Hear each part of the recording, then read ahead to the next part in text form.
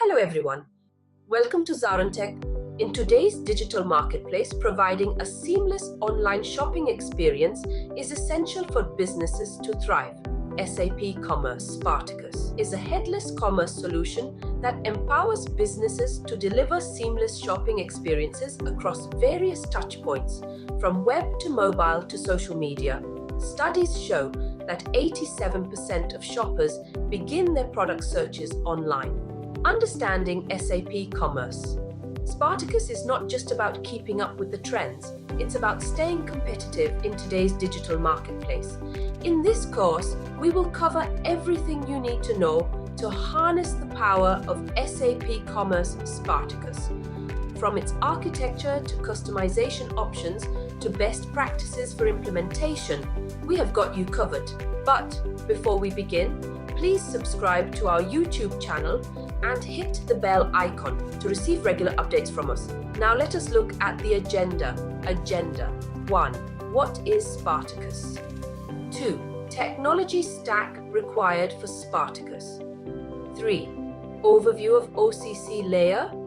4. Installation possibilities. 5. Understanding on Swagger API. Let's dive in.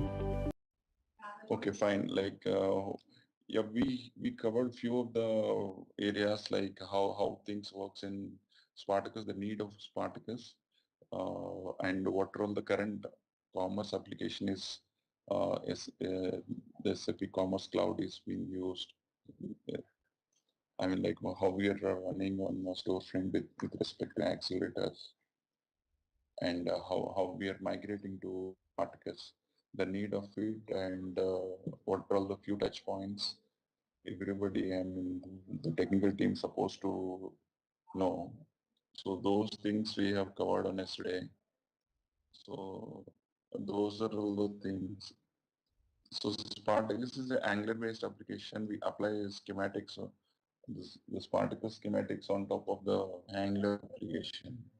So this is an open source library.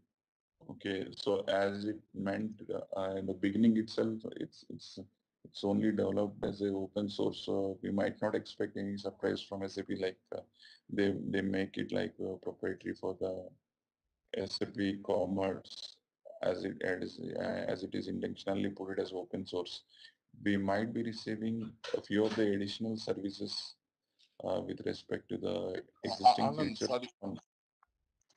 So coming back to the Spartacus applying on top of the Angular application. So the initial library itself with a limited set of features in earlier versions of Spartacus are being enhanced in the upcoming builds, and we are this current Spartacus stable version is 3.4, and from the beginning short releases have been deployed with respect to accommodating the multiple features available on Spartacus.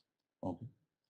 So all things have been driven on a very drastic manner, and as it is initially been put it as a open source, and even we can contribute to the existing services which are available in commerce to make them available with respect to Spartacus. Okay. So all these things coming to the picture that we can treat that Spartacus can be independently run irrespective of commerce as a licensed version, right? So we can take that as a open source. That is the roadmap for the Spartacus. And currently we have more of the features available in the current version, and most of the defects with respect to existing services are being handled. But there are other features also are coming up when we see the release notes of Spartacus, right? That's been deployed along with the commerce release notes if you're working on 20.5 or 21, the latest version of commerce. So along with that, services being available in the latest commerce version. the Spartacus release are also been deployed. Okay, that's the plan with respect to Spartacus releases. So Spartacus is an open source library, and it will be released on quarterly basis by accommodating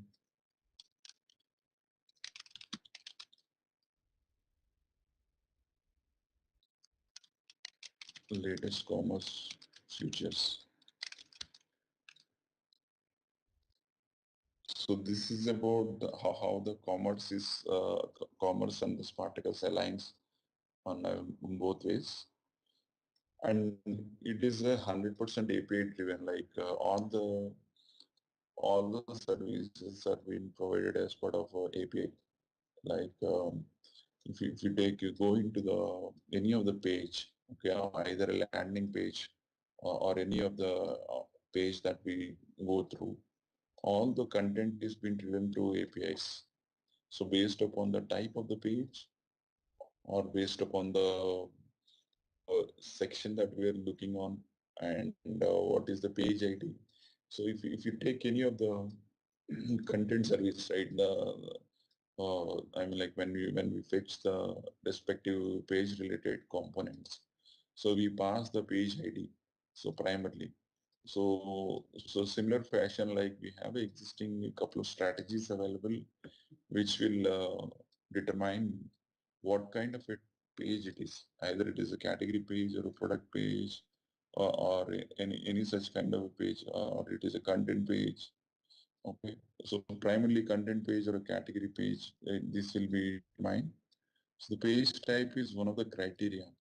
Like based on the type of the page, the respective strategy will be picked up, and the content will be driven through that according to the ID that we pass it. It's a kind of a direction factor. Primarily, it will determine what content it's supposed to display. So it is 100% API driven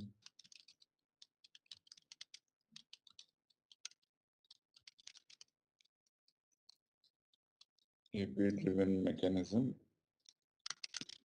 and it is a decoupled. It runs on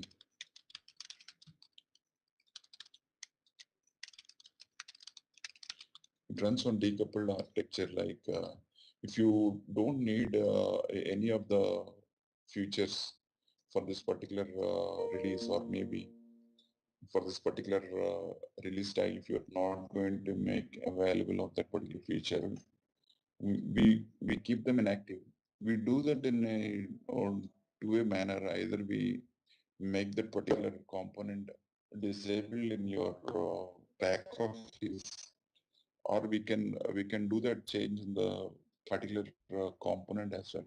So in both ways we can achieve that. So as it is a completely works on an independent manner, we treat that as a decoupled architecture. And we don't need a I mean, like a full stack uh, developer aware of both of the front end and a back end. So if front end developer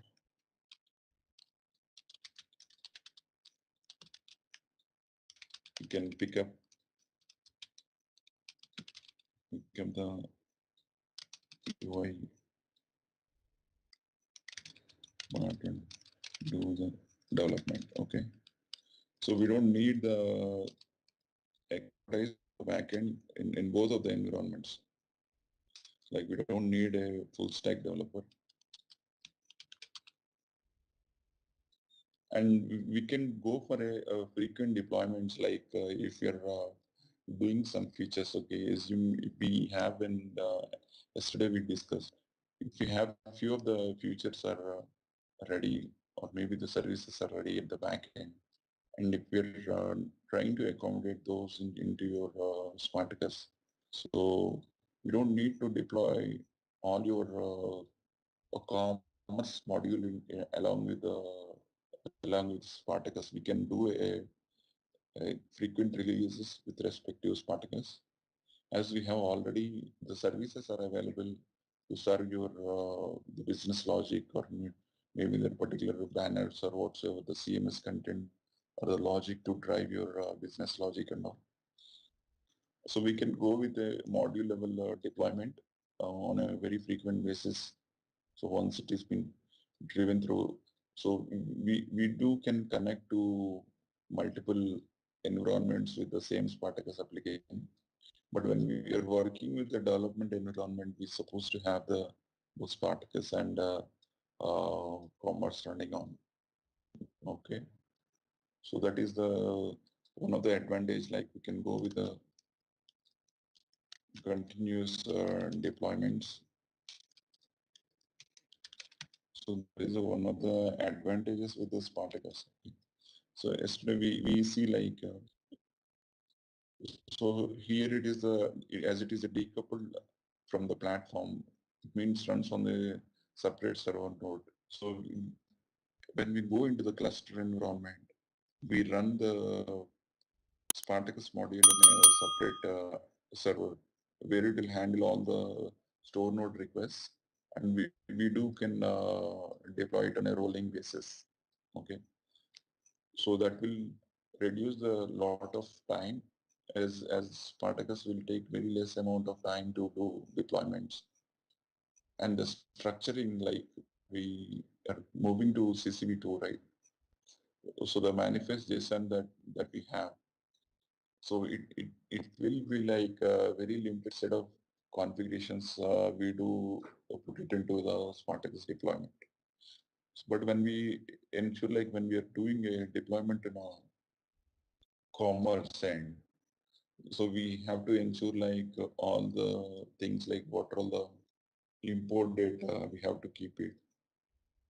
And I mean, with respect to the release indexes and other platform related activities is supposed to ensure, like if something has been added to the particular release on a back office, or maybe a modeling change or any other thing, so that might give an impact to the complete deployment. So in short, so we can go with the short-term short deployments based upon the features available. So earlier I mean from the 1905, right, till the 1905, all the OCC layers are been exposed as a REST v2 services. And from 2005, we do communicate with the OCC as a prefix. So that is one of the things. So it communicates on the platform like only through REST APIs. So the communication point, as it is, we don't have a mock services available, right? Everything is a real-time calls available, like the exposed ones in your server. So we supposed to mock them in a Spartacus level. So why is the Spartacus? So we don't need a back-end developer and a front-end developer has to be aligned on the development of front-end and back-end. So whoever develops that Spartacus, they can primarily focus on the Spartacus and modules, like what are the available service and what we have to achieve from that particular service, and beautify that to the style that to the particular component. Okay, so with the developer, we don't need longer to understand the backend technology. So that is one of the advantage. And so as it is open source, if you see here, right, so all the code which is available at Spartacus, and we can see it here. So the list of components, the stylings, everything. So if you're looking for a quick page styling, the out-of-box provided one, and if you want to override to the custom level, we can get use of that particular structure and override that in our component CSS. So all these component level classes and all will be available as part of the OOTV code base. So we can see that like how we can customize it and all. But this is the Spartacus code base, like where we can get the complete code, like what are all the out-of-box components, what are all the modules available, and all. Okay. So this is so you see here, right, like the complete layer of the Spartacus is decoupled from the existing platform. So if you're consuming some third-party extensions, it is primarily, I mean, like that from the best practice point. So if you're integrating with any of the third-party services, like if you're going with Google Analytics and all are fine.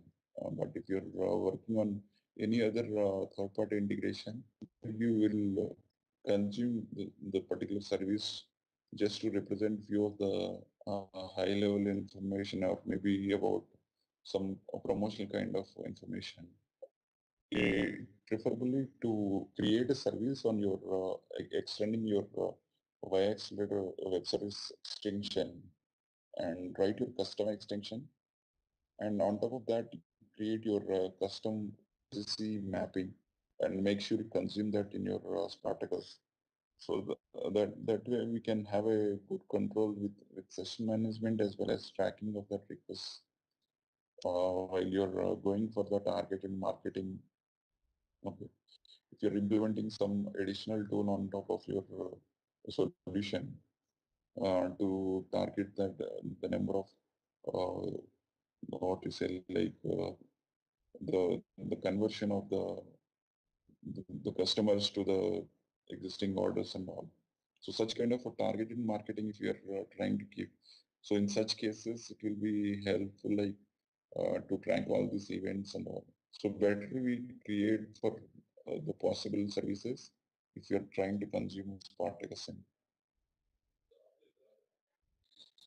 So it publishes a set of libraries. Okay. So yesterday we talked about the libraries. So libraries are like kind of add-ons with respect to Commerce World. Like so, libraries are not inbuilt.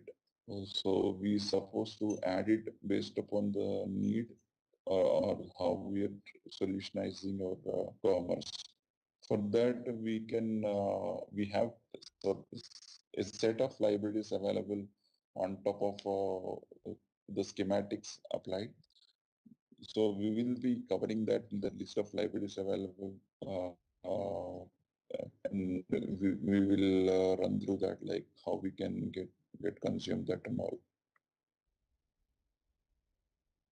So with these libraries that we can create a storefront app. So this is something like on top of your existing schematics. Okay, so that is on. So we can customize this application. You can change the styling and adding the features to that.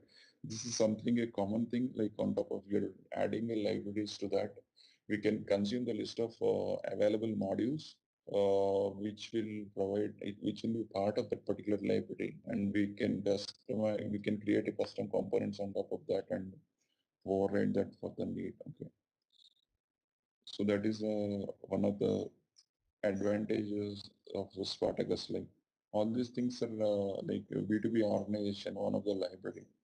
So if you see, so if you see here, right, in integrating the libraries and future libraries. So there are a couple of libraries available. We have ASM module card, CDS, CDC, and product related product configuration, and smart everything like the tracking related B2B organization user. So all these can be applied on top of your schematics. As part of the 2.4, right, like the primary services with respect to all these are already available with respect to product, the tracking and card, ASM.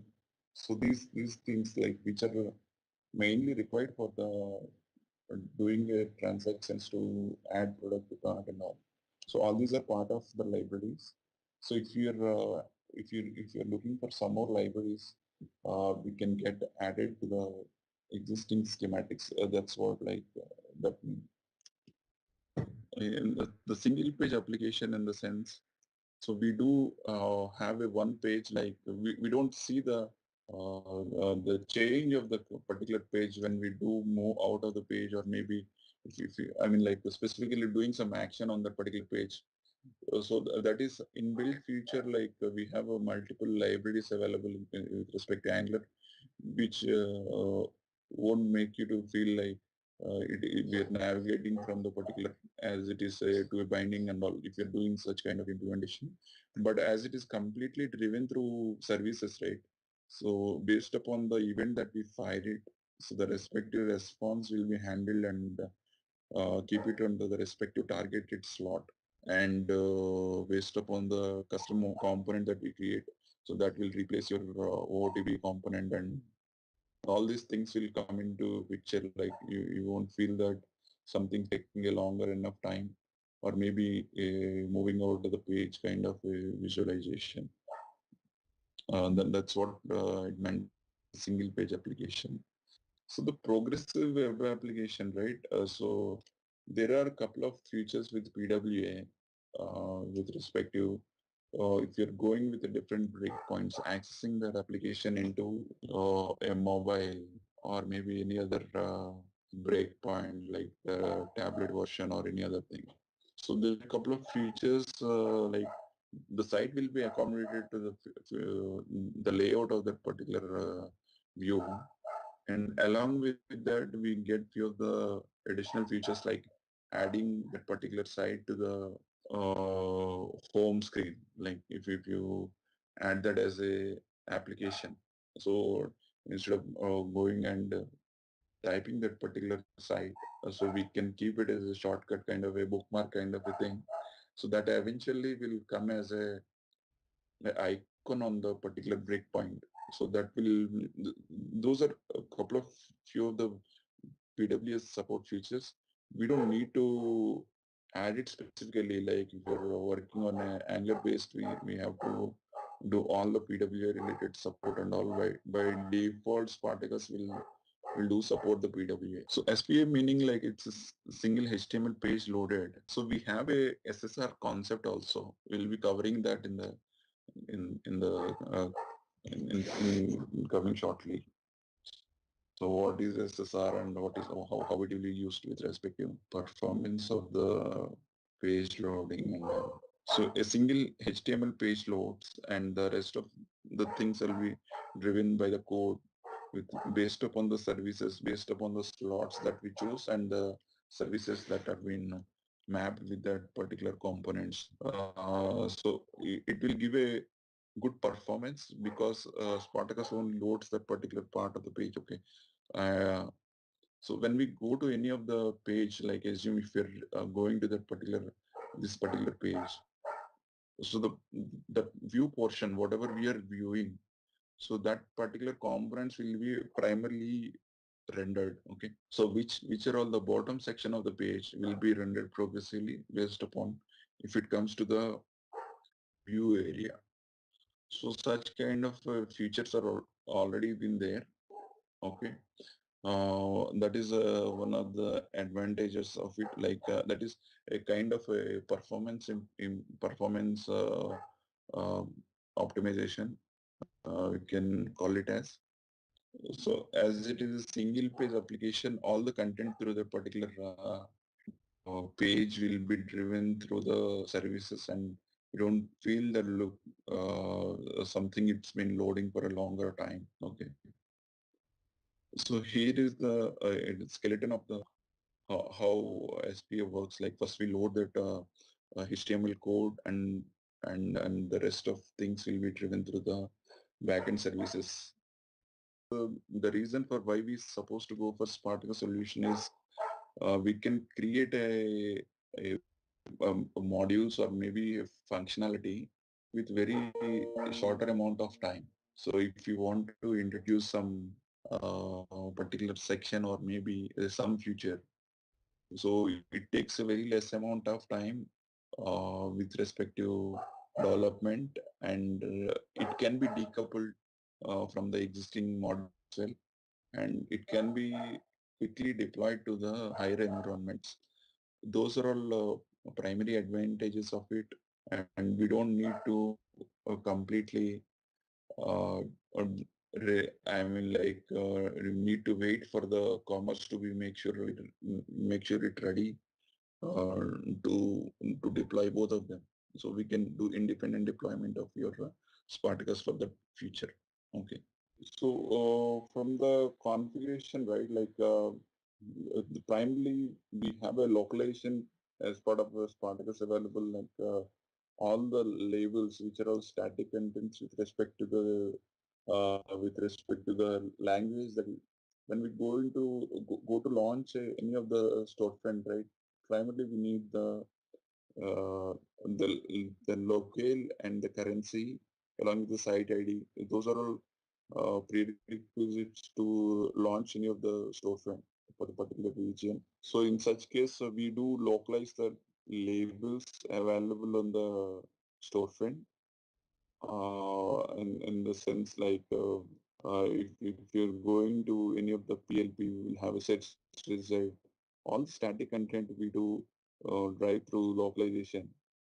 So all the localization, the common properties are already been available as part of assets in the library. So we do, if you are customizing it, we do customize that by changing that particular assets mapping to the your custom in your custom application, and do map that custom assets in your module.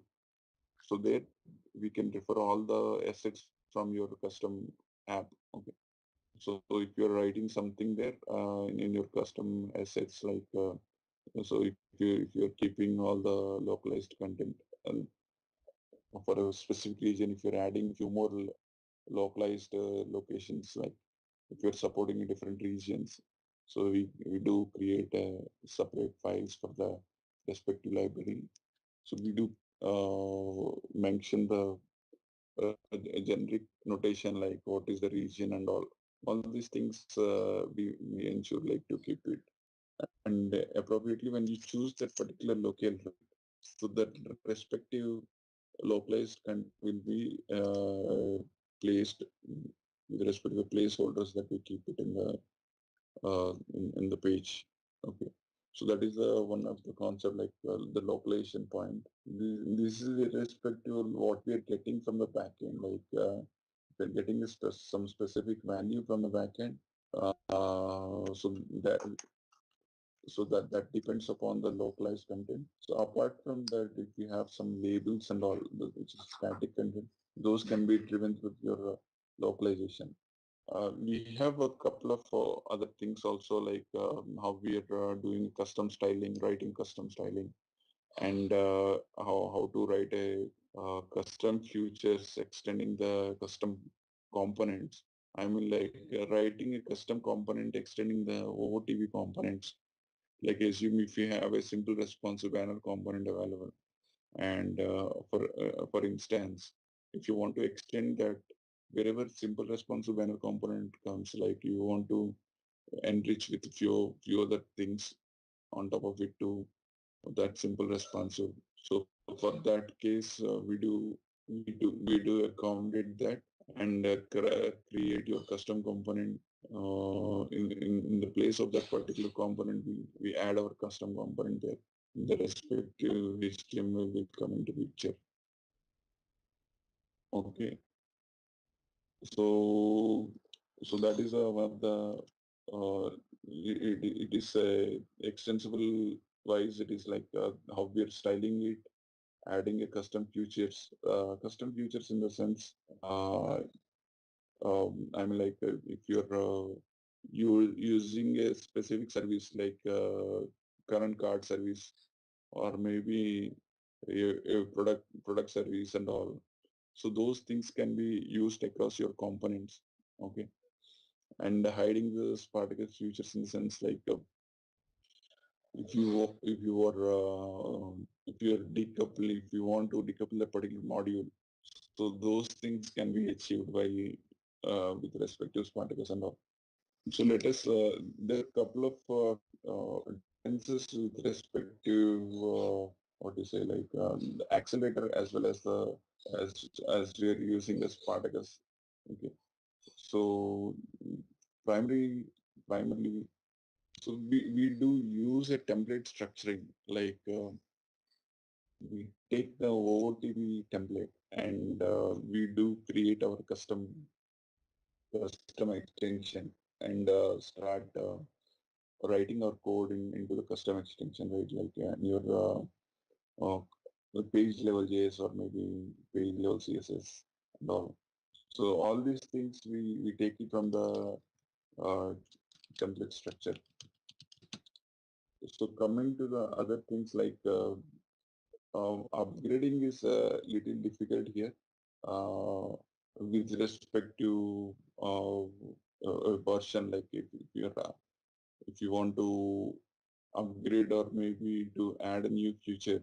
So we supposed to do a complete commerce setup deployment. So this is the upgrade is difficult. We don't need to upgrade everything, like even complete commerce. We have to make sure that it's supposed to be upgraded. And I mean, like it will take a good amount of time to understand. Okay, and it requires a lot of changes with respect to the code and all. So primarily we do use here as a JSPs and tag files as well as Java at controller level and few of the features like Spring provided one. So these are all features we use it. Coming to the Spartacus, so here we use a framework like we do use a framework with respect to libraries, installing libraries on top of your Angular application. And next thing is upgrading is I mean, like it won't take much time, even if you're doing from the version to version also won't take too much time. Okay, so migration point, even for migration point also it is easy. And primarily we use Angular, okay, here for all our development activities. Okay, what additional we do get is one is a SSR, okay, server side rendering. SEO we get, okay, that is one of the features, like when we are using this particles, and it won't take long enough time to render the page, okay, fast in rendering. So these are all primary differences when we are using accelerator and Spartacus. It has to be deployed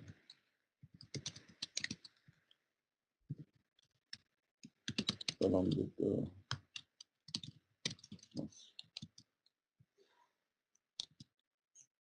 so primarily, these are all the, I mean, like the customer, there are a couple of features like OOTP features available, customer facing in the sense what we see, home search, product details, registration, checkout, and order account. So these are all few of the OOTP features with respect to Spartacus. When we install the schematics, right? So all these things are been by default available. Like when we hit that particular port to 00, so we will be landing into the home page. So along with that, we have a search feature available and the product search, and we have a product details when we choose any of the product. Even in a PLP, we have a list of features, like we have sets available. All these things, how do we see like the look and feel of the PLP? All these things are already been available. We search the product details available all with all the product at the classification attributes or all the product reviews, and all the product related details will be available as part of the PDP page. And the registration page, when we move out of the like when we go to the checkout step, right? So it will ask a prompt for the registration. So all the registration steps will be available. And at the checkout step, like we have a multi-step checkout. So where do we choose the list of options like selecting the delivery address, the payment, everything will be available by default in OOTV. So the orders also, from my account, we can see the list of orders and we can see the account page as well. So these are all primary pages like how the customer viewing it, the user viewing it. Okay. So from the architectural, so it is CMS driven and responsive. And if you're making some change on that smart, those can be accommodated as part of the response of your particular page. So those things also will be part of your response from for that particular service call on the particular page. So we supposed to accommodate that.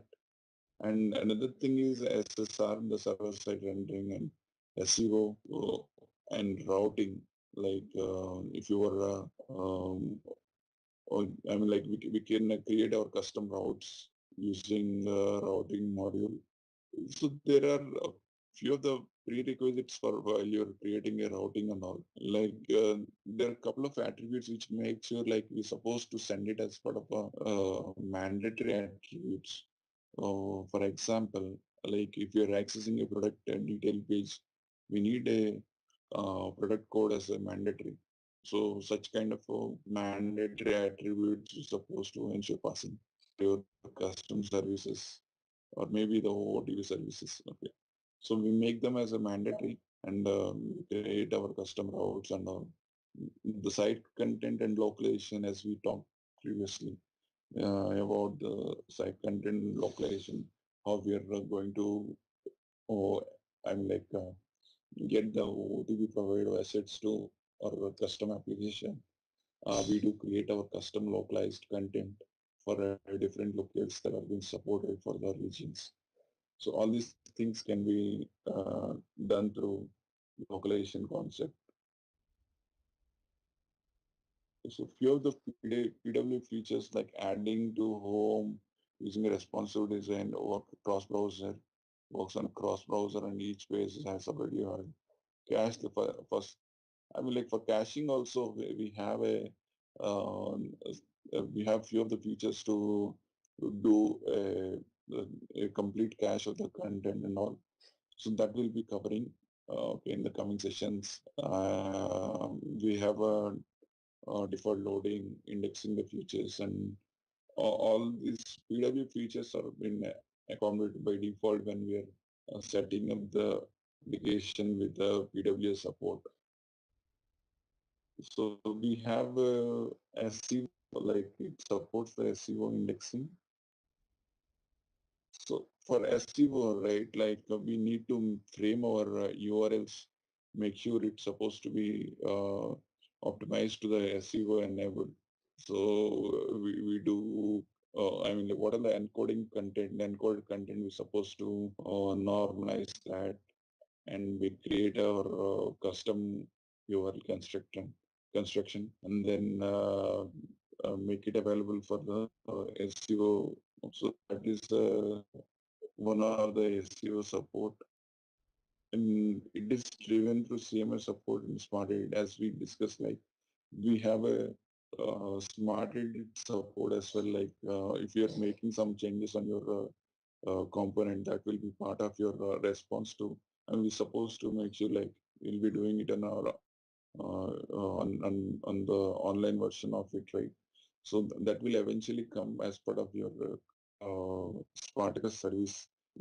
The sync mechanism works you will be going through in detail, but in a high level, right? If you're making some change on the content catalog on your existing accelerator provided content catalog of a stage version, we're supposed to make sure that has to be synced to the Spartacus content catalog as well.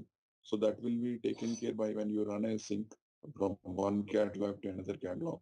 So that eventually will be picked up by the services that have been called in your Spartacus module. So it's configure, styling, more and future. So all the SES, the styling related things that we keep it into our component level, like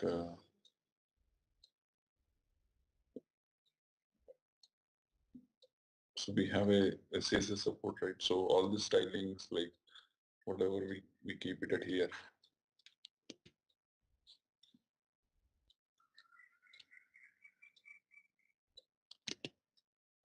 So we can create a custom components.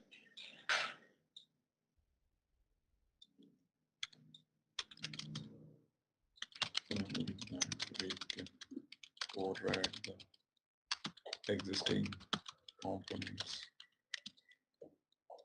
and add features to it. Next thing is it's deployed in scalable. Okay, so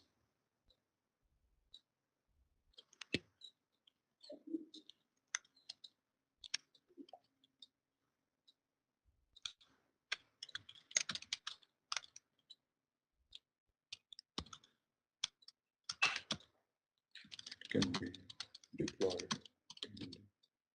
independently into CCV2 as we have a separate structure. We can follow for creating deployment. Next thing is there are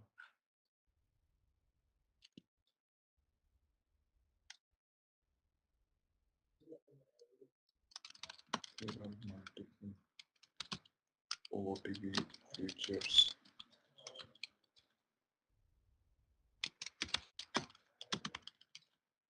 commonly used for the major transactions,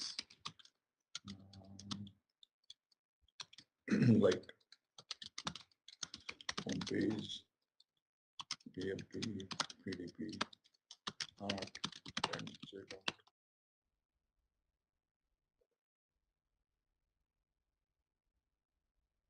Art checkout and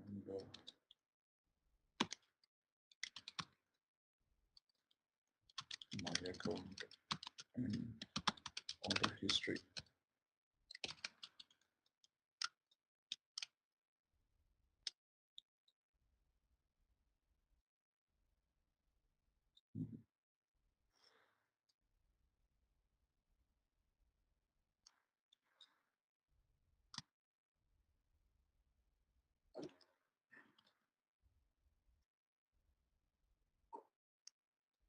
Can be instance.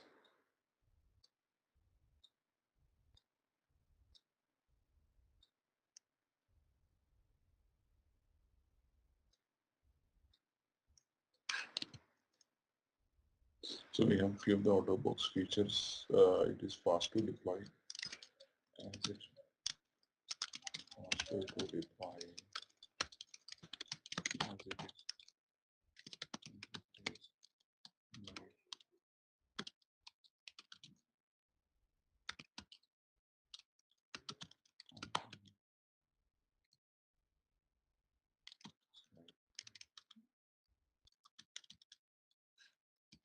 can be deployed quickly. So it is a lightweight component as a library can be deployed quickly. And we have a PW support, SEO, CMS driven.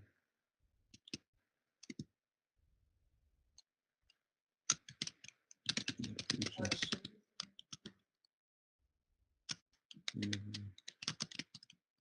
Support SEO.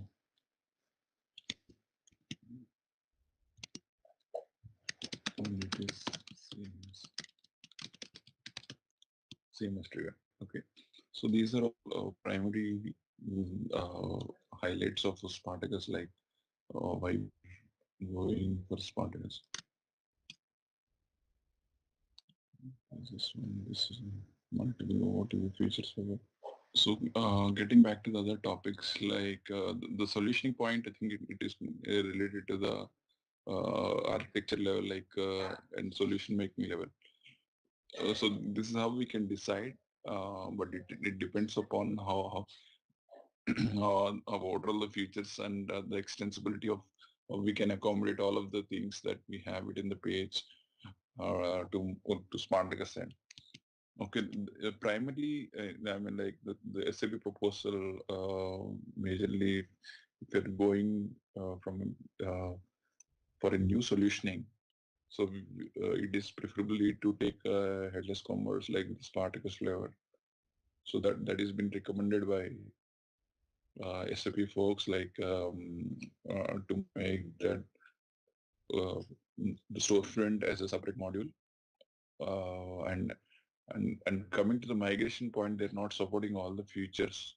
Okay, we don't have a separate tool like completely migrate from your accelerator to your Spartacus. We have to do it for a individual pages level. So that is one of the thing. So coming to the, I mean, while we are going into setting up the Spartacus, right? Hope I'm audible. So we go with You are setting up and yeah, take care. Yeah. So coming up to the Spartacus, setting up the Spartacus with 20.5. I am currently running on 20.5. Setting up commerce.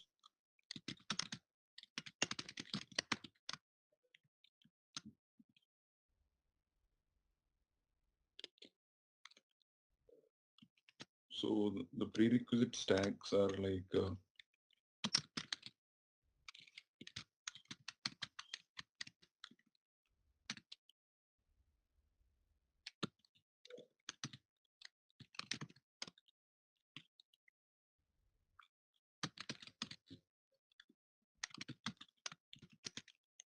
we need to understand like HTML and CSS, and we need to know like Angular, and we use a build script for all the builds and all. Like we will be using a tool called Add.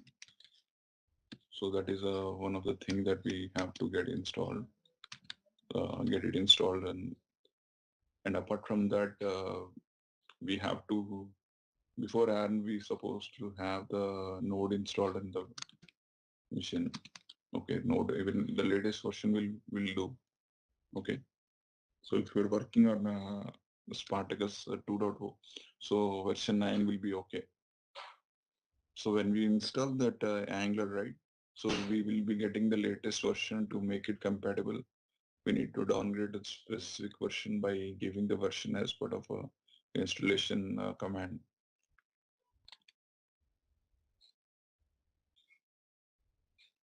So these are all the primary required things.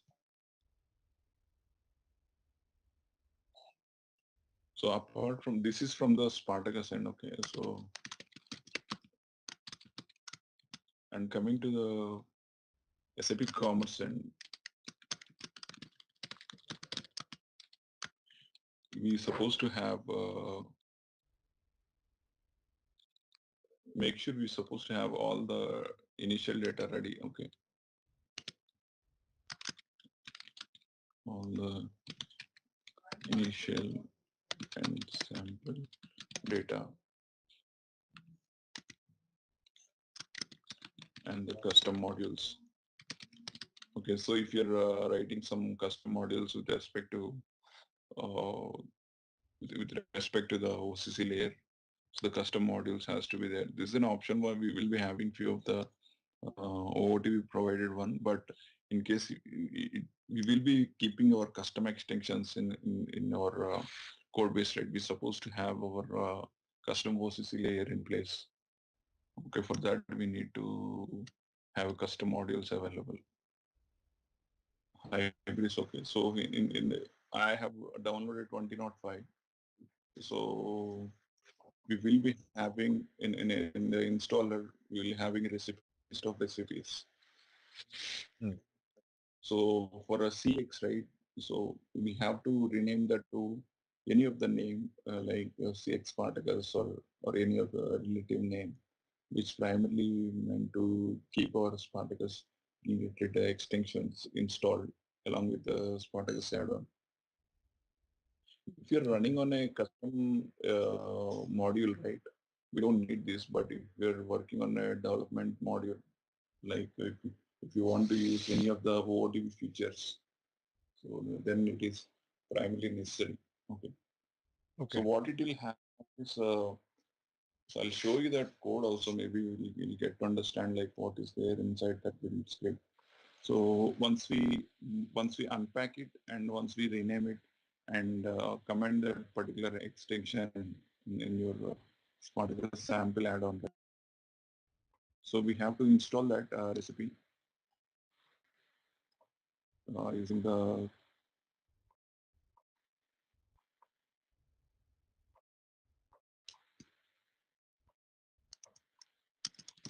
below and to install this.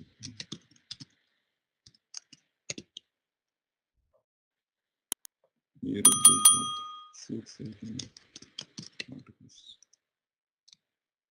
Once you once we install that, right? So we need to run the initialization.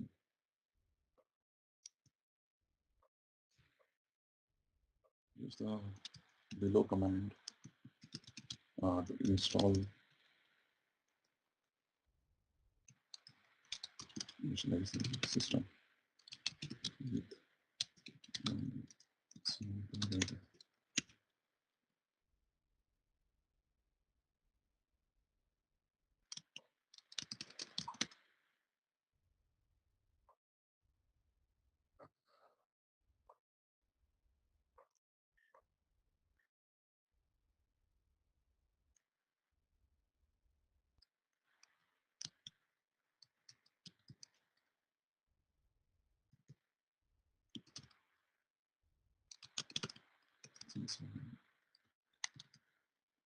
Running command 7 sufficient for both installing the recipe and setting up the initial. So initial data setup, it will take some time when we run an initialization. So make sure like node in the node, like make sure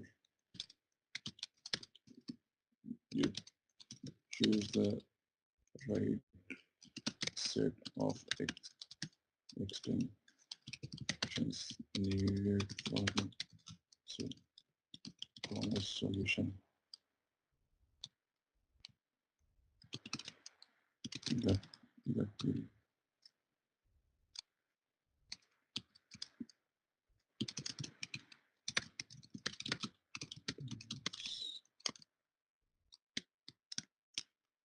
issue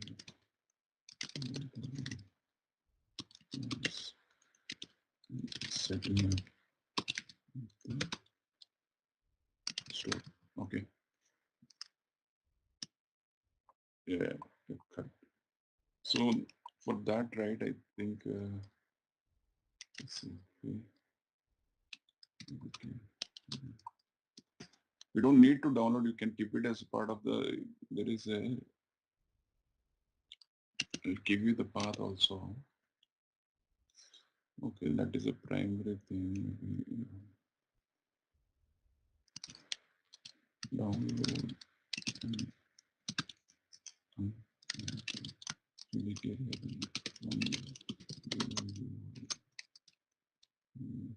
the URL set that as path variable in the system.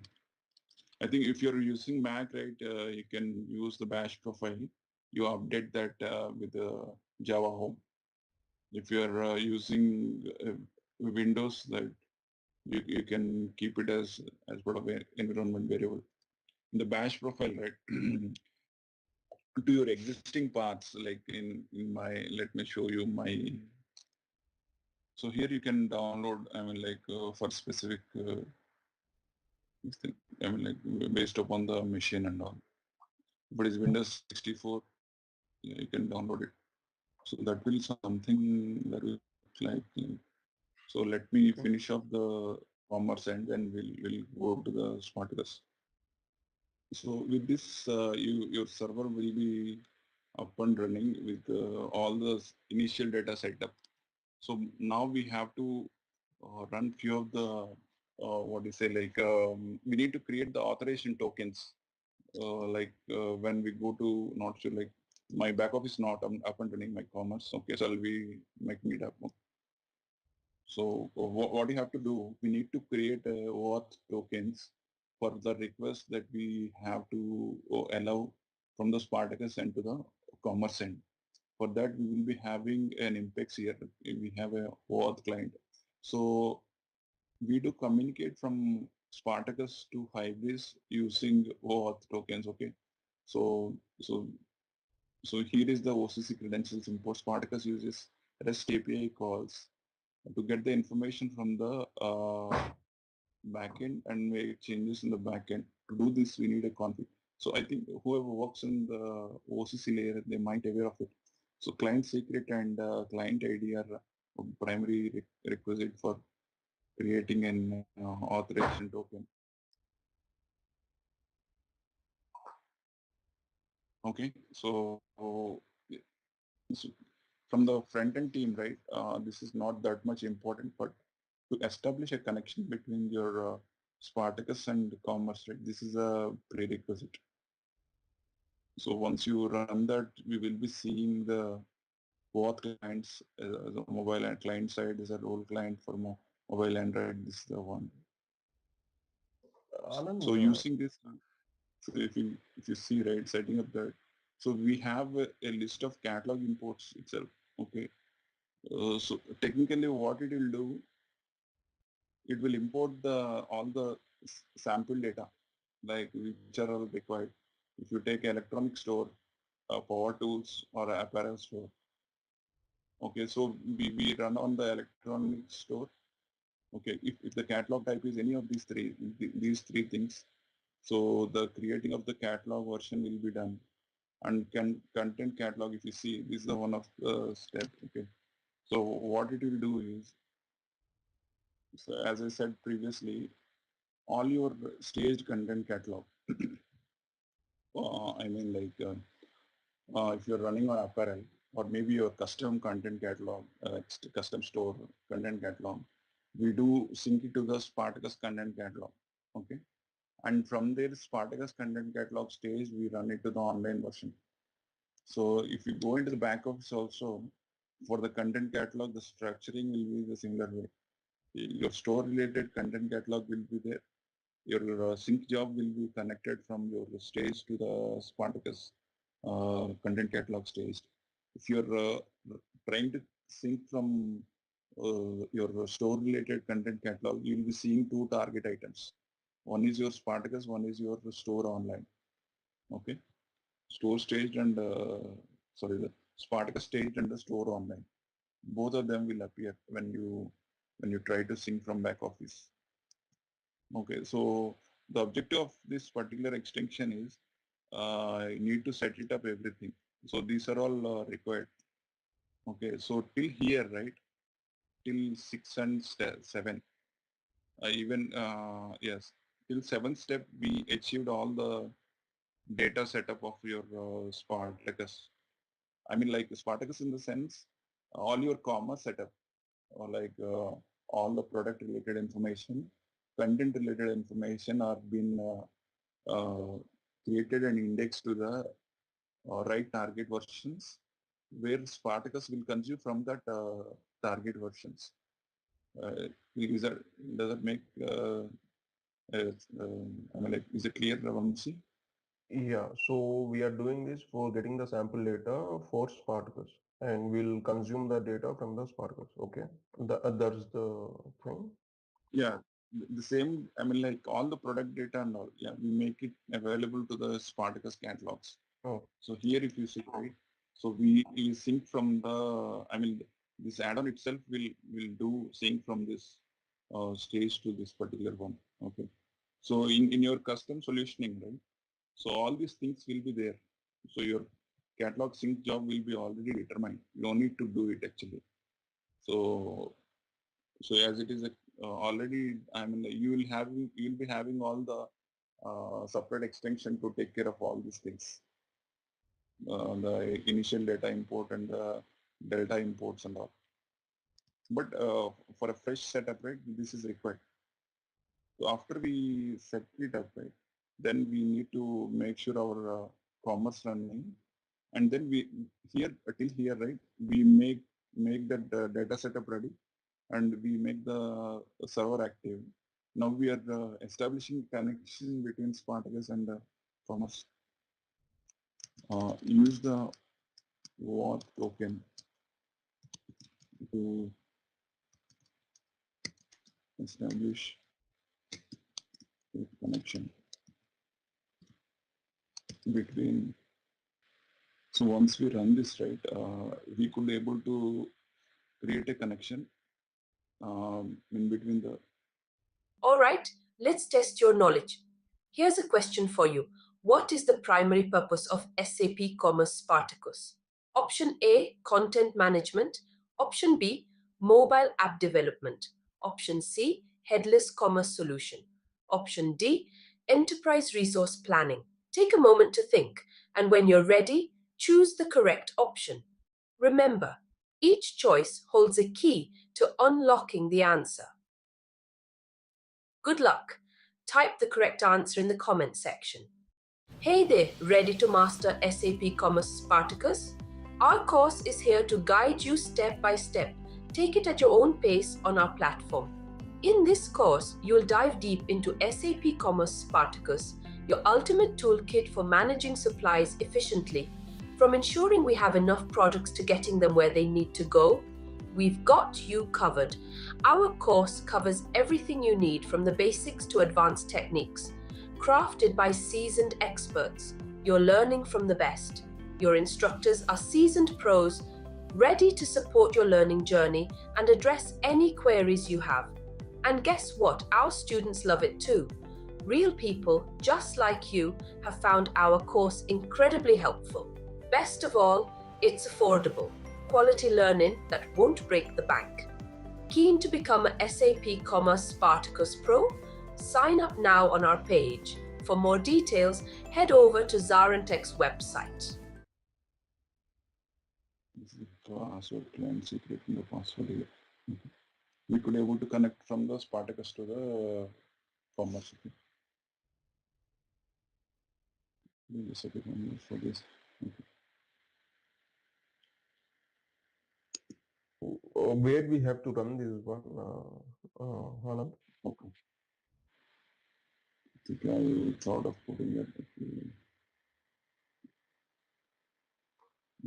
It's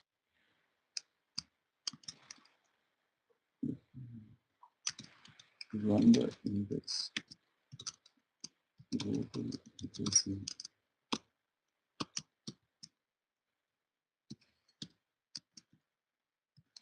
Okay.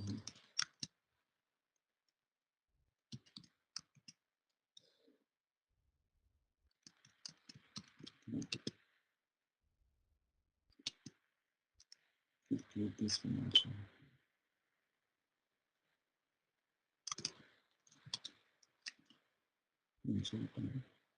And then index import.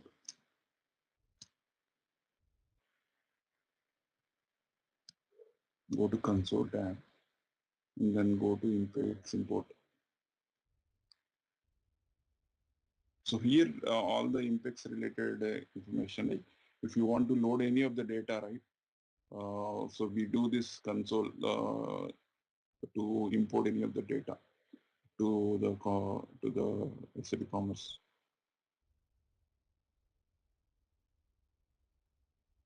Okay. Okay, you can see this once the import is successful. You can see the below entries. You can see the entries in the back office.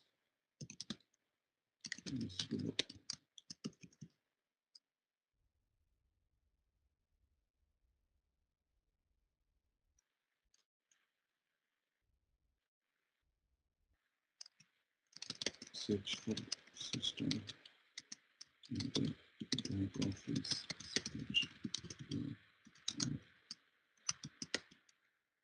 All clients.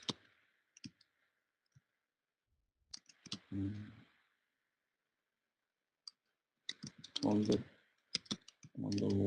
all clients created. Okay.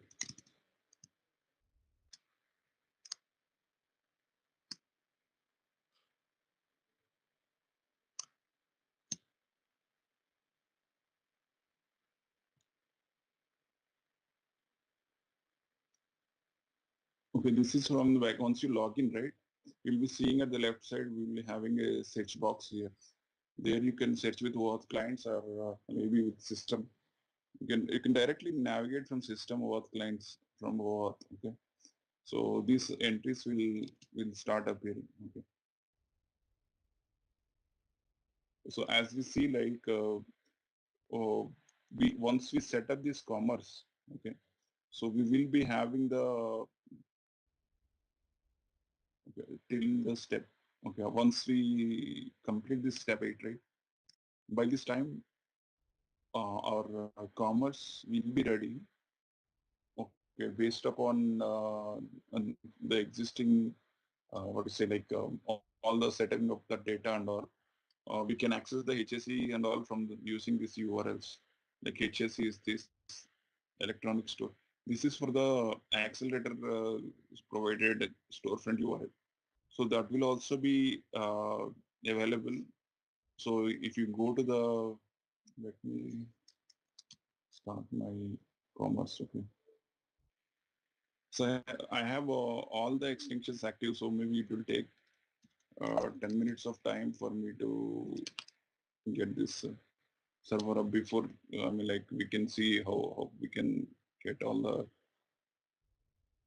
URLs access. Okay, so for smart edit and even for back office, electronic store. So don't comment any of the extensions in the build.gradle of your clone of CX, right? So we do clone the particular CX extension. So here we in the installer, right? So if you don't comment all these sites, the storefronts will be available, like your apparel store, electronic, and apparel. Three of them will be accessible with respect to the site ID. Okay, so here all the catalogs will be also synced, like in the websites, we will be seeing all this information.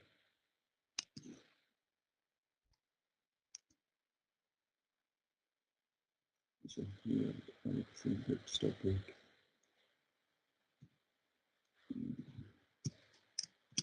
Once the setup is done, you can access all the ODB storefronts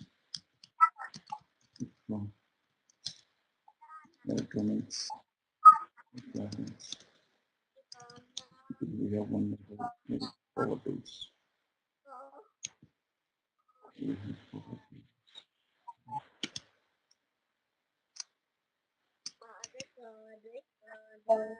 Yeah, the three of them we can access it. Okay.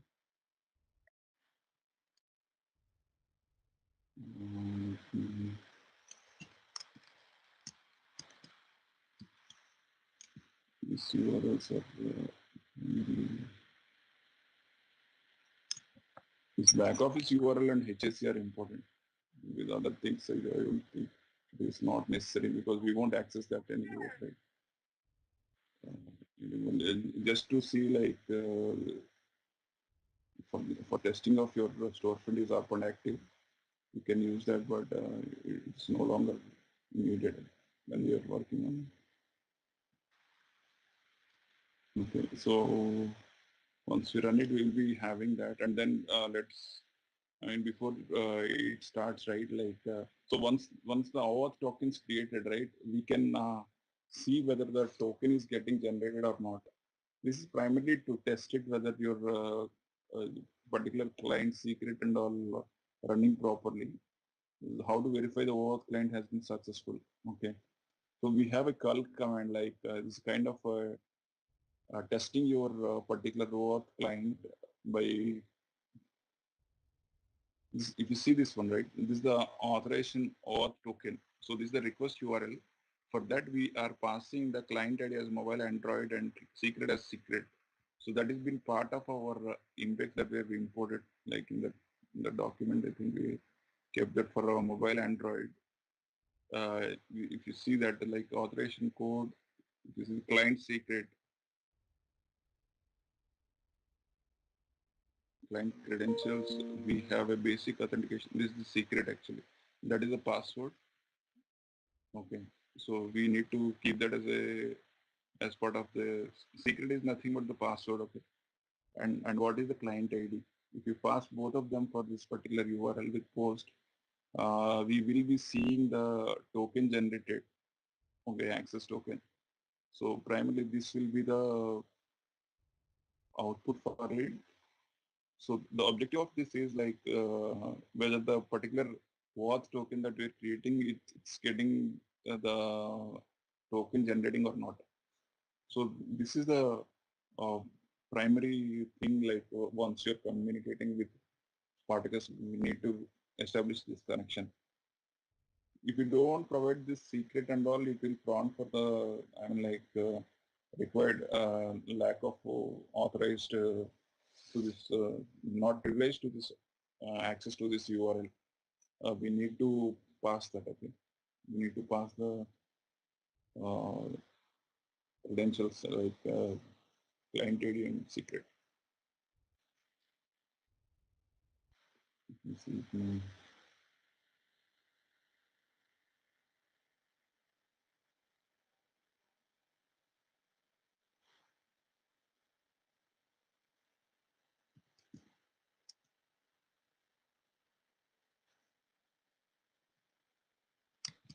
once the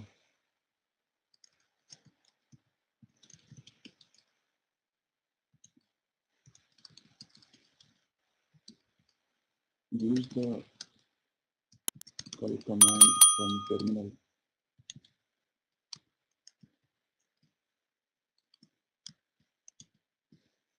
Let's see the configure client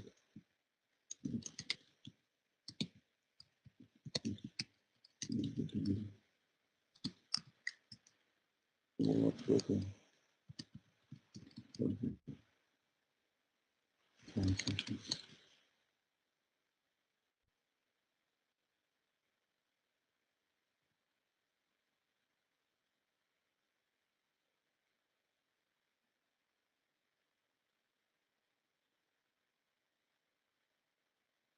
Not client ready. If you are not client ready, you need the secret.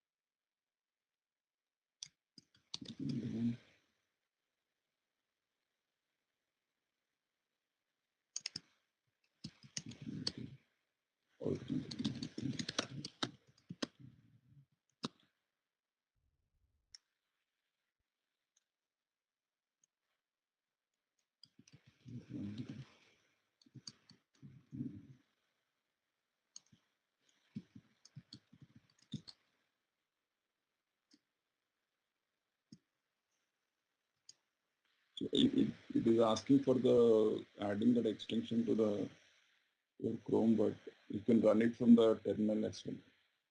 My it's not still up and running. It's the reason for this.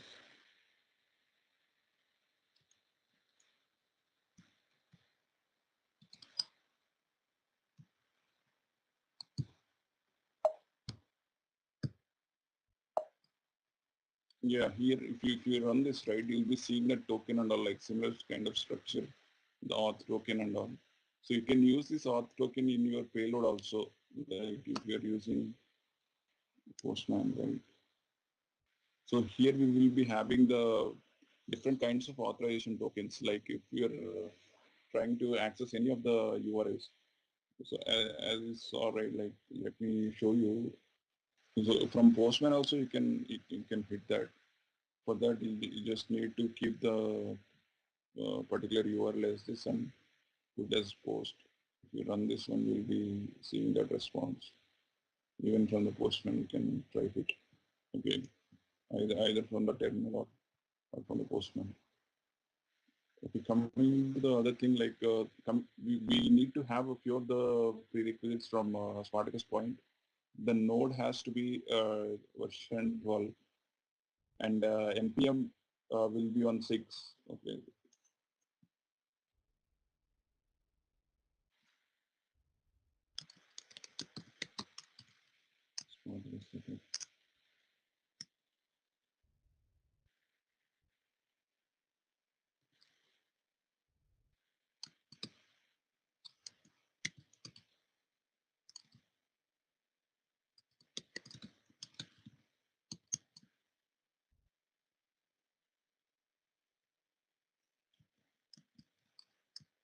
One is a node.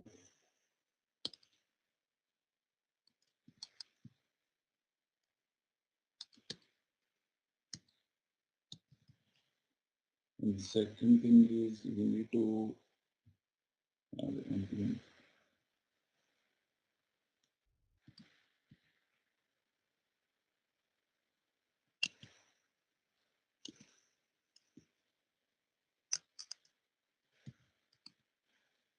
Six X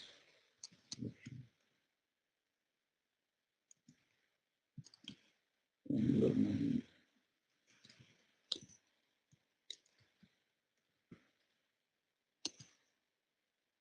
and it's 1.22. I think this is an and 1.22 is the latest version. You don't see any challenge like if you're using the latest version of this is for mobile Android and the client side. So these two are the pods we have created using that.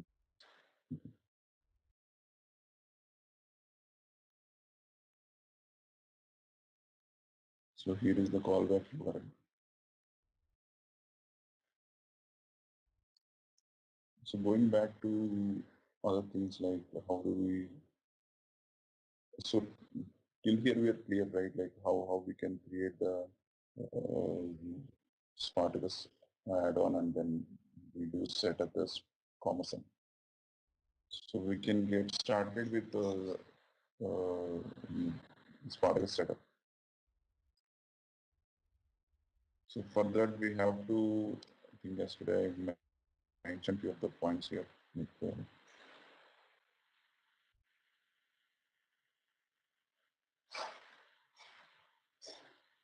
So first we have to download and install the node. So node would be like a 12 version or maybe 12.x. That would be preferable. So I think we'll be having that. So the URL is same what we saw yesterday. So here from here we can download that. So here is the 14 version.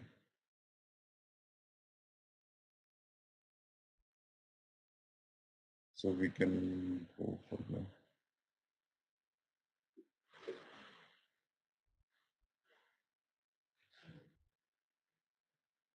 We need to down. we need to downgrade that to the 12.x version. Okay.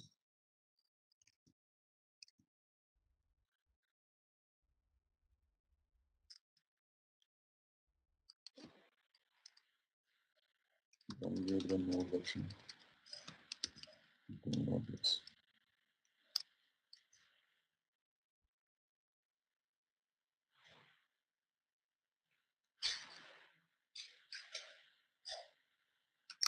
Is below.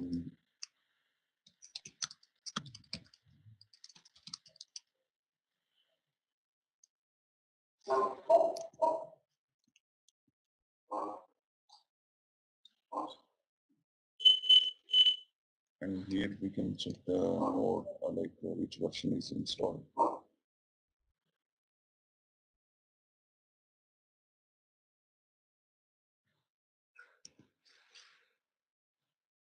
And once we install, right, ARM, we can, yesterday we saw, right, we can install, we need to install ARM.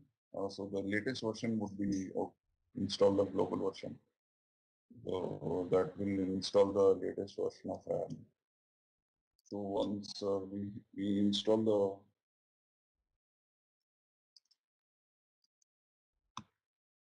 once we install the node as well as ARM, right, we need to install the Angular version. So Angular CLI, you can use npm install Angular CLI. So probably that will install the. I'm having an Angular version, 10.10. Angular CLI is 9.1.5. So what I downgrade that to when you install it, right? It will be set up to the latest version.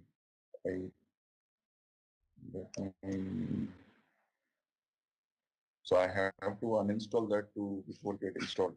We can use this command Angular CLI, Angular / CLI with npm. So you can get the Angular latest version. For that, one more command we have to run Angular @v9, so that we install the ninth version of Angular to as an Angular version. Okay. So let me do that.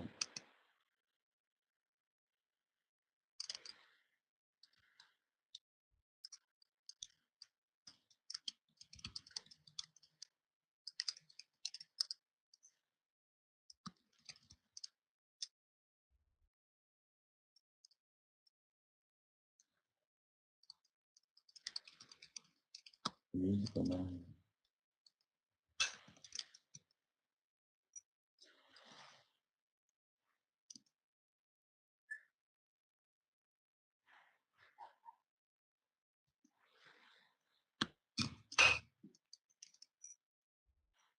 Angular CLI.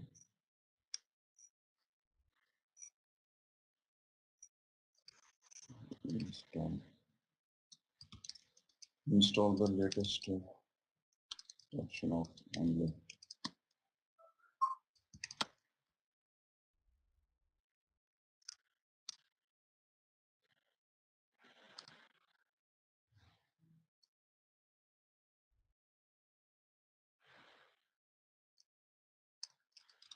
And downgrade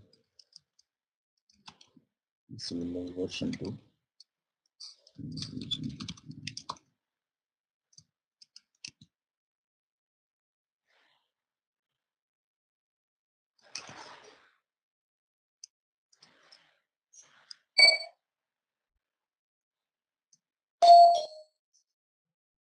So we have Angular.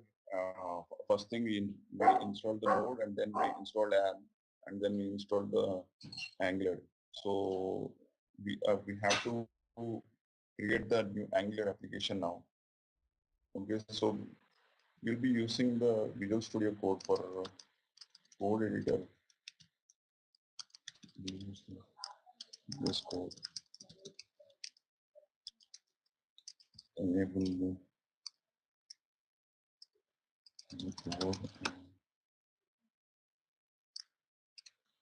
So when we go to the actual Spartacus code, right, we will be seeing the list of extensions available, which will primarily to support the Spartacus related plugins. I'll show you that. Maybe we can update that to get the plugins installed. It is installed by default.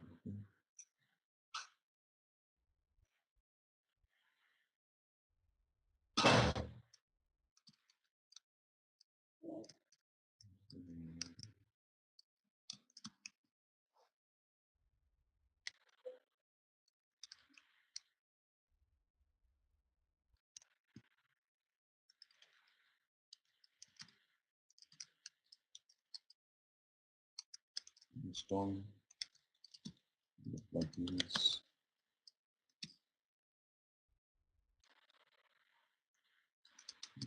Done.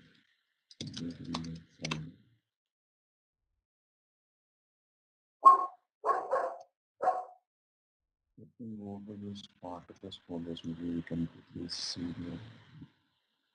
So there will be one .ws code. So there we can find the.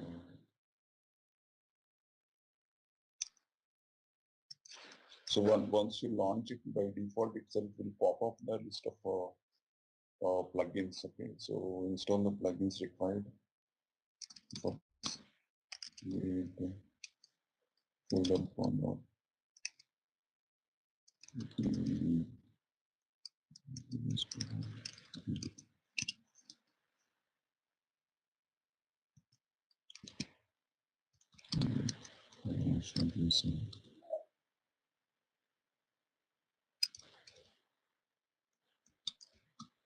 in the launch.json.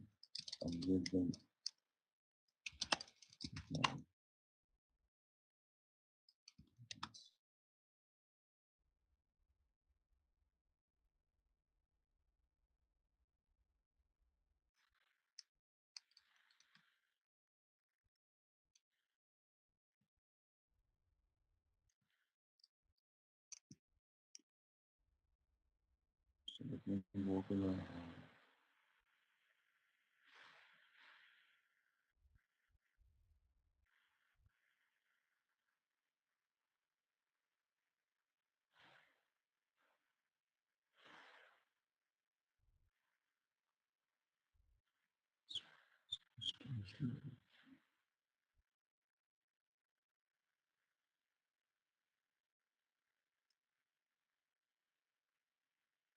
let me create that one. Maybe you can see that.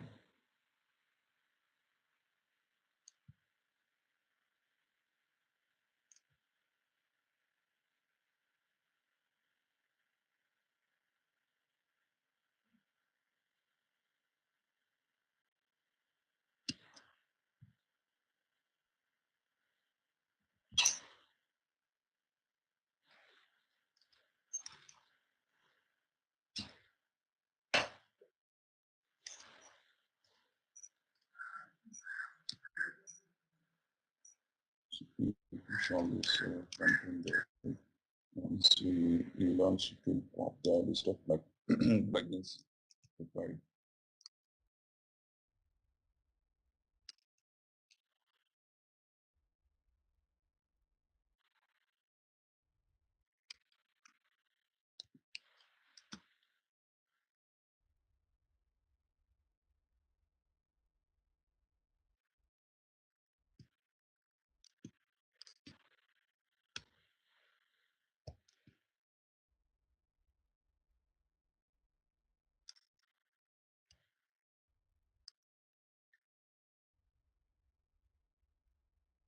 So it has a hidden field like use the command code dot to launch it. The Visual Studio Code.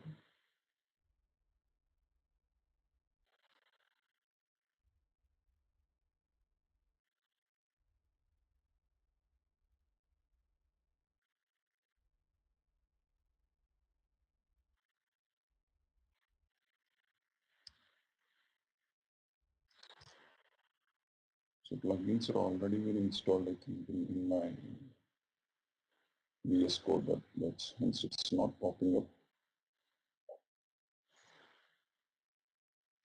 So what those plugins are primarily for? One is about node related debugging the schematics. One is about launching the Chrome, and storefront. One is a node attaching the node to the particular Spartacus module. Okay. So we run all these things from the terminal from here. So use the terminal.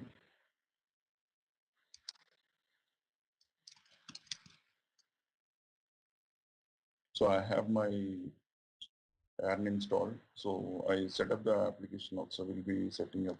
So this is required just to initially add the list of plugins. We have an extension. This one also. To create this one also.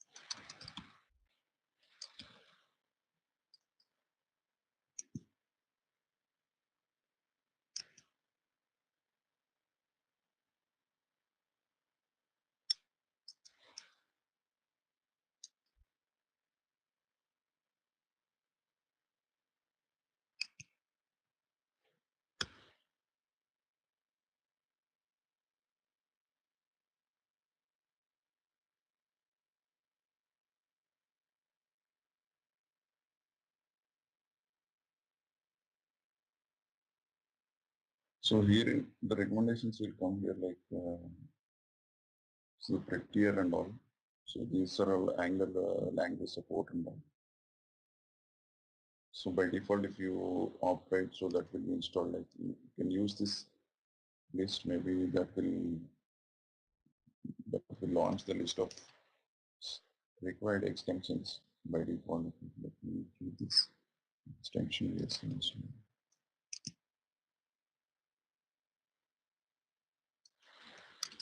create a file.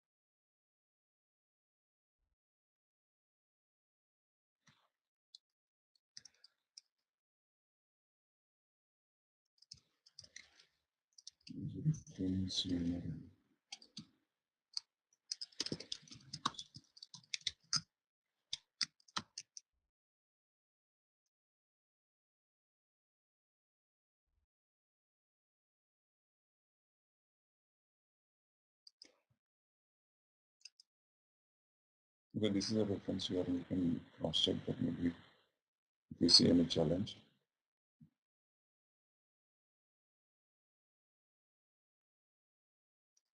So till here we installed the required softwares and we downgraded to the respective target version. Like only one thing we have to do, like two things. One is about your node supposed to be running on 12, and then you have to downgrade the Angular CLI version to the 9. We need to do both of them, and we can create a sample Angular application, and then we apply the Angular the Spartacus schematics on top of it. Okay.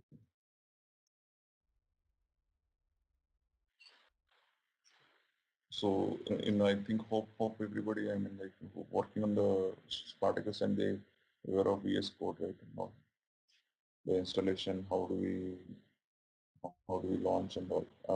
Not working that primarily. So using the code dot, you can launch it, or you can launch it and give the root directory of your work directory. So to launch the code, so that will similarly like even in the like when we are deploying to the production environment, also you will be seeing the same structure for your Spartacus module. Okay, you will be having SRC node modules and between. So your SRC is similar kind of structure will be there. There will not be any change. Like, so one file will be getting added, like that is called manifest JSON for this jQuery based application deployment. So here it will prompt like we need a Angular routing, just press yes to get the Angular features.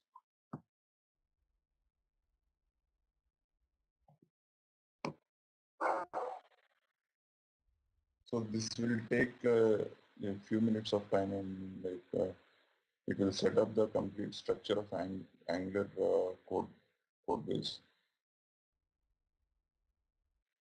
And it will install the respective libraries into the particular package.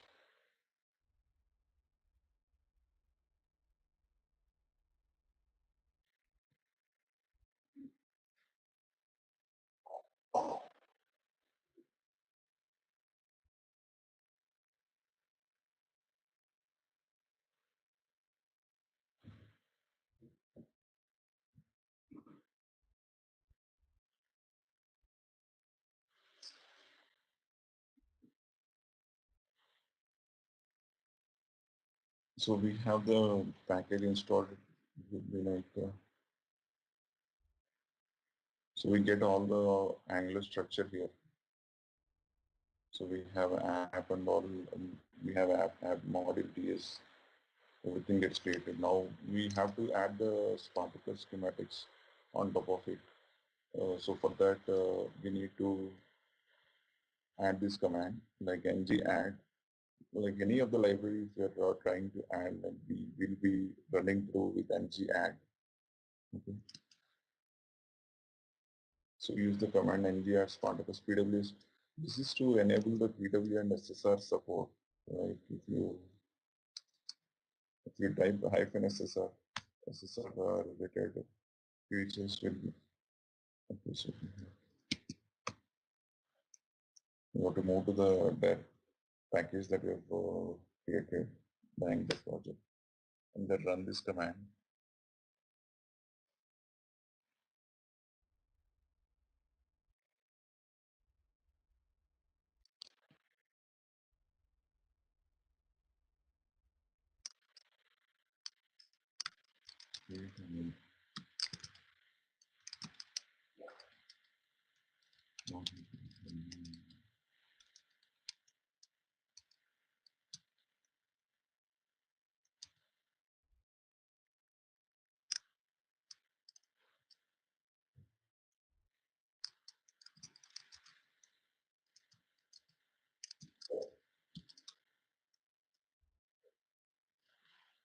So it will install all the required libraries here, like if you see the Spartacus course, Spartacus storefront, styles, and yeah, these are all primarily where we will be seeing all the Spartacus services and modules in the Spartacus core. Okay. So we have a support of I18 also, I18 mix. So that will be altogether a new module.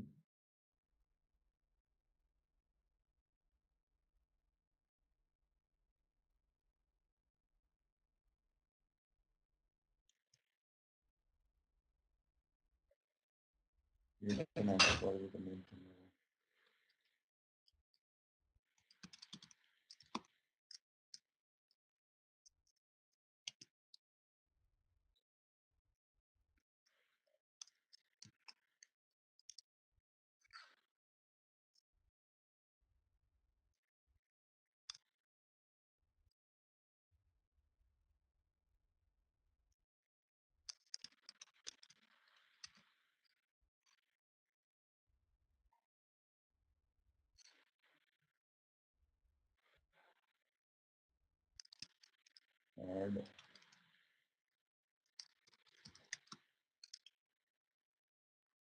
schematics in the application. Okay, so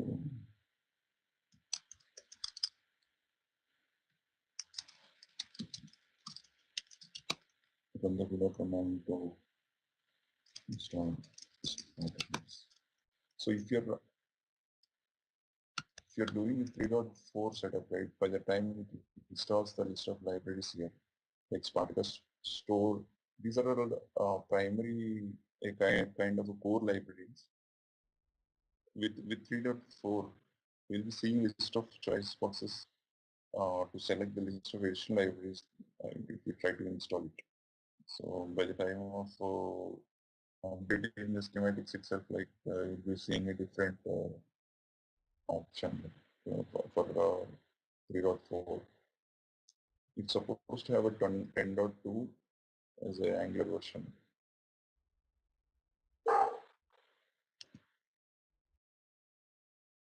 This is about the complete setup of this. So step 3, we install the Angular version. And this is about checking your versions. This is your step 4. After we set up the styling and this is step 5. Create an Angular project, and then step 6 is this.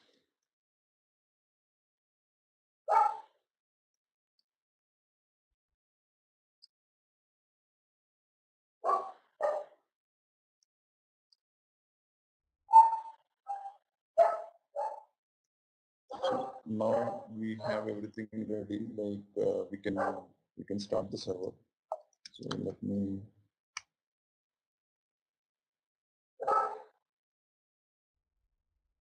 open the code. Like let me open my app module. So here if you see, like by default we are mapped with the base URL prefixes 9002 and the rest with V2. Like if you're using 1905, right?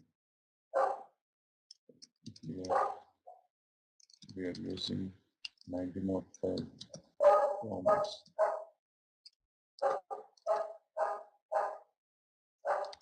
The service mapping will be slash test for 2005 services are mapped with mapping slash OCC. So here we have to change that to OCC as my 2005 is running in my local commerce. So that is the one change we have to make it, and just start this.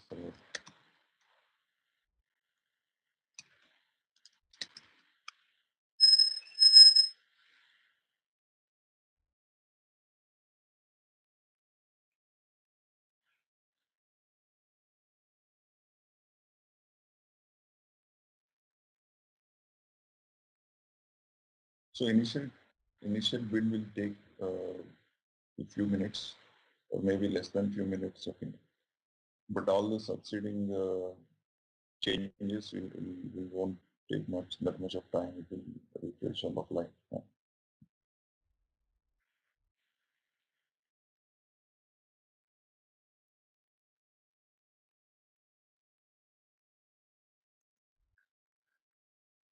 Instead of yarn start, we can put that npm start also, right? Yeah, and even ng server will also do. Seems like another process running on the same port, so I just kill that one, the process ID.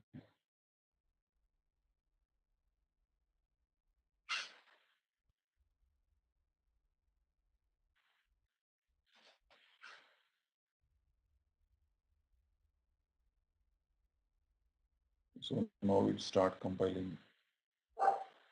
So you see, this is only like when we run the dance, yeah, right, it runs the end user. So we have to write the path variables also, like what all the custom path variables we're supposed to set it. In the context, we are setting the GPU's currency, right? So what are the URL parameters? We have to mention that we update in the URL parameters here. Okay. So whatever changes if you're doing like with respect to the routing or maybe adding additional features like adding icon package, or there are a couple of OOTP features like adding icons like apart from your CSS, right? So if you try to add any of the icons kind of such libraries, so it has a limited set of icons, but if you want to use that, we introduce that as part of the storefront module. Okay, so all these things we will be adding into our storefront module, and then use those as part of our component level. So in the code base, like probably you can set this way, but I'm not 100% sure because I searched for a couple of components which are not available in the code base.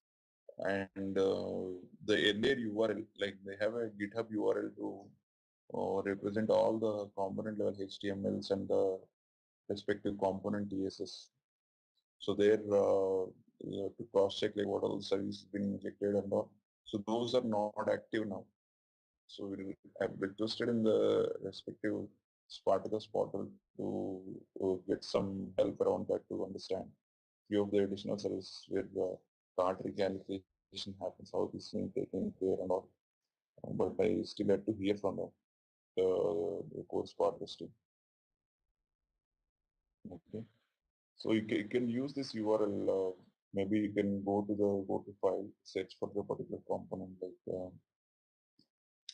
uh, save dot list component HTML. So here you will be able to see probably this way I think you can get some help, but I'm not 100% guarantee that you'll be getting all the components. So the content pages, like we won't maintain all the content here, right? All the actions we are going to handle it. And if you are trying to render some dynamic content on that particular slot, so in the OOTP provided one, we've override that particular section. Like we have an outlets concept where we can completely take out that section with your custom service. So we have a list of services available at Spartacus and also like sex service, product service, card service and all. So that will take the current context and give you the respective product related information, or maybe the card related, like is the card is active, what are the list of card entries, like how in the commerce end we do use, right, the card service. So where do we get all the card related information? Similar way, in Spartacus also we can get use of that. We can drive the logic like based upon the select or maybe adding the product card, or maybe by the time of termination like updating of card. So we have a couple of event services also. On events also we can trigger the logic to make some call to backend and do the business operation. We won't completely create a static HTML site, so we will be creating a dynamic content. For that, we are not using Spartacus to manage all the content related. So we do operations on a storefront like in Accelerator, right? What we are primarily doing, we are doing some restructuring, adding classes, filing and adding events to that, and in your JavaScript.tag, right? Like a list of our libraries, we put it on the JSS that we use specific to the page and all. So similar way, we use this one. Yeah. We can create one sample HTML, static HTML also. I'll show you like how can we create, how do we get push that content, like maybe use that service and render that content and all. Okay. So instead of using the backend provided one, on a caller basis, like if you make a call to the existing OTV Spartacus provides services, get the content of the customer or maybe the respective card and display the logic and all. So we can create them.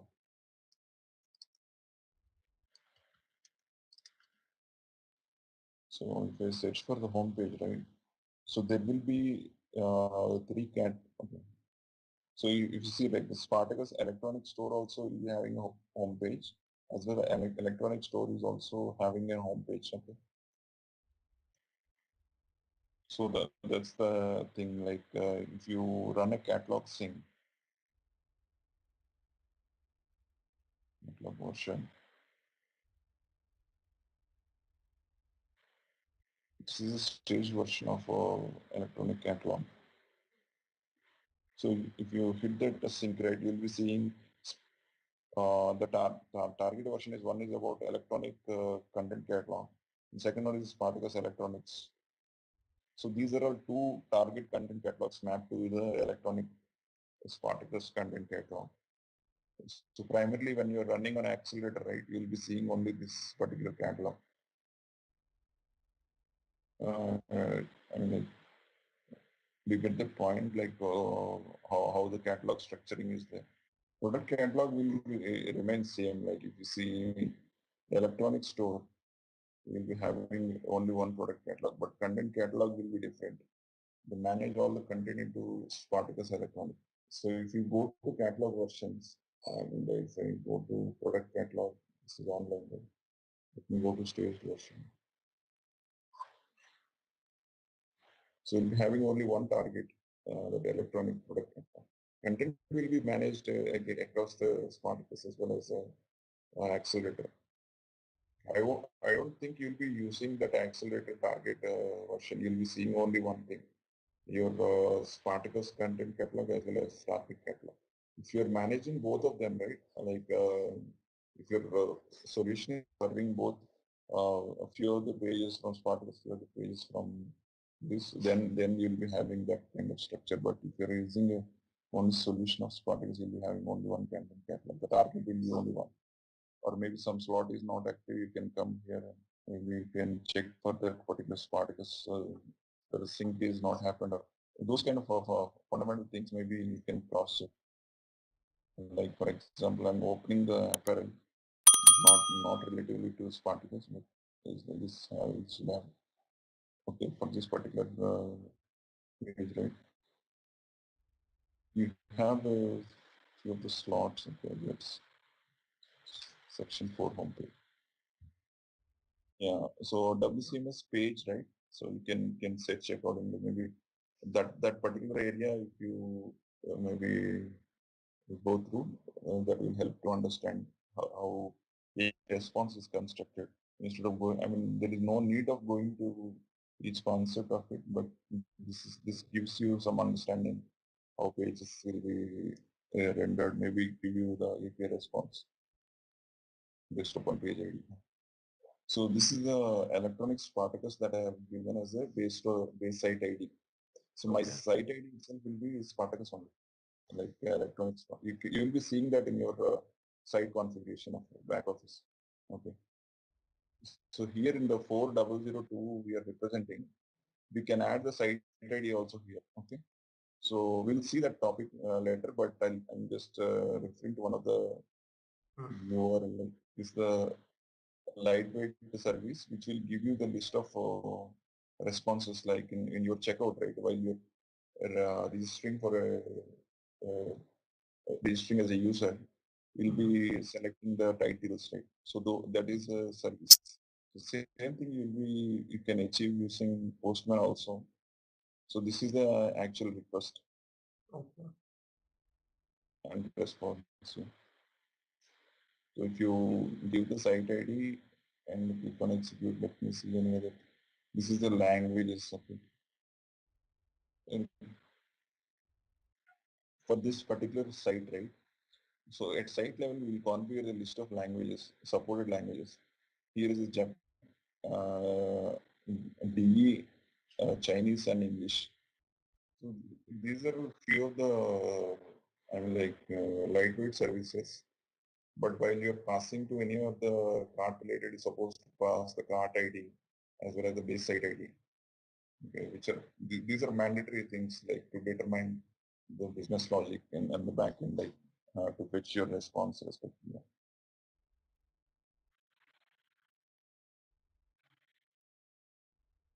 Even for the,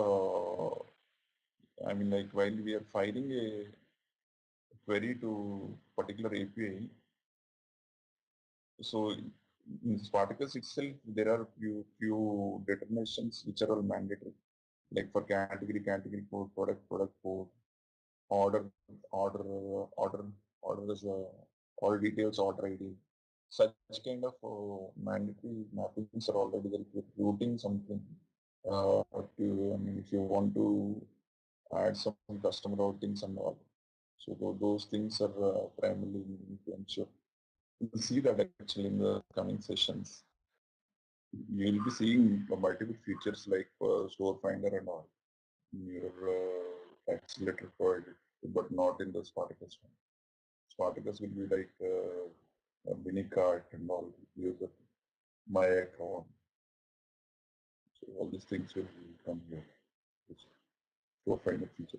Store finder is a additional library. Maybe that will, I think that is supported in the latest version of Spartacus.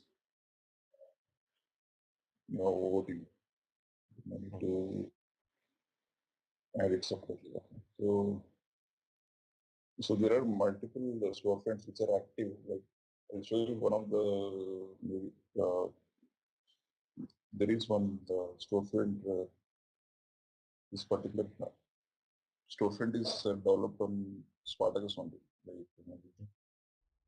So I think you might be aware of it, but we see the structuring and all. They customize this home page with the rest to replacing the respective components.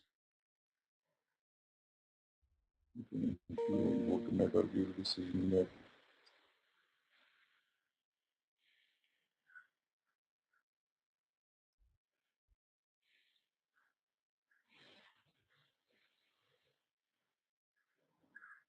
So here if you see, right, this particular call with page labeler ID, home page and page status.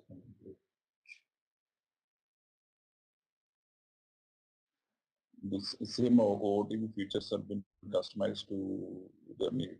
Okay. So here you will be seeing the respective content slot and all. So all these slots have been customized, okay,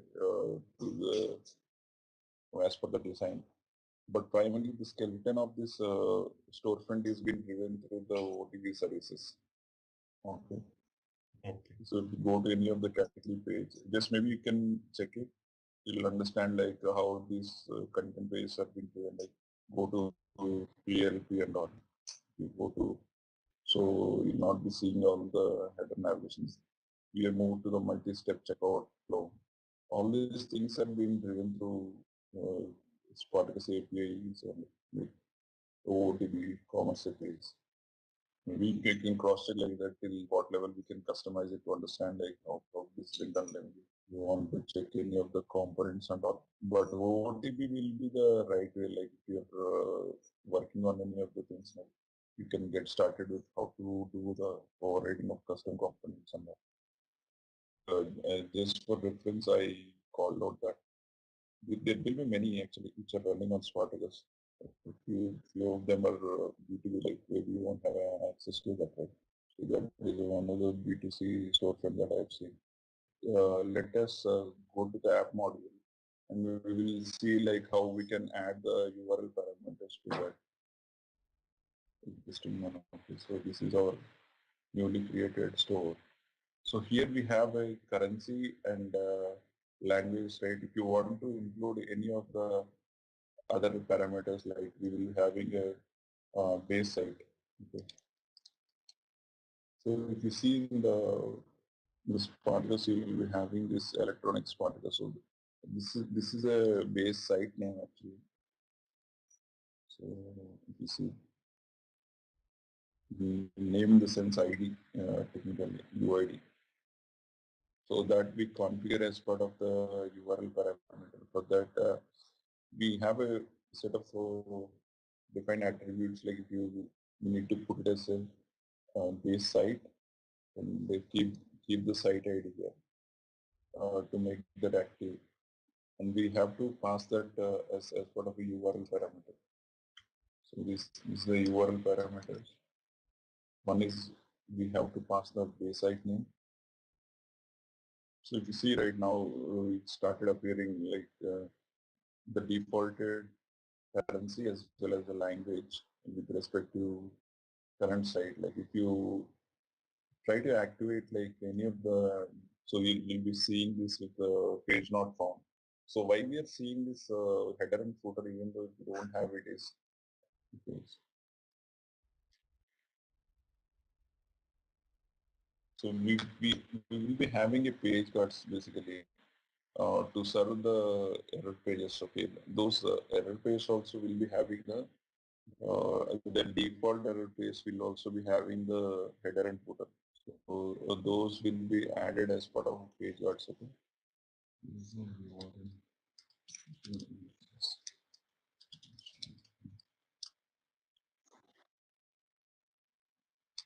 Customize the URL parameter.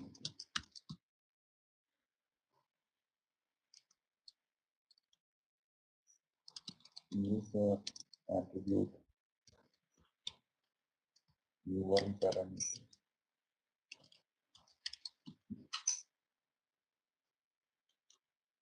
and pass the required attributes like base site ID,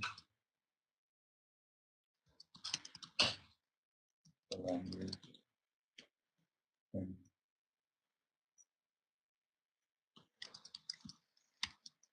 currency.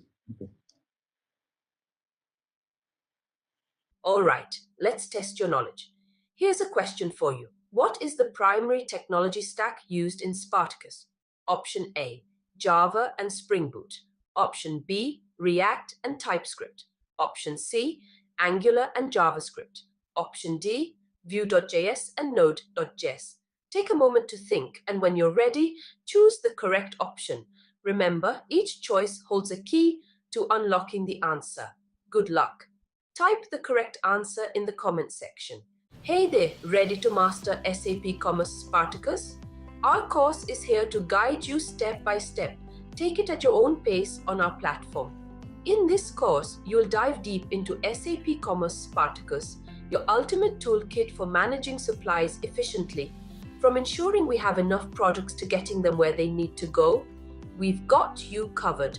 Our course covers everything you need from the basics to advanced techniques. Crafted by seasoned experts, you're learning from the best. Your instructors are seasoned pros, ready to support your learning journey and address any queries you have. And guess what? Our students love it too. Real people, just like you, have found our course incredibly helpful. Best of all, it's affordable. Quality learning that won't break the bank. Keen to become a SAP Commerce Spartacus Pro? Sign up now on our page. For more details, head over to ZaranTech's website.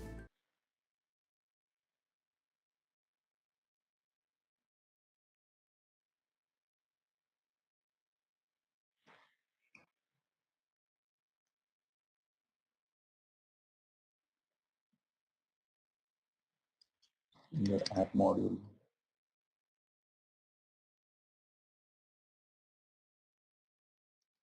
module.ts.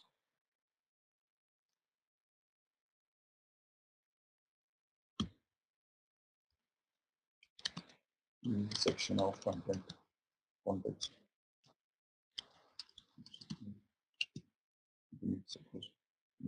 Context structure. Context and the parameters.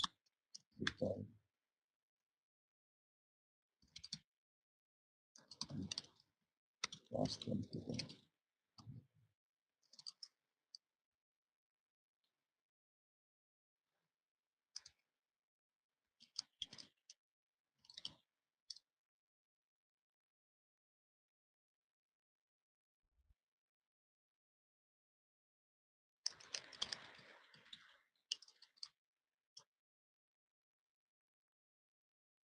This, this is a section of context. I think this is something we're supposed to add.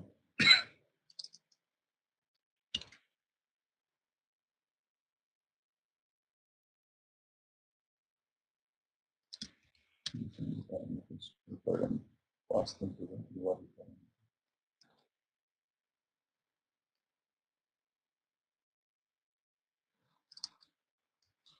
Yes.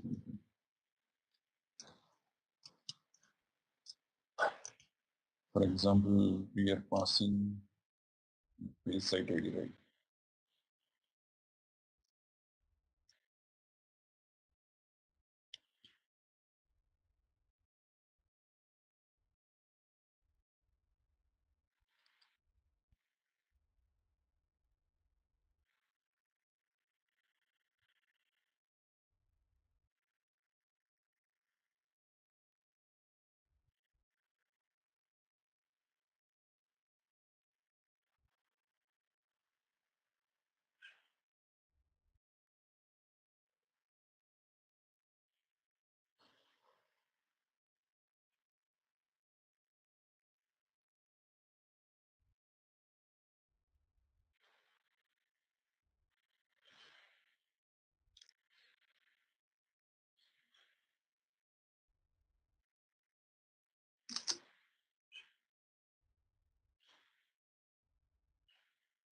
So here is the context section in the app module of your.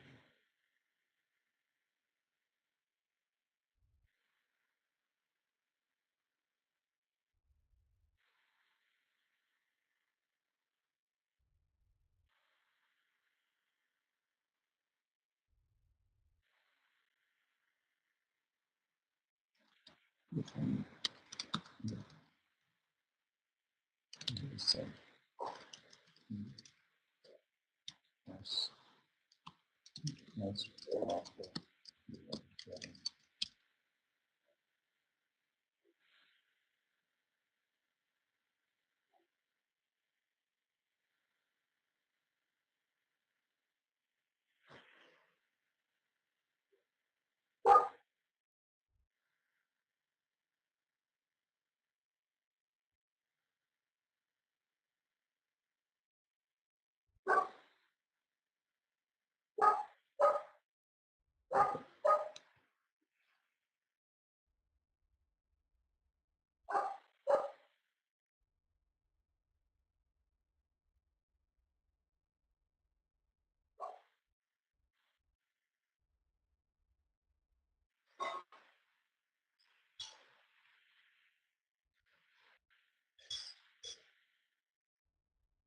This is about the change on the app module.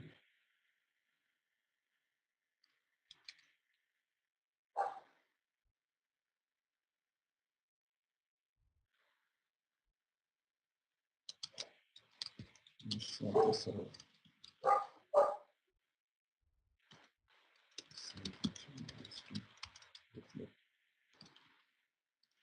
new, new URL parameter.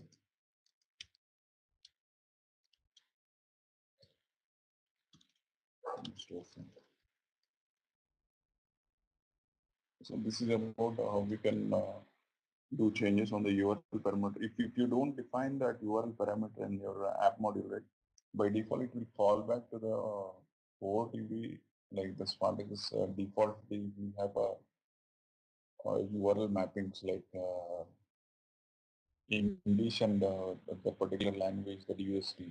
So those that will be taken up by default when we install these particles, right? We have seen currency and language as USD and yen.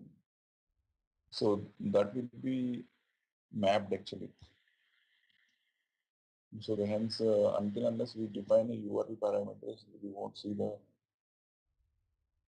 you won't see the respective modifications that we have done in our app module. So this is a mandatory thing. Like if you're changing some, adding some additional attributes, so that has to be added here. Okay, so even we can add our custom this thing also, right? We can add a custom names to the URL parameters as well. Okay. So let me show you like how. So let me go to the storefront. All the subsiding transactions will be appended with the modifications only. If we go to cart page, then let's proceed. All these things will be having that mapping. This is about registration. We have seen the service, right? One of the miscellaneous service. So this is where like it will be called.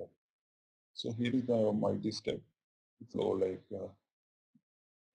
we will be having all the payment method, shipping address, delivery mode, payment detail, and review order. So in our commerce, right, when we are developing a multi-step flow, we will be writing all the steps in the multi-step check. So what are the prerequisites? Whether those are being validated or not, and whether those validations are passed, we allow them to go to the next step. Similar way, in Spartacus, we have a couple of page guards like uh, whether the payment method is success or not, whether the delivery address is filled or not. Okay, such kind of page guards are there, which will do the similar kind of validation how we are doing it at the back end, like in multi-step checkout, right? So those have been converted into page guards and are provided. So, I see like I read somewhere like they discontinued using Bootstrap for give the class clash and all. Maybe that has been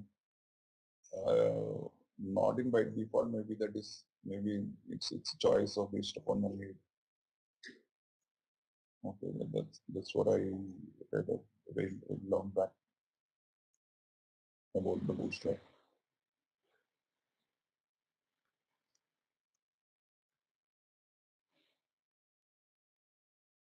Okay.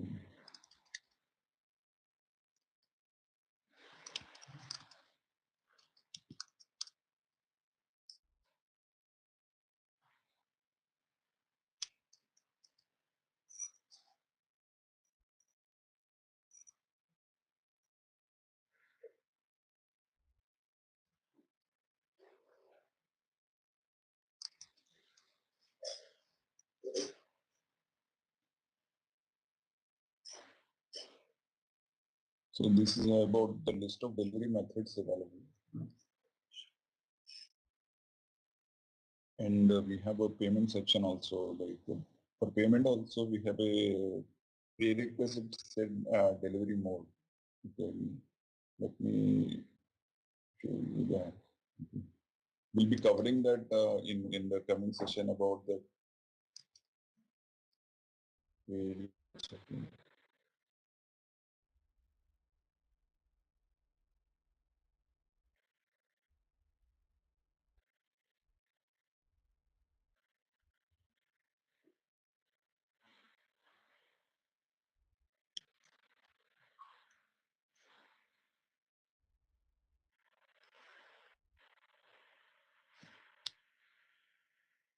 So we will be having a different set of page guard for checkout step also. Let me do that. Let me check that one. I'll give you the page guard maybe. So primarily that will check whether the delivery mode information is updated or not, like kind of validation. So once we get in here, right?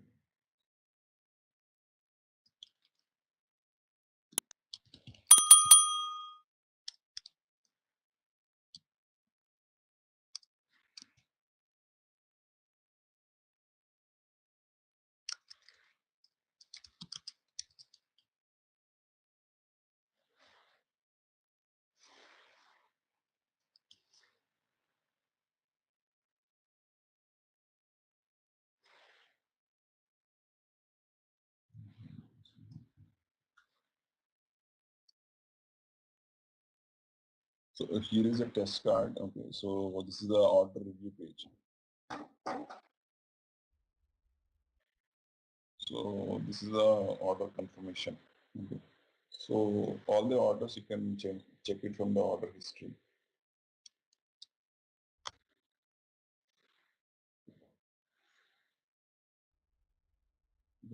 see job is created.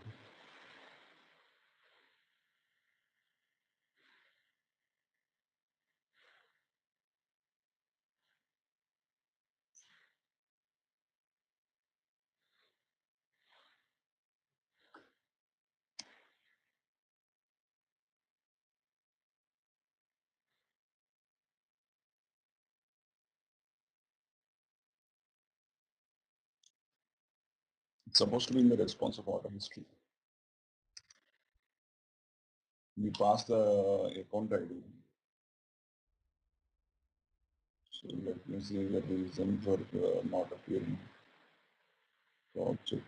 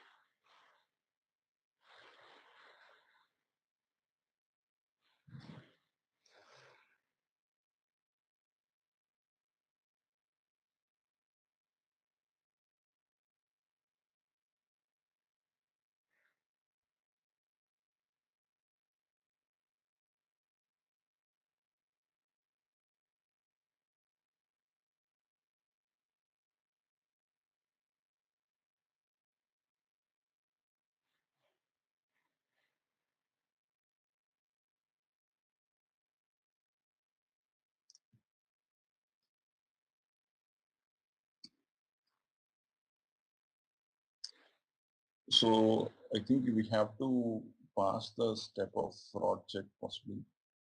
I think when we checked at the fraud checks action, right, we don't see that order coming up like now. We could able to, after this sourcing is done, we are able to start seeing that order. Okay.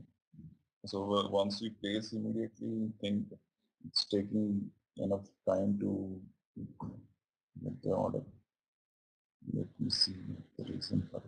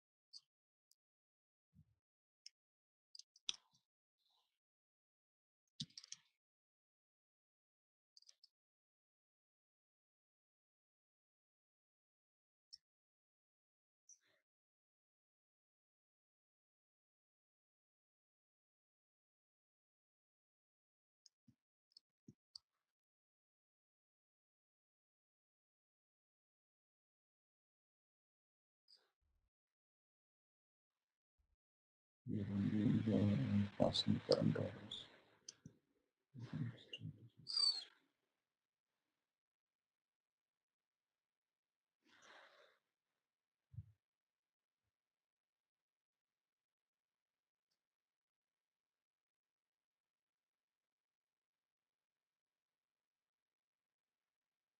This is not passing the user. We're passing users current orders.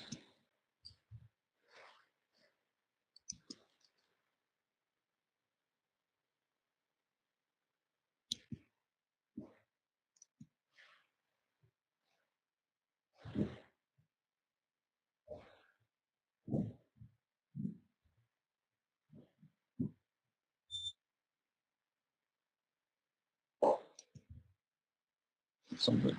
The believe me, this is a get call because by this one.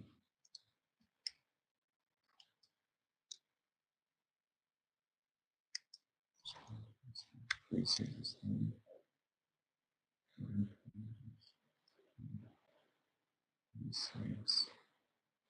ready reply.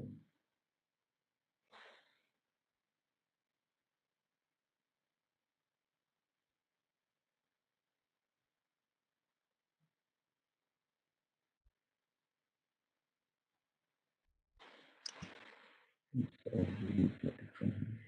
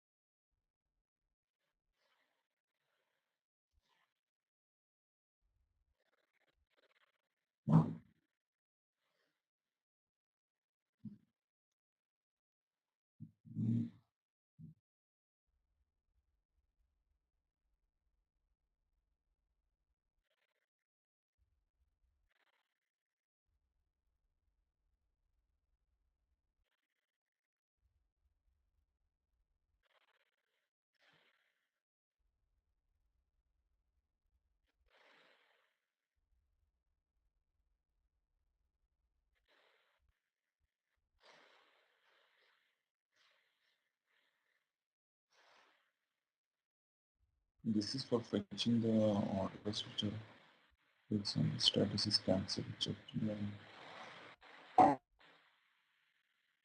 Statuses we have to pass it. I think this is not the one actually. This is the one with the number of orders.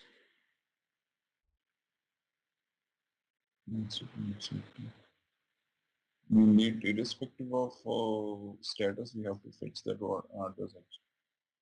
Currently, this one orders. User is current. No, not this one. Not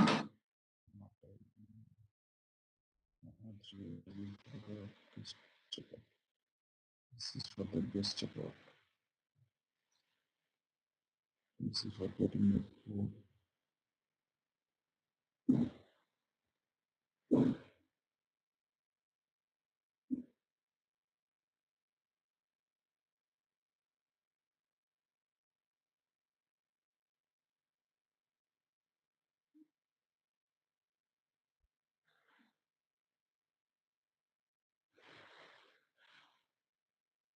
All the status will be shipped to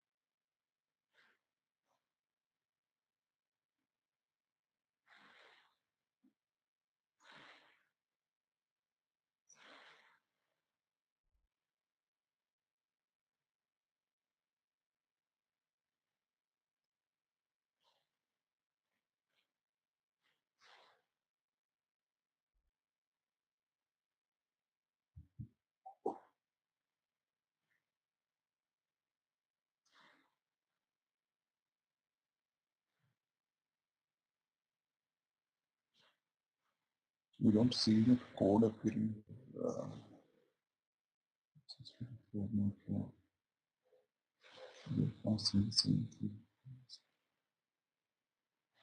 Results. Looking for page.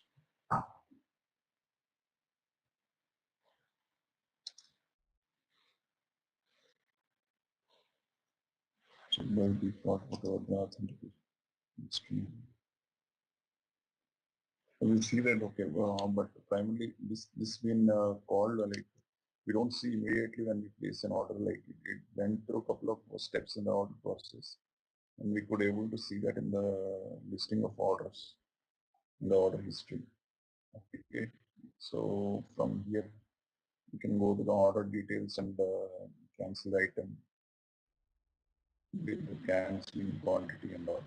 So all these are been a part of the libraries available. Like we don't need to install it. So all these cancellations and creating a returns also will be part of OOTV. So those are being provided as part of services. You just click on continue and submit this request. If you submit, it will create come into the return request part.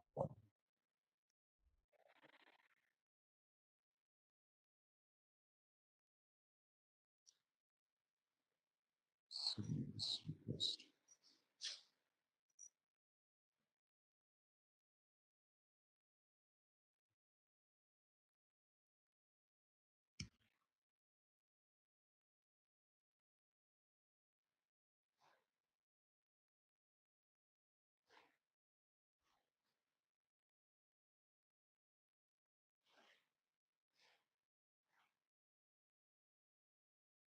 So it is already been cancelled, has been completely cancelled.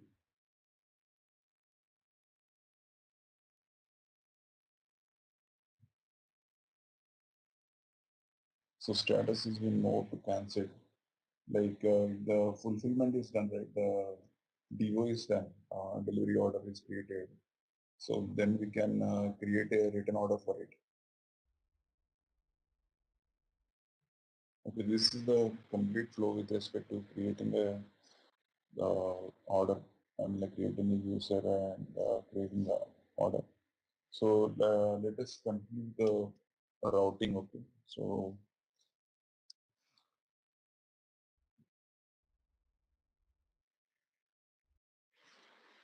I mean like so the reason for routing is like if you are trying to add any of the additional parameters, you go to the storefront and click on any of the product page, right? You will be seeing the product related information here.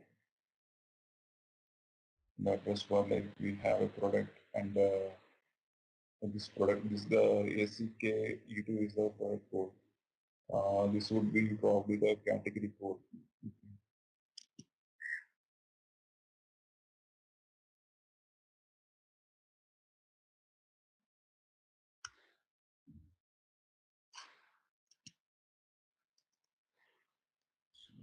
This is the product code and this is the manufacturer, I think, basically.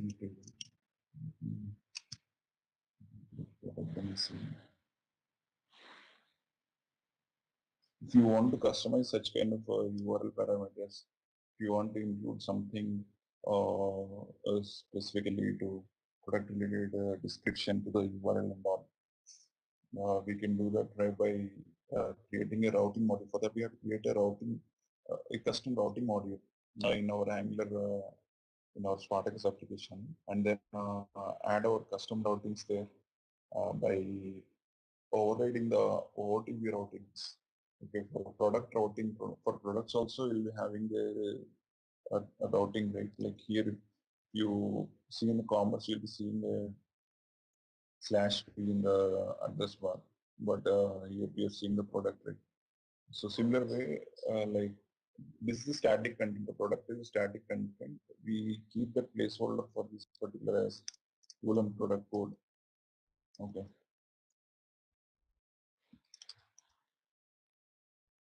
I'll show you that OTB code for this one.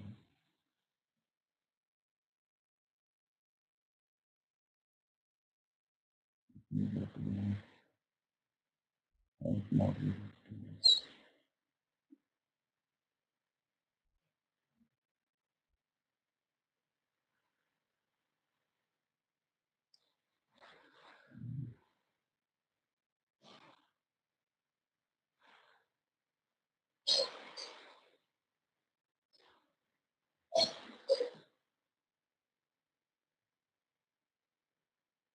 Routing.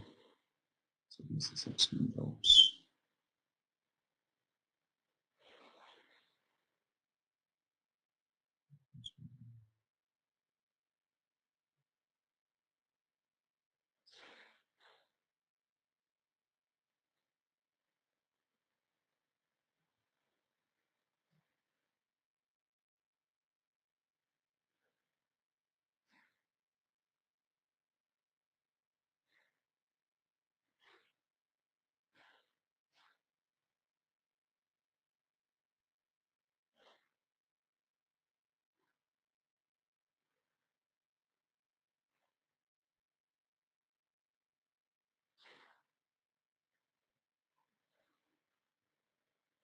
Then one place will mention all the product related.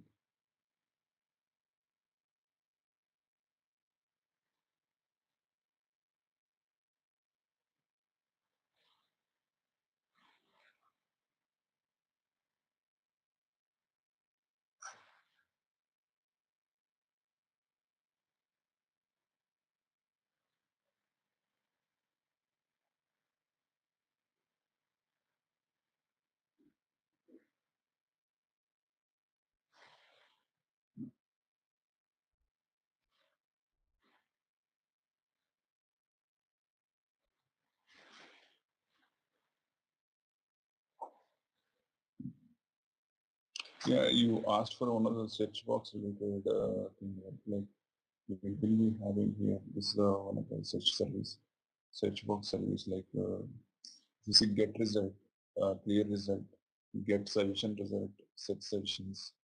All these are existing functions available.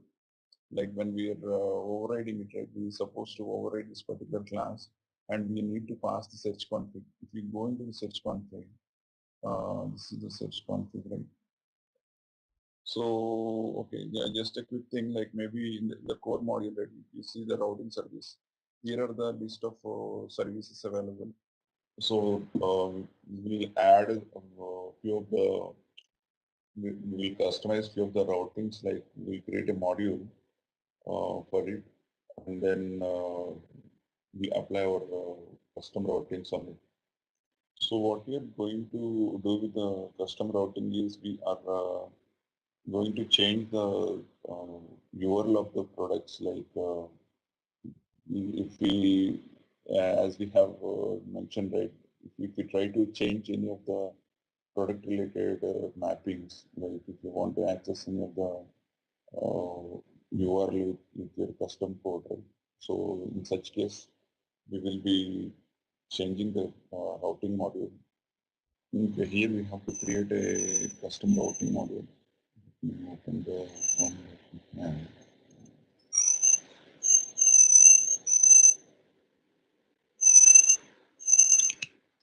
So here if you see, right, we have a couple of, these are all the existing paths, like assume if you put a config module. So in the config module, we would be able to see the list of routes, okay, for a products or a category or CMS component for everything. So what we have to do in our custom routing module, we have to mention the routing as structuring, like this is the path to find the respective product code. Like if you use this config, okay, so we have to keep everything into the define it as a routing config with a config module. So here what we have done is, so we kept the, we restructured the, okay, what we have done is we kept electronics and RRS with the product code to access the storefront with the product with the this particular prefix. Okay, want to add any of the URL parameters in your custom product detail page, right? You would be doing adding this text like any of the content with respect to URL parameters, like the path parameters. If you want to keep it, like you have to override this with respect to products. Okay, here is the product code is a mandatory attribute. That's what I try to mention yesterday. So here is the product code. Without product code, we cannot access it. So the routing module, right? This is the routing module we will be including to do the routes. Okay, so let's start the server. We'll see this, the URL of the product detail page. So here this is the custom module, right, that I have created. So I need to add that to my existing module.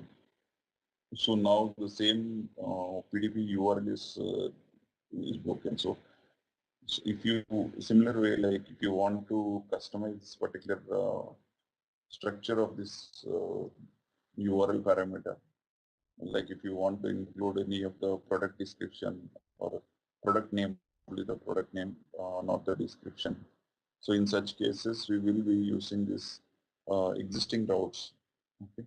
So this is the existing route to route the product page. This is the product code right here. We keep the name.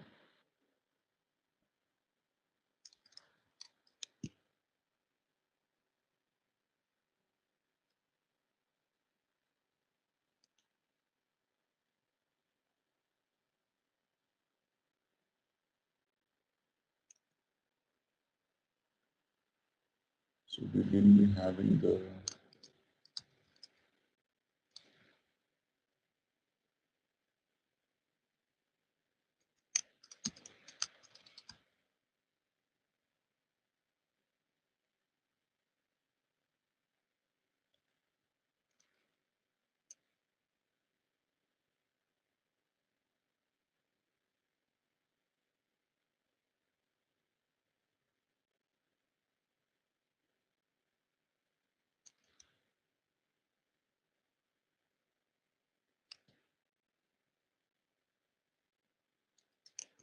so with this I think we could not able to access it, but so the product code is something related to the code of the particular product. Okay. So there will be a manufacturer name also. Let me show you where we can append that to the existing parameter.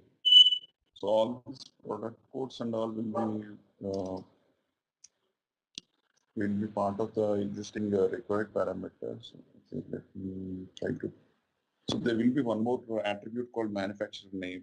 So we can append any of the URL parameter if you want to customize that to read it in your mappings, right? So if you want to pass something, you can construct this way. You can define the attribute similar to a product code. So this product code will be populated from the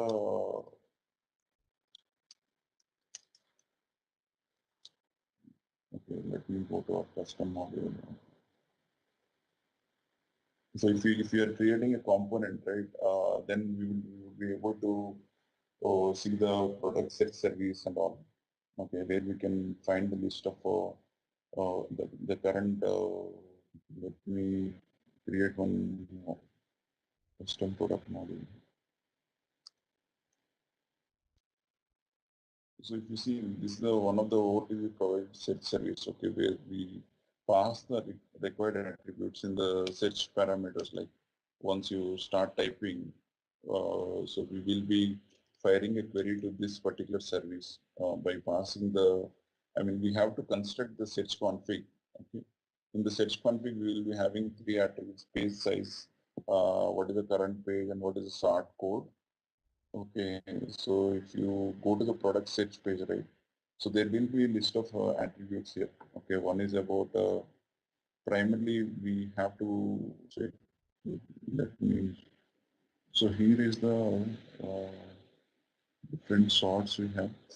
So I mean, like while we are passing any of the sorts, right? Like if you want to or do based sorting about the relevance or from the based upon the top rating or a price.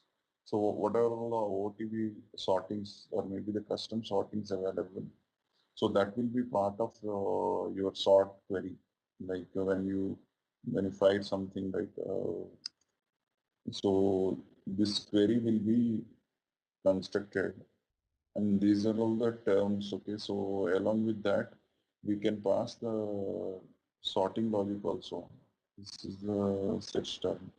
This is about products and non-average rating, brilliant options, pricing. Sorts are default. Okay, so by default it will be taken based upon a relevance. Okay, but in case if you want to sort it based upon the top rating, like we have a list of sortings, right? All the OTB sorts will work actually. So whatever we pass it, right? Like so we have a yeah, solar sort. Yeah. We have a few of the sortings like relevance, top rated, name ascending, and name descending. So all these sorts we have to all available like whatever custom. So that can be part of your set query request. I will show you that. So it is going as a default, but that will eventually pull the respective default sorting that will be based upon relevance. But if you want to customize it also, you can do that by, for that we have to create a custom search module and then we have to write it. But in the, if you go back, right, so let me go to the product search service. Okay, this is one of the service we have. I think it is active cart service. Okay. So this will give you the list of information like what is your cart having. Okay. So assume if your cart is having a list of products, if you want to do operation on it, okay, what are the operations? I mean, like by taking the product code, or maybe if you want to display something with respect to determining the logic based upon the product code, or if you want to fire, we have one more module to the HTTP entity. We use it, and other than that, we have a OCC endpoint service also there, which will eventually construct a URL for your endpoint with the required parameters. And that we will pass it as part of the REST-API entity. Like if you are firing a query to the backend to get the data, like if you're into one page on a specific component, you want to make a call to the backend and fetch that information. So in such case, right, in your custom component, we will be injecting the services to access that and use that into the particular component. Okay, either the model, we add that, we determine the constants and use that into your component HTML that we render it as part of our model. Okay. So such kind of operations, if you want to do some I mean like use the OOTB features like the cart related. So we have a active cart with, I mean get the active cart ID, and so there will be one more method is stable. Okay, so is stable in the sense if some operation is happening, like assume you made an operation with respect to the adding product to cart, okay, in the back end, what there are a list of operations will happen, right? Like in commerce, the price calculation will be already done. The promotion evaluation and all will be done when we are moving to the cart page. All these things, the cart recalculation will happen when you update any cart or a line item or update the cart with a quantity. So those things will happen. So to check whether the cart is stable or not, we use this particular one. So this is the IATN module. So here we will be seeing, I mean like all the translation related things will be available. Like here, if you see that there is a pipe called a translate pipe. So this will take that particular key, okay, and give you the respective translation of it. Okay. So if you are writing your custom component, right? So in your custom module, it will be including this IITN as a module. And in the, let me go back to the component that we have. Yeah, this is the actual notation we have to use it to read the particular translation. Yeah, card details, not card name. So this is the one. So the respective local and all, we will keep it as part of a normalized URL. That's a configuration. So that we will be doing it at that's a common for all the locales. But if you're supporting any other locales, okay, so then we're supposed to maintain everything here. So if you copy that, change it for D or maybe Chinese. So Yeah, I got it. Like the tool, maybe you customized it according to the maybe based upon some following some standard. I think you pick the AEN and you translate, you construct the same keys and value, then but here we have to do manually. So if you have a very large number of sets, there will be few of the more than 3,000 localized properties will be there. But based upon the transaction, like if you're working on quotations and all, you'll be having more. So in such cases, these things will be helpful, the tools and all. But as of we have it actually. So these are all the few of the services. There will be multiple like product search and all like cart. Even we have a order related OCC. We'll be listing them. Maybe we'll go through one after another, and we'll create few of the modules. Okay. So we will create one static page like and we do push the content to it, and then we'll see like how we can keep the header and footer, how the guards will work to construct it. We'll join back in 10 minutes. Is that okay? So let us create one static page like, I mean like if you want to use any of the services, like we have a product search active card service or any of the OOTP services, the current product services, we can see like how the data will be flowing. I mean like if you are trying to make a call to the existing service, how we can get use the data. So let's keep on. So here in the okay, I created one of the static module. Okay, so there inside that I created one of the static component. So here we need to define the static routes, and that we need to use it. Like for that we have to define a static route as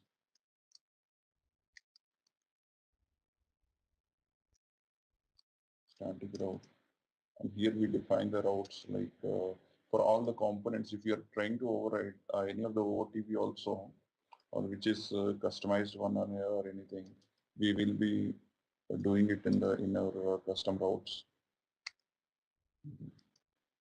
So here we define all the routes. Okay. So what we are doing, like we are going to use any of the, like for example, we have a custom card services, right? Like let us inject the card service, like okay,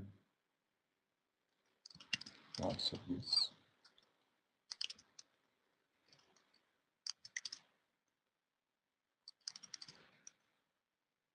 So we get the active card service, okay, from here, like let us define one more variable, order entry, and do observable. So this is the order entry data, like where we can get the list of order entries from the, I mean the cart entries. We put that as an order entry. So this is about we will be having all the order entry like the cart entry related information, base price, entry number, product, what is the quantity and all. So the card will be having more than one. So we are observing this collection here. Okay, so here we call the active card service. Okay, active card service dot entries. So here we will be getting the order entries. Okay, for the list of whatever we have. Like as if we add a product, this is the static page. Okay, in the custom module, we need to map that to our the static page has to be picked up, right? So here we define the path for it. Okay.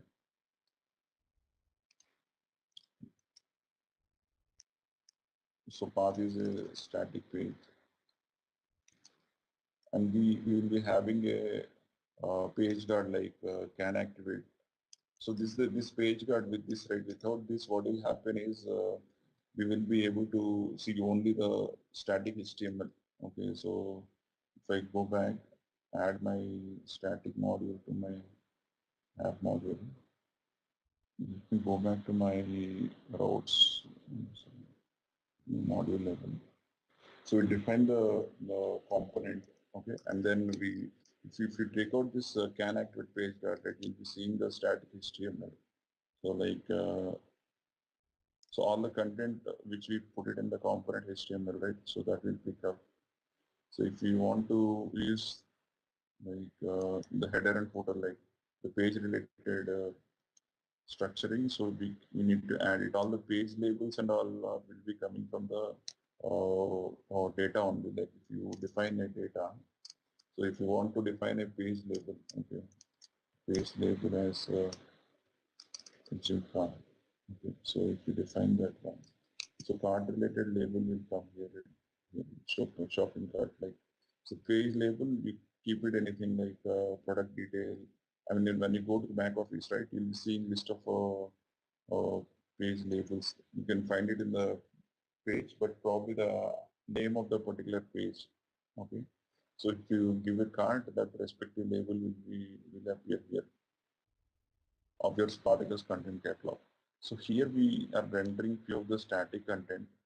Okay. So let me. So we injected one of the service, right, the current cards and all. So let me go here, find this one.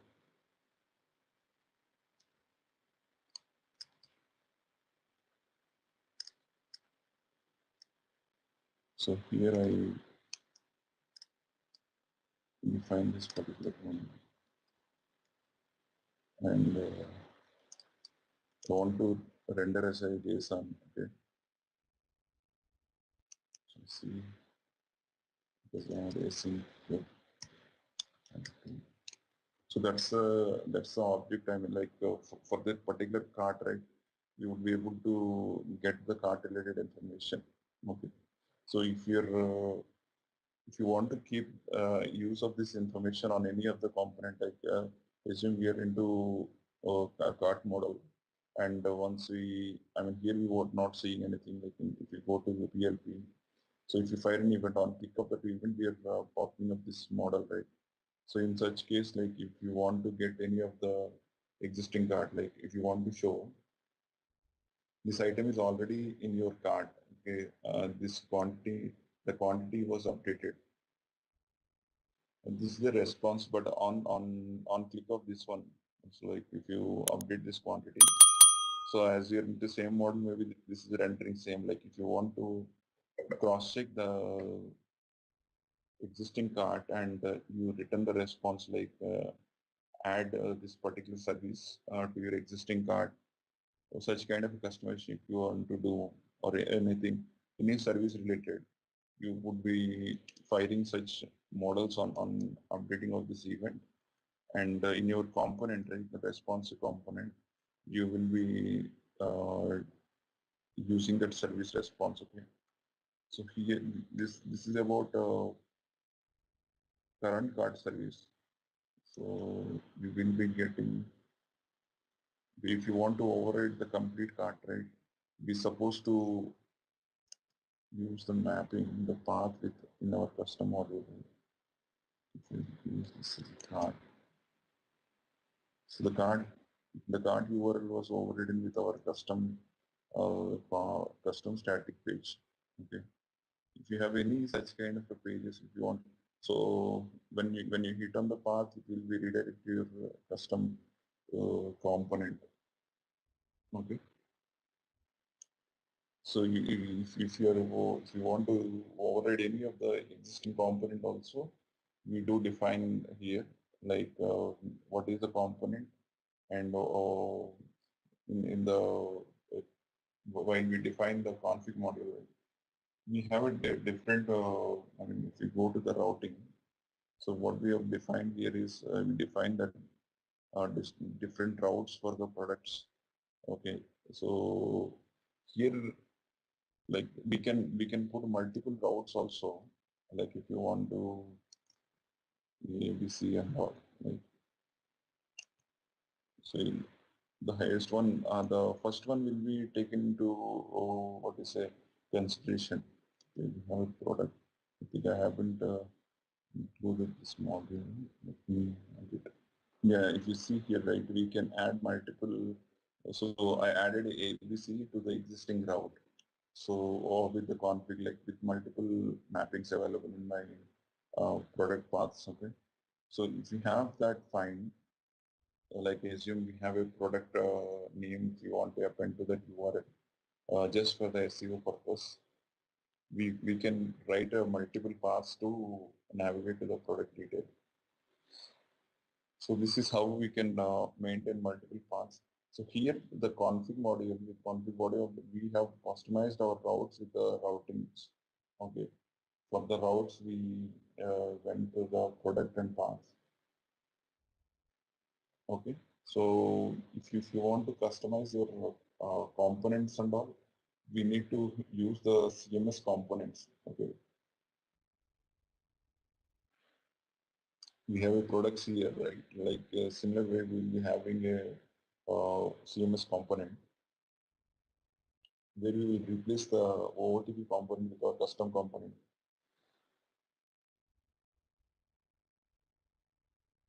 For example, let me, okay, so going back to this one.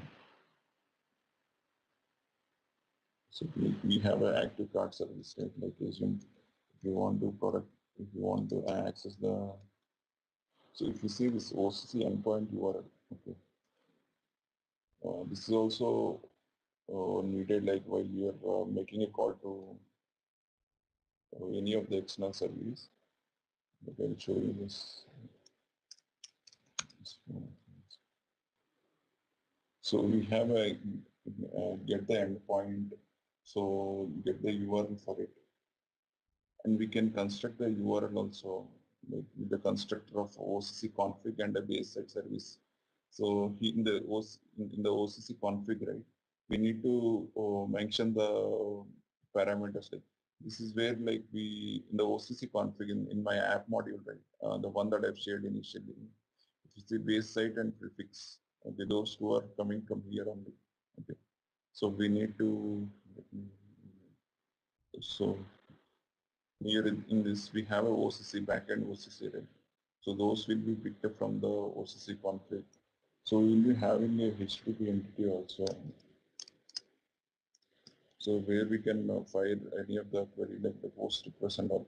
So with this OCC service, right, we could able to construct the OCC call URL, and then with the help of OODB, I mean like the HTTP entity, you can call a backend service. So if you want to do something like changes on the current product name, so we have current product name.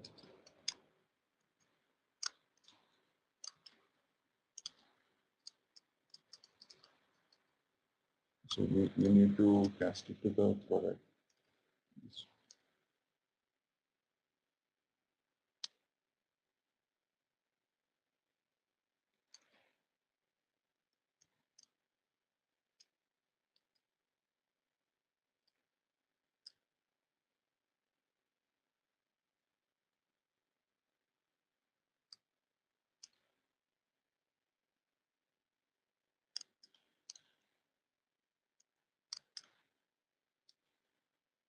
So if you want to like check whether the particular component is having a value or not, that thing we can write it with the ng if, okay, checking that particular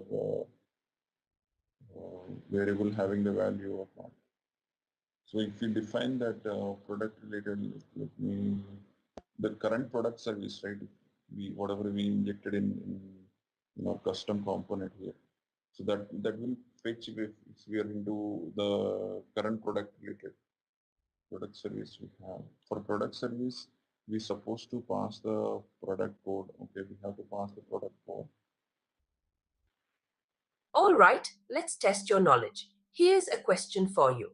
Which of the following is a key benefit of using Spartacus in an SAP Commerce implementation? Option A, improved search engine optimization, SEO. Option B, reduced development time and costs. Option C, seamless integration with SAP S4HANA. Option D, all of the above. Take a moment to think, and when you're ready, choose the correct option. Remember, each choice holds a key to unlocking the answer. Good luck. Type the correct answer in the comment section. Hey there, ready to master SAP Commerce Spartacus? Our course is here to guide you step by step. Take it at your own pace on our platform. In this course, you'll dive deep into SAP Commerce Spartacus, your ultimate toolkit for managing supplies efficiently. From ensuring we have enough products to getting them where they need to go, we've got you covered. Our course covers everything you need from the basics to advanced techniques. Crafted by seasoned experts, you're learning from the best. Your instructors are seasoned pros, ready to support your learning journey and address any queries you have. And guess what? Our students love it too. Real people, just like you, have found our course incredibly helpful. Best of all, it's affordable, quality learning that won't break the bank. Keen to become a SAP Commerce Spartacus Pro? Sign up now on our page. For more details, head over to ZaranTech's website. Such as loading, reload. Let us use this product service to get the product related information. So by default, the product object already available. So we subscribe that to that response and use it as part of the input of this one. So in your rest, and like while you're constructing it, right, while you're subscribing it, we need to pass this product ID to get the other product related information to this product service so that we can get it. So, but in PLP, right, if you're doing some changes with respect to PLP, you'll be able to see the current product service, okay? So the product information will be available.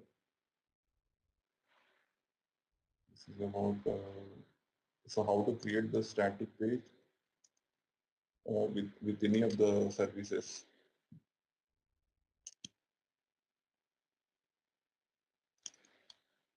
So this is the path actually.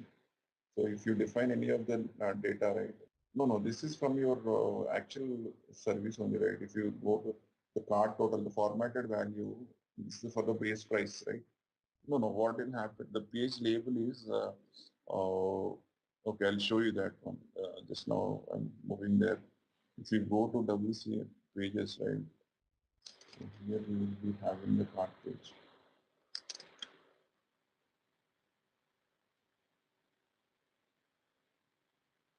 So this is for the online I'm picking. So here we will be having this your shopping cart, right? So I'm just updating that page label, okay, page title, nothing but the title, okay. So that will be picked up actually. That's from the respective cart related module. So what we're trying here is for this particular cart, the data has to be the page label has to be from the cart related respective mapping. You got it. This is actually like if you go to the cart page, right? What we're doing is we are mapping the cart page with our static component. So all the content in the cart page will be replaced with our static component logic. So if whatever we are doing here, right? So accordingly, it will construct, and that will render your how do we construct the HTML of your component. So going back, okay, so let me go to so if you see like the cart itself, if you even if you hit the mini cart icon, let me go. So that will eventually pick your custom component. And this label, whatever we are keeping it, that's supposed to be relatively your page label. So I kept it just to get that. I don't have a static page, right? Because it is static page, I don't have it at the back end. So that's the reason I kept it as a cart page. But in case if you are defining, right, so you're supposed to have this structure. It's supposed to be static page. So header and footer will never change, or the maybe you will be adding some restrictions to it, right? To these links and all. Like for some cases, you will be showing a minimal set of links. Let me find any of the footer, like any of the component in that. You can see like what can accordingly based upon the component ID, right? You can override that one, your custom component. At least the specific alone will also do. Like for example, let us do one thing about existing CMS banner components. Okay, what we will do is we will create one.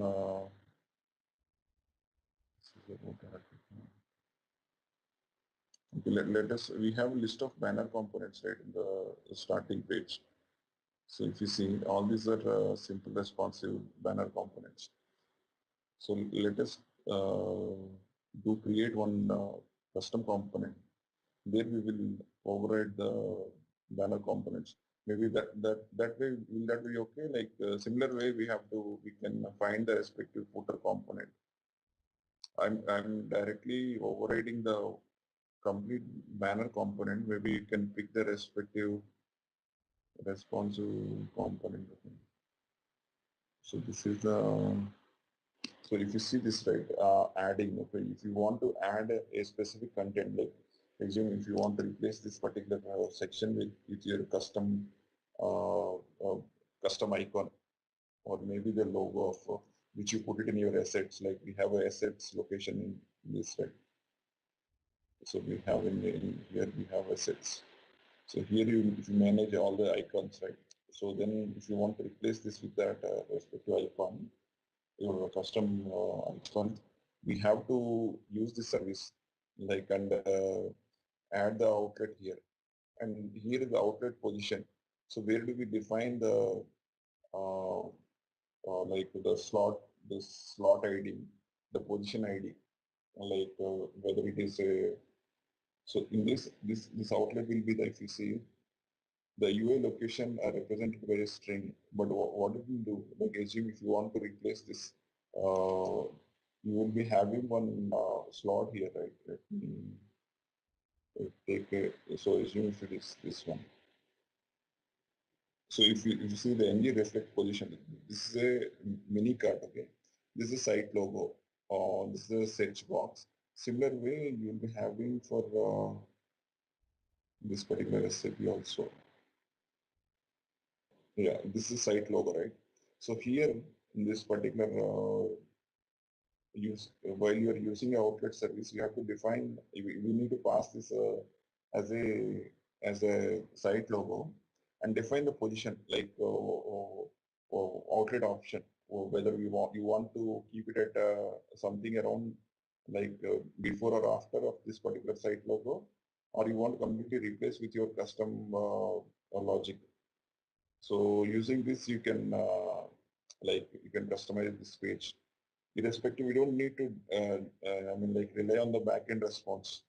You can make a, if you want to spend scroll some banners and all by fetching up from some I mean like any of the location, the media location.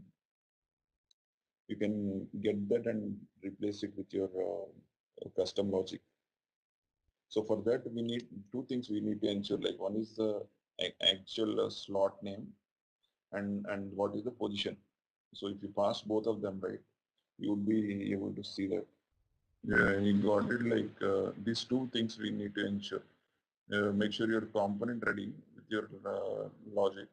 We have to pass the what you say, the custom component, and while constructing the outlet service, we need to create with that particular component only, with the component factory, while creating an instance of outlet service, and then use this site logo.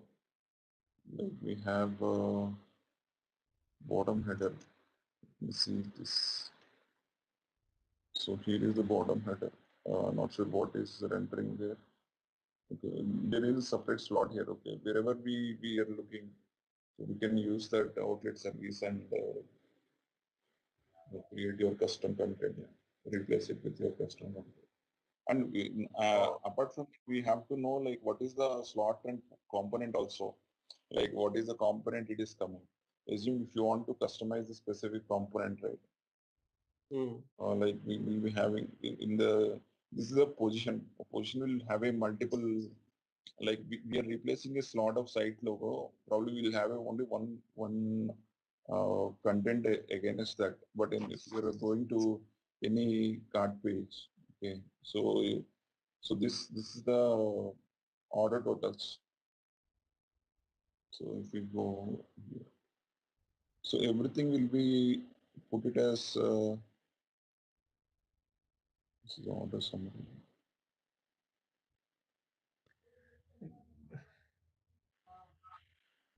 Yeah, if you see this is center right content slot, right? Right. Yeah, if you keep this, it will completely replace that.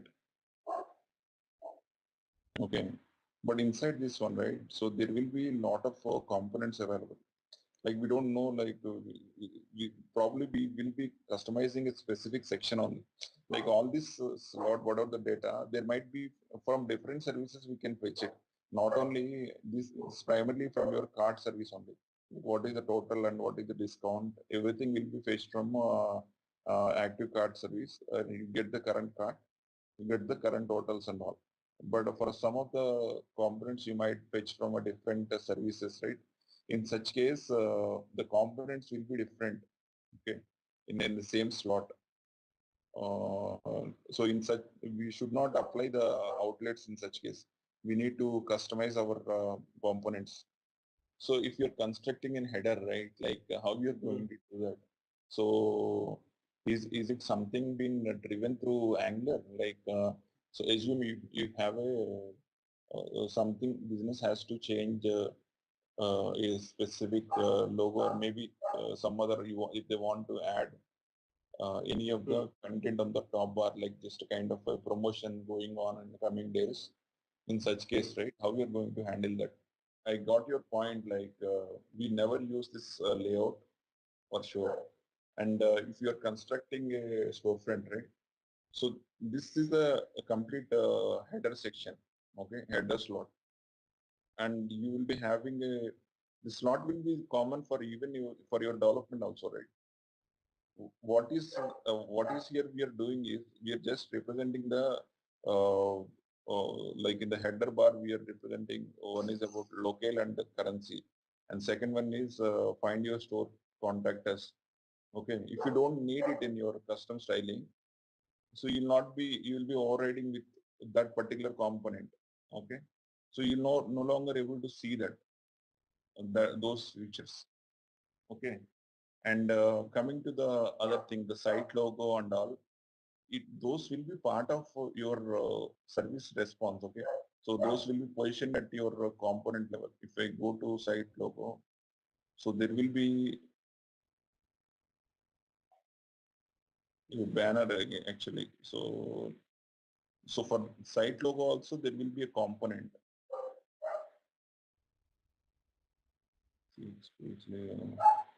So that component you can override it to replace it.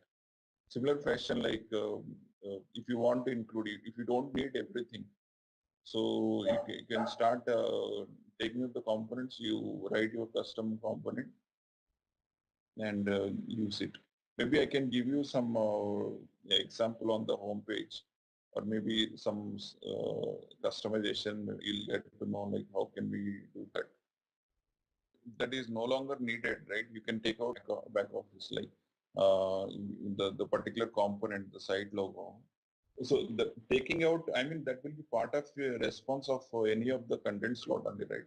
So if you go into the, like, let me show you one thing. Let the business has to take care of it, like what is required and all. But assume if we take this particular request to the content slot of PDP. So here we are getting the header slot, right? Header link, site logo slot, okay. So here we have the component as a site logo. Okay, here is the component ID. So let us take this as a component. Okay. Let me go to my, so this is for our custom routing module. Okay. So in the custom routing module, what I'm going to do, I'm going to write a custom component. Okay. I want to replace that with my custom code. So for that we have to use the config module with config, and we do replace here, like we have to CMS, we do define CMS components inside this one. What is the actual component name is a site logo component, right? So that is we are replacing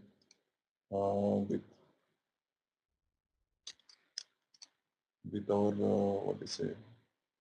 We have a static page component. Static page component. Let me see. This is so here if you see like product intro component, I'm overriding this one. Okay. So if it's supposed to work for site logo also. So if you are overriding, okay, I just override this particular part, like similar way, we can override the other areas also. So here we have to write your CMS components with what is the source of the component and what is the target component. Okay. Yeah, you have to use these components for your this particular slot. I mean, this section, whatever coming up, right? We can replace that with your custom thing. Yeah. Okay, means first we need to identify the actual component name, and then we add our custom component here. Yeah, correct. Yeah. So here, if you see, right, we have to get to know what is the actual component name. We have a product spec delivery tab. These are all also delivery tab and all are separate components, right? The bottom we have, right, shipping and all. So those are content coming from the backend. So this is the delivery tab. Let me see if we can able to replace it. That's the ID. Basically, it's supposed to replace with our custom content. Yeah, we have to inspect and find what is the exact component ID, and then use the CMS config to replace it. But we should use this way only, like not the other way, like we have used to replace the site logo and all, right? Using a outlet service and all. Writing a custom module, and they in your custom component, right? You will be writing the product set service. So we will be covering the product sets service related customization probably tomorrow. Yeah, I can give you some background on how to make a call, and if you are customizing the relevance and all, like the sorting option also. So by default it is available, but if you want to, in by default you have to make it on based of top rated and what is the number of results has to come and all. We can customize the product set service. For that we have to write your sets config to accommodate that. So Probably I haven't taken much notes today.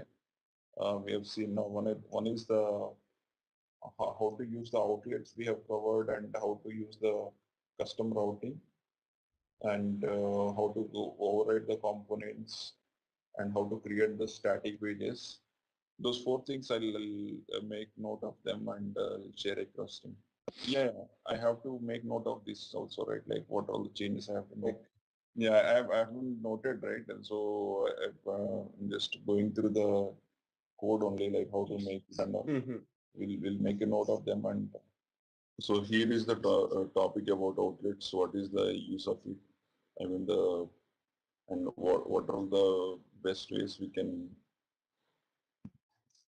use the outlet? Okay, so by using, let me show you that. So we now let's get started. Like we have a custom pages, right? Like in the home page and all. If you want to replace any of the OTP one with your custom component, like for example, we have a list of banner components in the home page. So if you want to replace it with your custom component, with your custom styling and all, so let us go and create one component. Okay. So I'm creating one module for responsive banner component, responsive banner, custom, responsive. Simple responsive banner is a component that we're going to override it. Okay. So once we have a banner created here, so we have a simple responsive banner component. Here we have to write our custom logic to override the ODB component. Okay. So let me go to my module. So here we have to import the config module.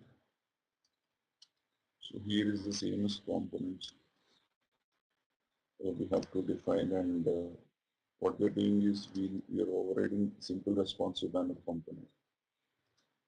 Okay, so with our custom component as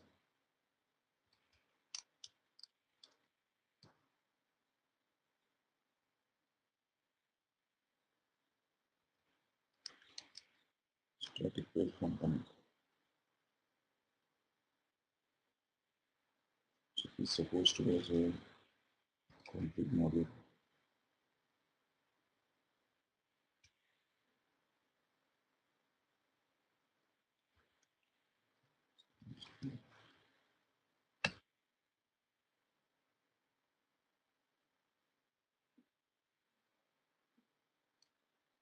So here we define your simple responsive banner with the static page component that we have created. Okay. So in such case, like if you have some common banner component, if you want to add a few more styling or maybe to customize that kind of a banner. Okay, so in such case we can, I mean like the dynamic content, if you want to get it run across the transactions, then we have to create a custom component by replacing with a simple responsive. So that wherever we use that simple responsive, that will be replaced with your custom component in that case.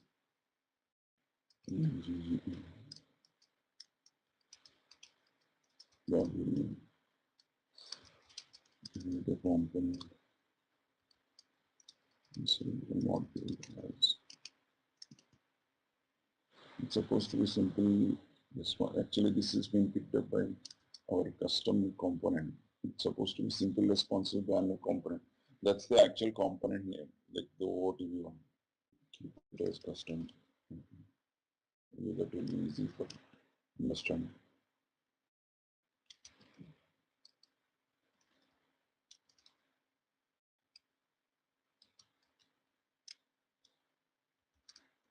So module name.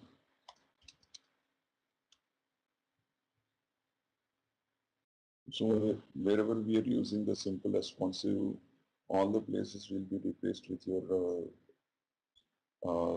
whatever custom component that we are referring. Okay. In such case, like if you were making a call to the backend to get some product related or any other information with the OOTP services, we will be adding that logic into our custom component. Like we are referring to the static component, right? So there we are going to inject that and get use of them in your custom components. So we have gone through the outlet module and all right yesterday. So let us do some exercise on the custom searching, like how we can create your what do you say, if you want to introduce a new mechanism, like if you want to add some of the preferences, what is the maximum number of products that's supposed to be a part of your search result and all. Like we have to override a few of the things, like while we are requesting here, right? If you type something like canon, so we will be getting few of the products list here. So the requesting of a number of products and what are the number of suggestions also. So there will be altogether a different call for each of the event for the list of products it will be different. For the list of suggestions it will be different. On top of that, we have to send what is the sorting order and all. So that is the one more part we have to make sure, like what is the page size and what is the sort code. So how we can do that and all, you can see. So this one, right, if you see, I think we have seen it before. Okay, this is your existing code, like we will be fetching based upon your respective facade or maybe a service call to populate all your responses with the product data. You engage your in the bean class with respective populators and all.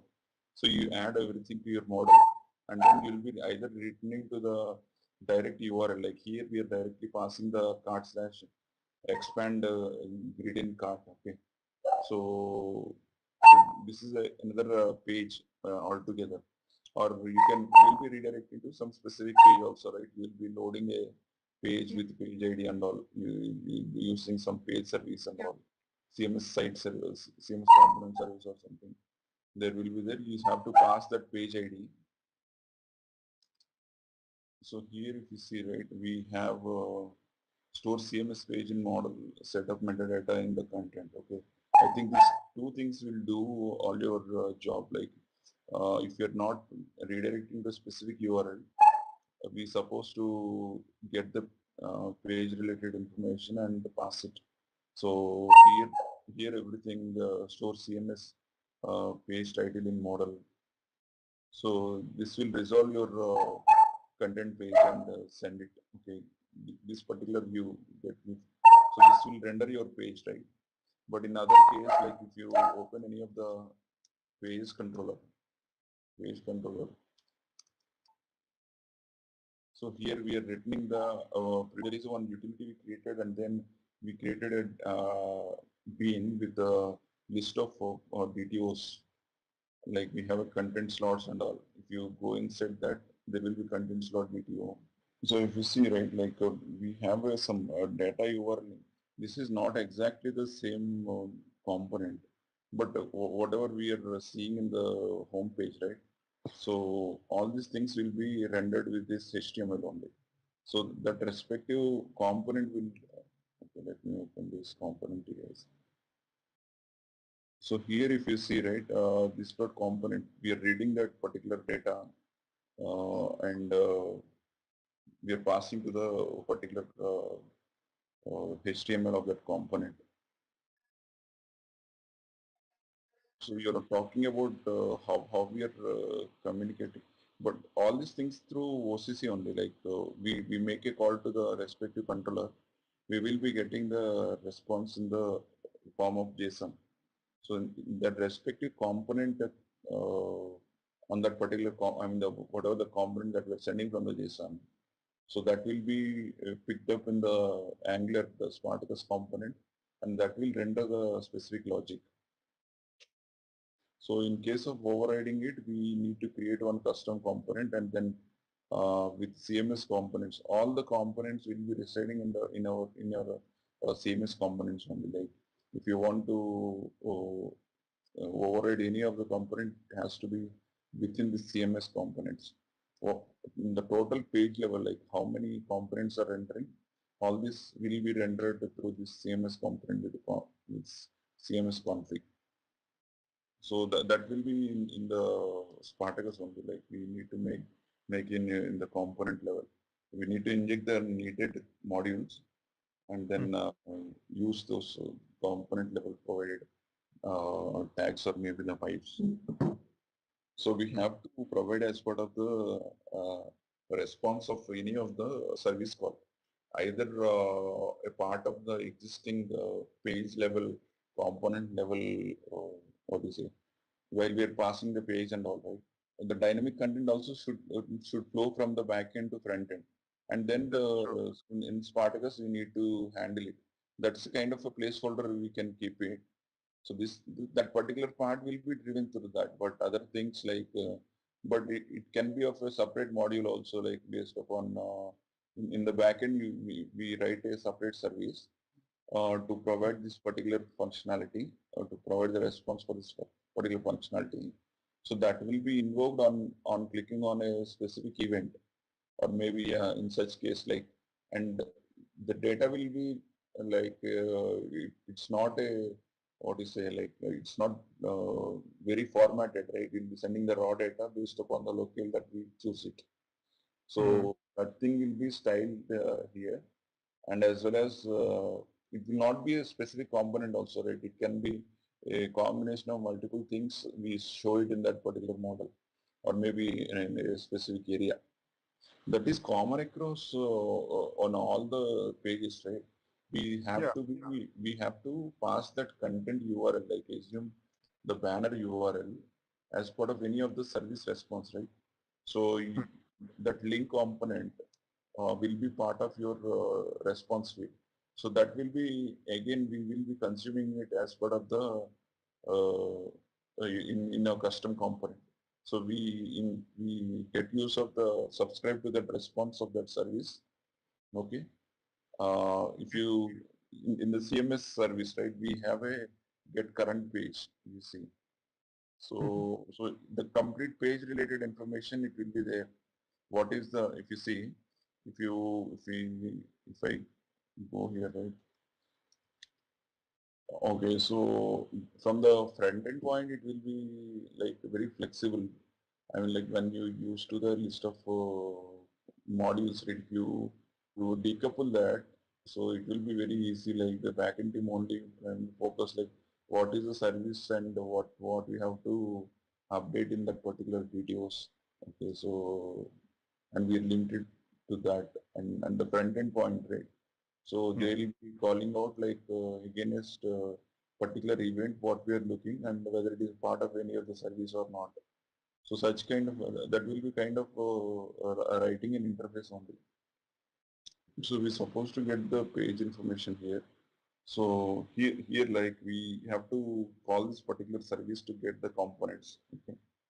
So, and we have to subscribe to that to put it into our define a constant there, and we get to use that banner here. So that will be coming as a what you say, like URL itself. Okay, so there we will define it if it is a B2B unit specific, right? So in the backend itself, by the time it will determine, it will get the respective right links and all, right? So that will be kept it as a placeholder here.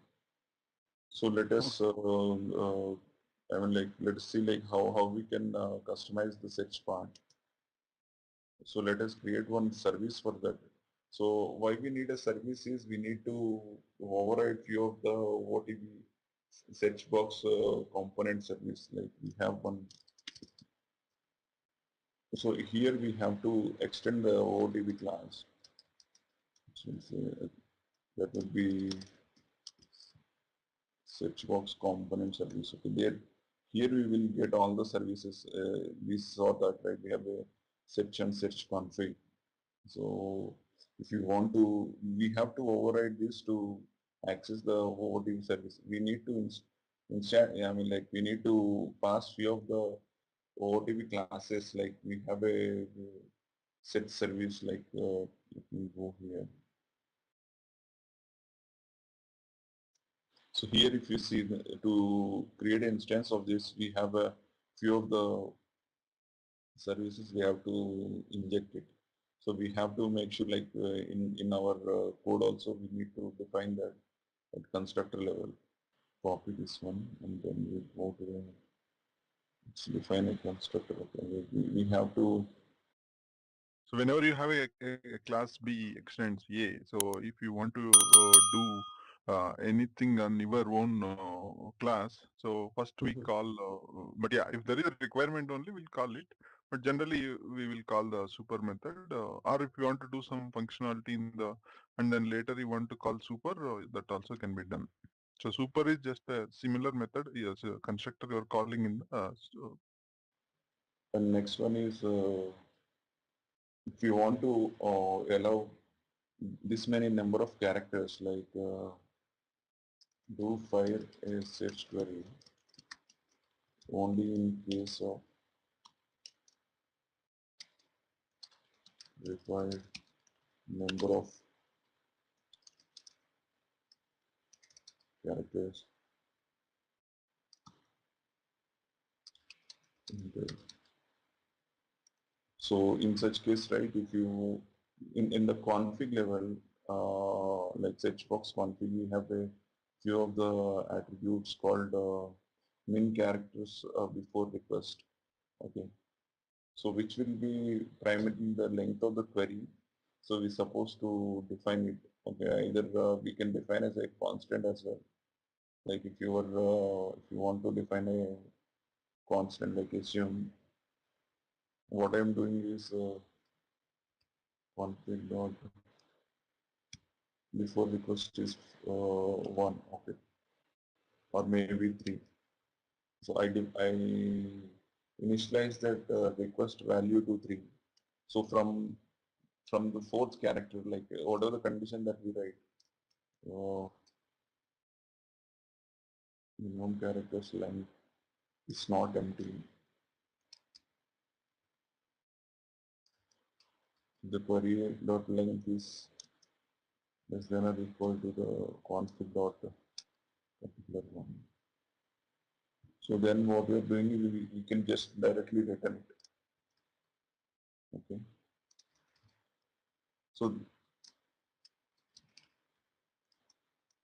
So this will not do any of the fire of the Sora search query. Okay. Let me introduce this module to our, this is the custom search module, right?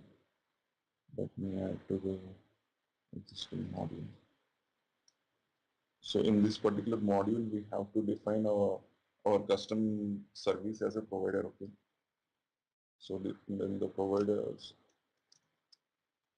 we have to replace OOTB search with the custom search. So there we will define a kind of aliasing. This is the search box component service, right? For this, use the class or whatever we have created, this one, the custom search service. So in case of search box component service, our service will be called, okay? So this is how, if you want to override the OOTB, what they say, any of the functions, right? We have to pass that as, so create a service for it. You extend it with in your custom service, create a provider and define a provider, what is the service that you are going to use, and what is the class that you are overriding with. Yeah, that's all. Like what you can all the other things, like wherever we are using other functions in the OOTP service, like in the search box component, we are primarily using the search, right? So this is the method that we are overriding it. So if you want to override the get results, so these will remain as is. So this will be called from the super only. If we know like NPM module, I don't see like that can be searchable. Okay, so we have to go through the code only, like what is the component that is being used to render that logic. This is a model class, but similar way like any of the service implementations and all, we can search it. So that is a feature, but here we can directly go to the Spartacus. So here, this is the source code actually. Spartacus library, storefront library, and we have SRC. All the events will be residing at home. I mean, like cart related events and there. Here in the, so if you see that we are seeing the number of characters and all, right? We could not able to fire any query. Okay. Yeah. So till here we could able to go in, like our custom service is being called and we could able to override them. So this is the one of the key like display products or not, that will be coming as true in case if we pass this condition. If we return from here, like the length is not matching with the minimum length that we have configured. So we come out of this and we won't show any result. Like that is been passed and like this condition becomes false. Then we will go to the next step and display products that will be true. Okay. So that is a config by default to true. And here we need to, so there will be a set service, right? Here we have to use the set service and pass the query. Okay. Along with that, we have to pass the page size. Page size can be picked up from the config. Okay. So we have at config level, config in the sense we have a set box config, right? So here we have a Yeah. page size. Okay. That will be maximum number of products. Okay. Here, how many number of products we have to define? We define that from the constant here, config dot maximum products. And here we have a one more attribute called sort code. So these sortings, like we saw last time, like list of sortings available on the set template, right? Top rated. So not sure what is actually.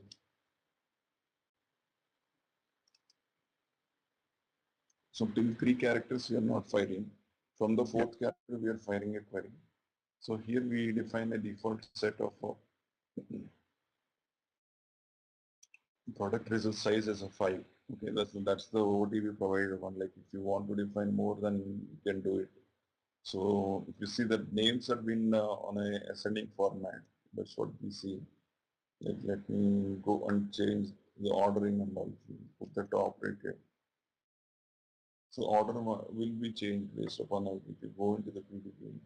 So you'll be seeing that this is the top rated product. Okay. So similarly, what are those sortings we have at solar level? So those will be, I mean, like it's kind of calling the same solar query with the required attribute. This is for the default. I mean, like this is for the default sorting. Like whatever we put it in the backend, that will be override with the one that we pass it. So in case if you need more number of products, right, just define this with maybe 7 or something. So that will eventually pick more number of results. So I think you see 7. Yeah. So we have a suggestions also. This is how like we can get the list of products and all. Okay. We can find that in the Swagger itself, like, and like it is something not classified as that way, like with the search and all, based upon the PLP or that's based upon products, and like based upon the type, I think they categorized. So maybe if you go to this products controller, that's how I find it actually. It has the products mentioned such as available facet sorting. Yeah, these sortings and all page nation option you could do spelling and suggestions. Canon. So we will be having suggestions also, like apart from the products, like So we get to know like extract the sessions and all, like these are other service related provided OTP provided functions. This part is provided one. So this is how we can customize it. Like here what we have done is we created our custom module first, and then we created a custom service for our customizing the set service. It's the custom module, and we define a set service with your custom set service, and in your service, like we supposed to inject all the superclass. We need to extend the OTP class and inject all the services which is your superclass constructor is looking for. Okay, and then call the superclass and override the OTP functions like searching the query. So all these things, all these operations, get display of products and display of suggestions will be part of the search query only. We have done our customization in the, like, see, this is something like which is just structured, and then we have a swagger, all that is coming into picture, right? There directly we are making a call to our controller, and then we are not doing all this structured way. So we are not using any OTP features. So we constructed our own Angular pages. The difference is, I think, this is a structured way. I mean, like where we have some OTP features all are getting support from hybrids, wherein like so normal components all developed and kept it. So those we are using it. But whereas in our case, like only like we do when the user is searching for it, we'll make a call to Ibris, and then Ibris in turn will make a call to SAP to get all those searched products, right? That's what your question, right? Yeah. It will be completely different in the same page, but it is not used the Spartacus. So, but we have just used the Angular and then did it.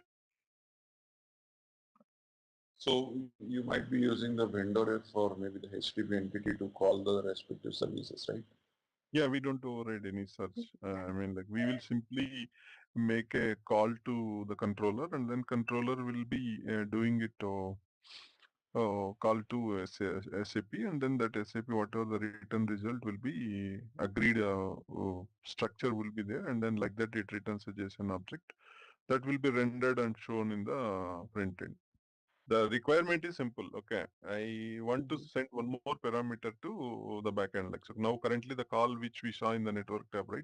It's making a call to directly search method in the search mapping in the product controller. So I still it has to go to the same method, but we need one extra parameter to identify what kind of search it is. I think that would be there if you go to your GitHub, and then that such component service which Spartacus code is there, right? There it would be there, and then how they are making the call.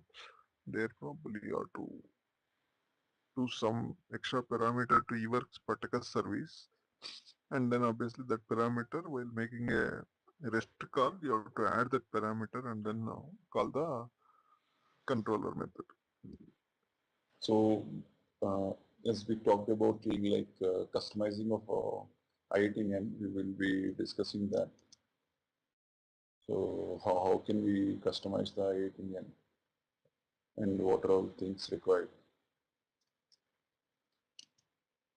So for customizing the IIT, right, we need to copy the assets from the OOTB assets folder. Okay, so let me go and find that assets.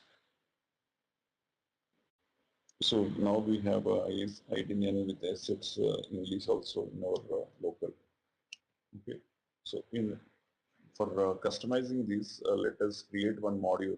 So here in the custom localization, we have to like how we have override any of CMS components, right? Like similar way we have to override IITN also. For that we need to use the config module, and we have to pass the IITN in the structure, and in the structure we have to pass. So this notation will be from the OOTB one only. Like this is how it will be constructed also, like we have done this for our storefront also, right? Here it is the structure. You see, this is for the B2B storefront with config, but that is about the config model. So here we have put it as a backend and OCC to override the OCC. Similar way for I18N, it's supposed to be I18N and it's supposed to be backend. So here we have to mention the load part, okay? So that is where we determine the path of that localized properties. So here we have to determine the path, like in our case, we copied the complete localization into our local, right? So it's supposed to be localhost 4000. So if you give a relative path also, that will also do. I'm just giving the exact path to pick up the assets, right? Here we have to give the language and the namespace name, like which property file it has to be picked up based upon the type of the page, okay, whether it is a cart or order or anything. So that we kept it as a namespace as NS and JSON. So this will eventually pick the respective location while rendering the localized content. Okay. So let me use this one. Like let me use this model, customizing localization model in my list of modules. It's supposed to be the ADM config. So here if you see, right, the structure and all, we put it in the same way like IITN and this is about fallback language. So if you put a fallback language here and we kept the backend, okay, here if you see that, right, the language is the language, NS is for the name of the chunk, the type of the page, the type of the localization property directory that is supposed to refer. It's a kind of a namespace, okay. The same structure we use it. We have to define a config with the I18N config and keep your custom mappings here. Okay, so this is common across multiple locales. Like if you copy paste this one, assets and the assets, right? If you copy here, it is I18 assets launch. Copy the related path. So what we have done is here with the help of I18 config to override the path of that assets that we are referring. So this is the path actually. Example, if you see, right, assets ID in assets and language and namespace. So now you could be able to see like the app module one has taken the highest precedence. So once I comment this out of configuring by 18N, so the base were configured. All the placeholders has come like this is a card detail, card name. So this is a card name. So you go inside this. Let me go to the asset key. So this is how we can do customize by creating the custom module. Okay. So we kept everything here, and here we in our custom module, whatever we created for localization, here is the fallback language also. Let me enable this one and see. So everything will be picking up from the EN only, like based upon whatever we put it in here, like in your custom module, right? So that will eventually take high the precedence. Switch to any other local, right? So everything will be like a placeholders on the right. All these things are like managed through localization.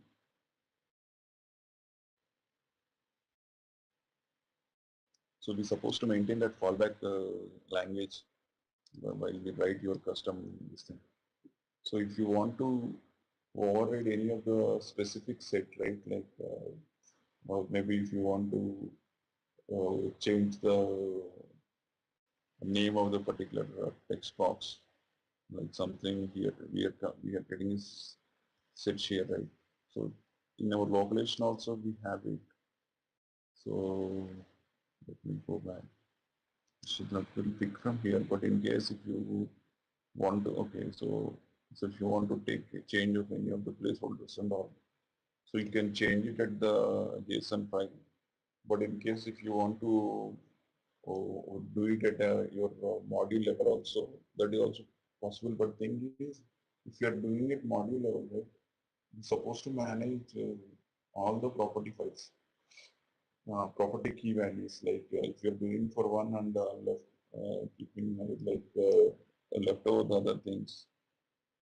For example, like the navigation for this particular search box is like common. This is the common, right? This is the common and search box and placeholder, right? And this is for the EN local. So in the customization localization module, define a constant, okay? Constant as so here we define that same structure, like what is the language and what is a parent namespace name is a common, right? Then what is the inside the common we have a search box and then placeholder. So here we define is the actual value, not the another level tree. So keep that as like this, and then so define a constant here like overriding at module level. Okay, so we define a constant here, and this constant we import it as part of the config module. Okay, so then we would be able to take that. Okay, for let me comment this out. So here we can define the resources also. Let me define the IATM config as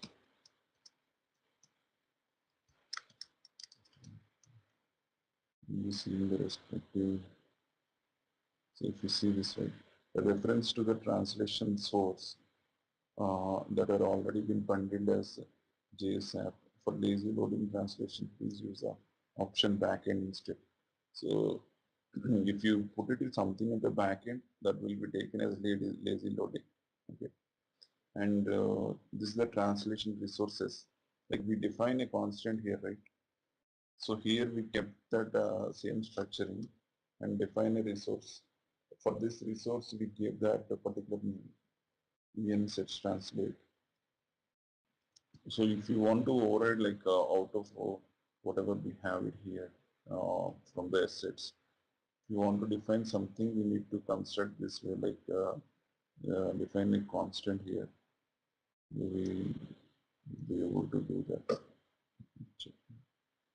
Let me start this already if you can see that. So this is how we can override the module level. So we have one more service called translation service. So for that we have to create a custom like a component inside this localization. So that's where with the help of translation service also we can use the translations for it. Like we have a pipe called 6 translate. So if you define a property, let me show you that also. You'll see that like not sure why this is not okay. It's supposed to pick actually. The localized resource has to be picked up and shown. So now we create one module. Okay, so we create one component in the. So in this particular translation, right, like we can inject the translation service called. So in this translation service, that is something like if you want to translate any of the variable, like this translation service.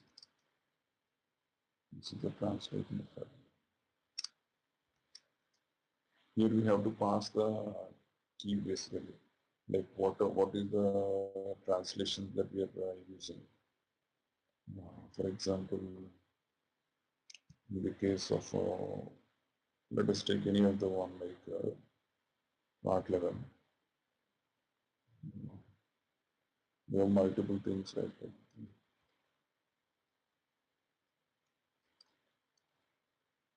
So So if you want to override any of the coupon name, like have a coupon, voucher coupon, so let us pass that key,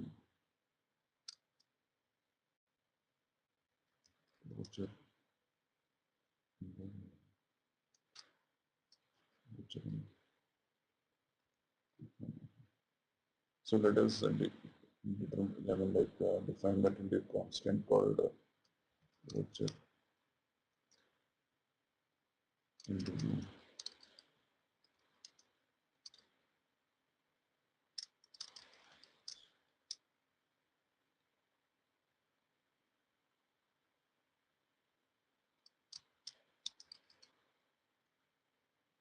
so we do define a constant as a voucher.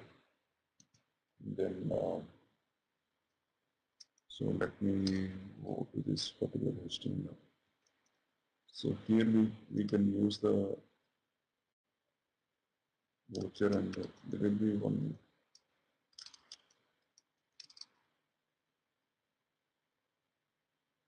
type called CX translate.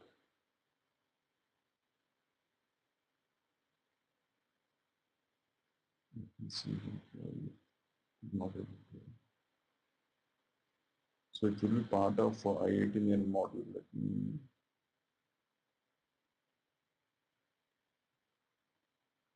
check that module also. This is my config module.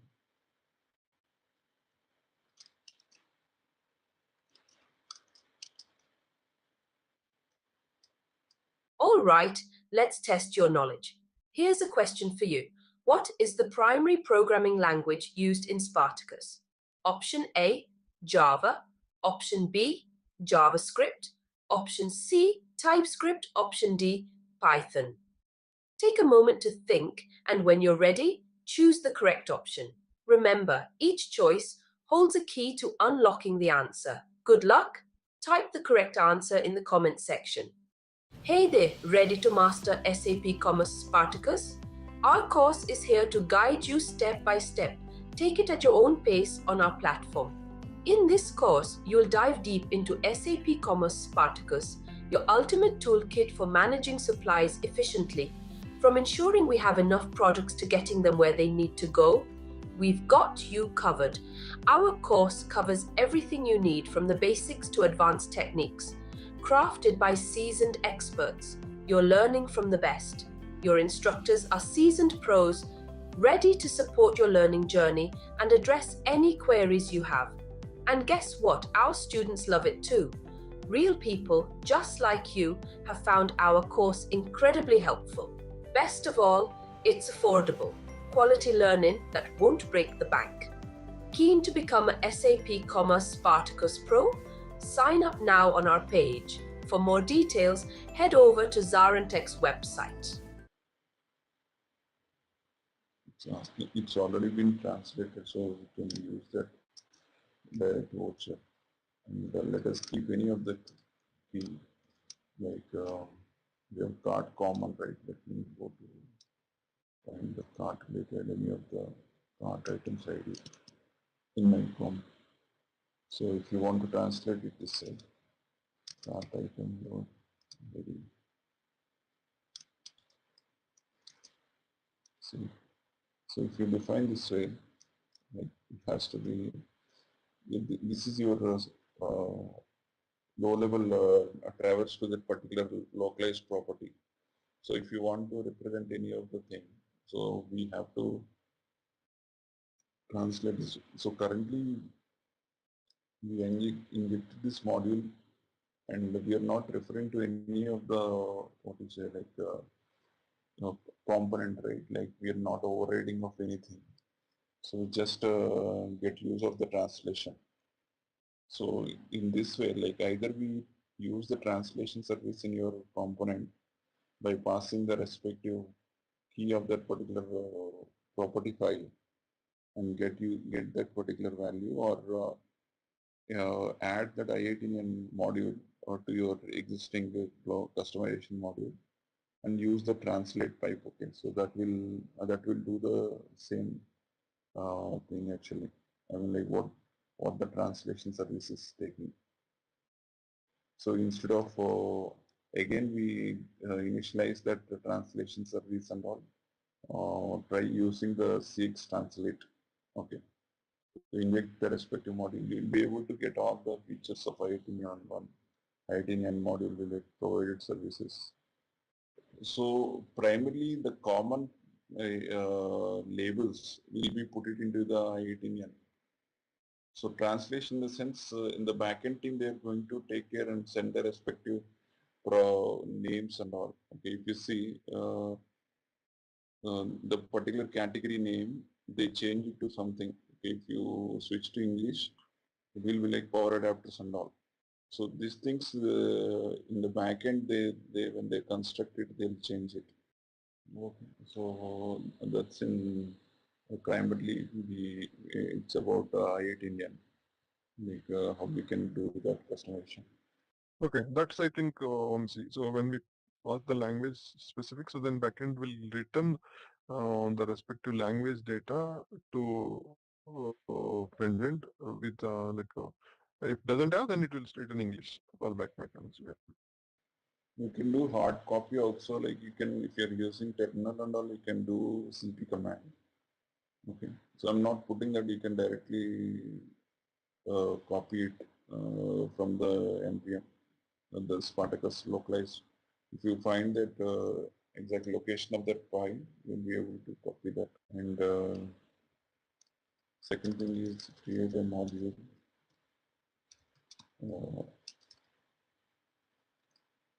With the GGM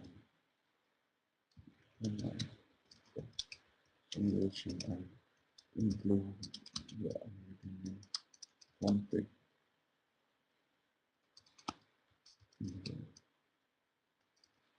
module. So once we inject the IIT name, override the backend path. I think that's the backend path.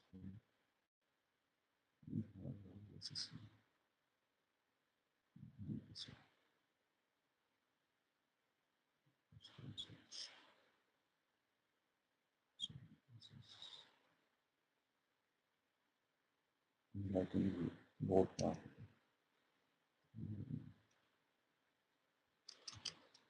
Board path. And select the new asset location and value from the on okay into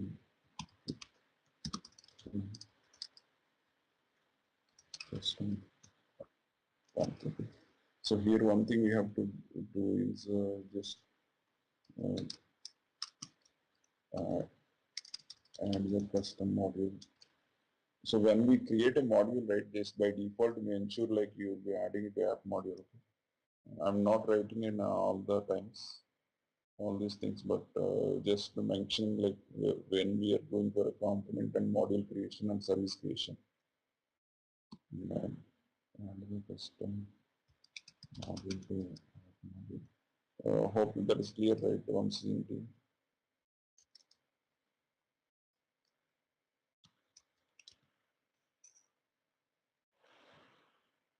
Yeah. define its format language.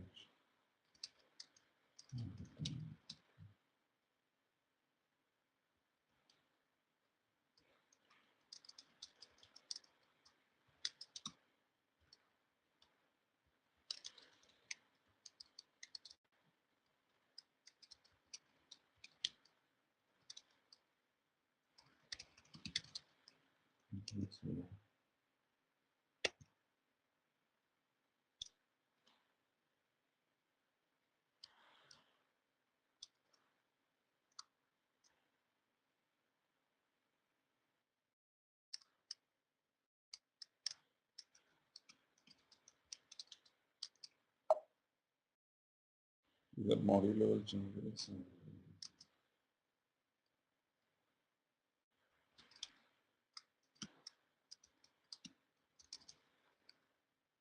component is to service.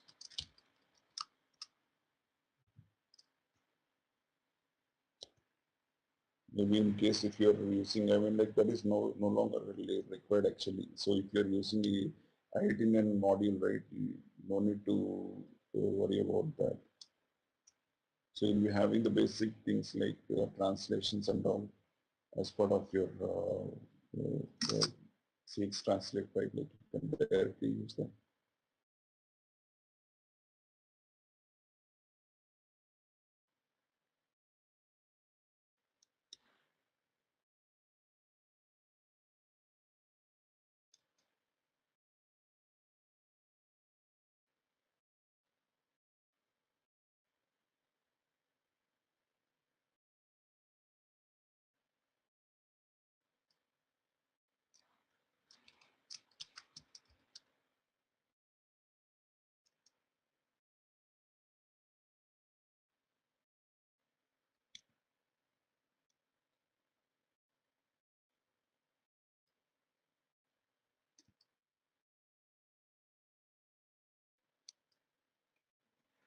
Maybe I can share across this note so like anything team like you want to bring up maybe something from the back end, right? We will be getting the data in the encoded format. Okay. So for example, if we take a product.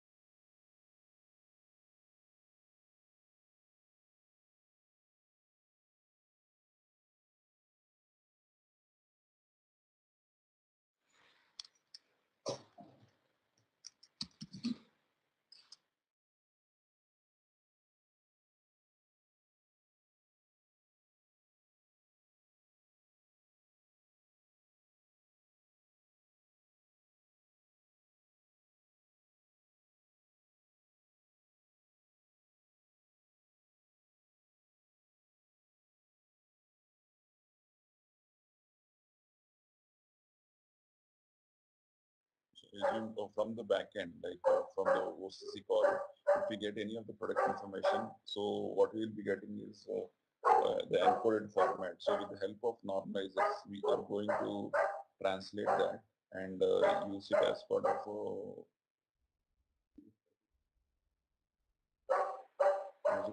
non-normalized, like we will be seeing, we will be able to see the decoded part. Okay.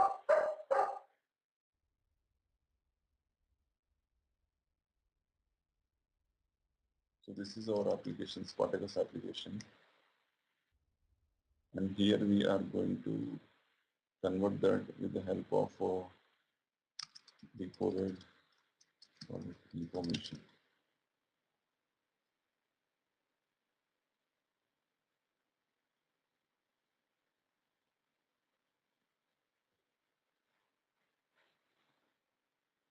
So with the help of normals, we can add more fields also. Like we can add any of the product related information as part of the normalizing. Apart from routing, right? Those that is from the request part. Like this is from the response. By the time it renders, right? You can get use of the normalizers and translate that to the respective what is it decoded format. Okay, so let us create a service for it and then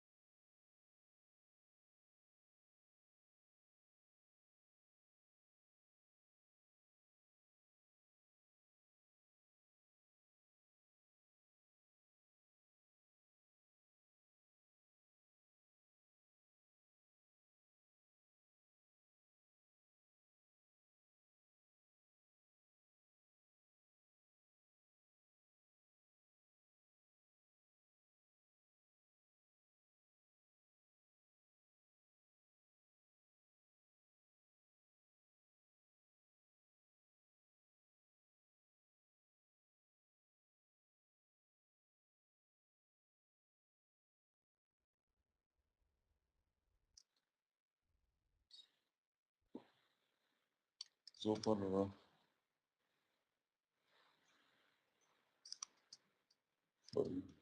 implementing normalizer,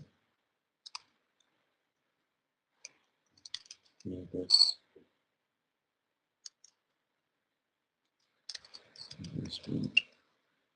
so for this we use the G service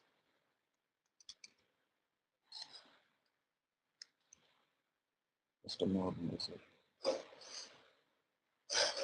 Let us keep custom name. So as we are doing for product, right? That is a custom product normalizer, name normalizer.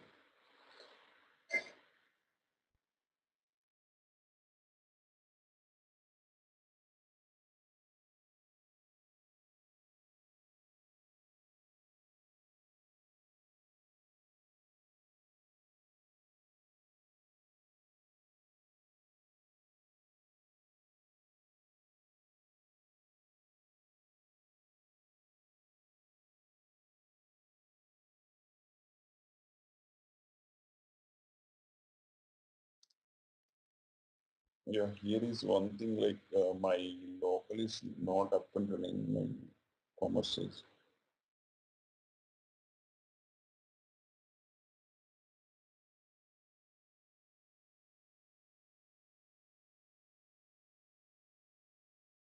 Meantime, we can do a config like we have a OOTD storefront, right?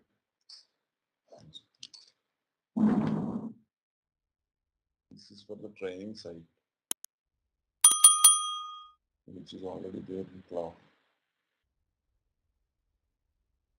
So we'll get use of this particular, I mean the commerce URL. Let me reload this one.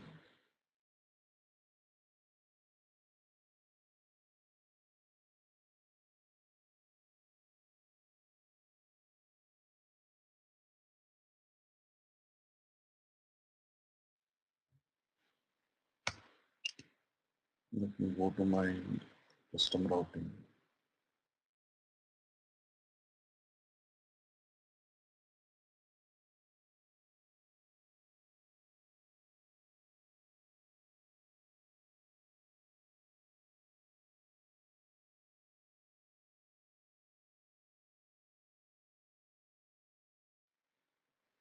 So here in the app module, right, we kept that with the backend OCC, right? Here I'm not going to use my local string. So instead I'm using my, like the base site, and the demo site, we have one mapping state. All these demo site services are being run through this particular URL. So I'm using that one then, okay, because my local is not up and running.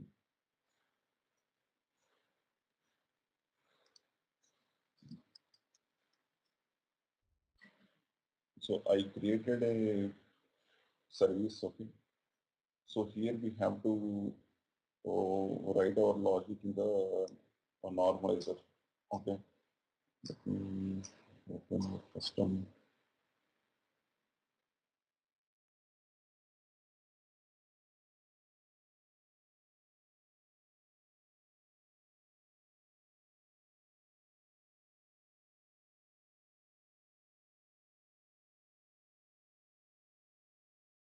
Okay, in this service, right, like we have to implement the uh, converter. We have a in commerce and right, we will be having a concept of converter. So that will be try convert your backend what to say like the model class like which is coming from the DAO to the and it will be translated to the front end data bean object. Okay. So similar way we have to for creating your custom normalizer site we have to do implement a converter here, and for that we need to pass the OCC product again. So as we are doing a normalization of product, right, we need to pass the OCC product and the product of data class. Like for Spartacus also we'll be having a product, like we have done a couple of things like as when we go to the custom product or responsive banner, maybe for static content, right? If you see, like we observed a few of the things like order entry, okay, looking. So this is a part of your Spartacus core.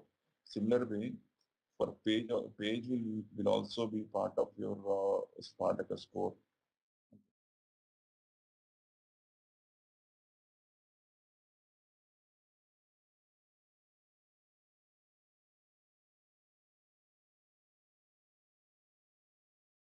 So product will be part of, let me add here. Okay.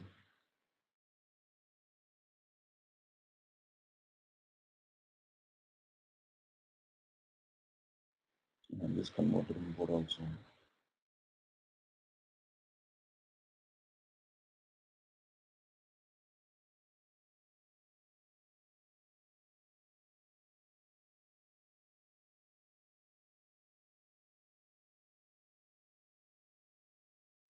So once we define this converter, right, we have to override the convert method. Okay.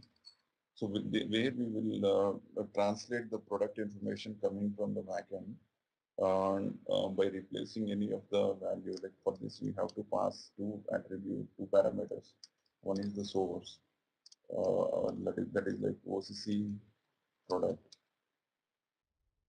Okay, and second thing is target. The target is our product actually. So this way we could able to access both of the backend product and the to our custom product. Okay, we translate them with the product. Here we will be assume if the name is having. So what we are reading is from the source, like from the backend product name. We are reading the name, okay, from the backend product. So what we are trying to set is, so here is the target name.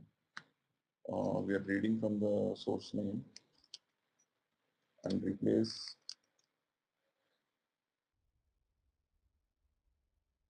all the spaces with the underscore. Okay. Yeah, this is a custom search module use. So here if you see, we define this is the provider service and this is the respective replacing of our custom code. Similar way, we have to route our OOTB service to call, pick up our service to do the, what we say, the conversion of the product to the respective target item. Okay. So for that, we have to define a provider here. Provide is a keyword like this, common for everything. This is for, there are a couple of a set of constants available, like we have a product normalizer. Okay, this is a, if you see, this is a part of your Spartacus code. Okay. So here if you see, inject any and get the product related. For all the product related injections and all, we use this one. For this, we have to pass the our custom service that we have created. Let me go to our custom service.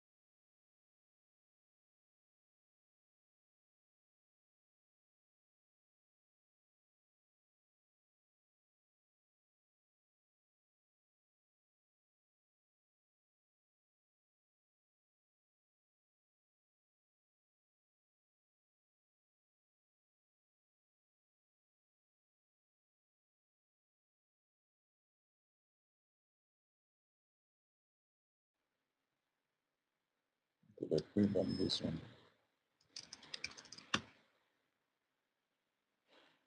Might be my storefront might be a little slow because of the we are referring to the already existing the demo site services, right? Like maybe we might see a little delay. That configuration we can keep. If you want to point to any other environment, right? So you can do that in this way. You define your base URL and prefix. If for the backend team, right, if they want to test any of the service, they can leverage Postman to see like how things are appearing for the request parameters. So that's the one way, like, because if something might, your front-end Spartacus module might not ready, right? In some of the cases, if they're parallelly doing a development. In such case, for your all your unit testing, you can rely on Postman for testing.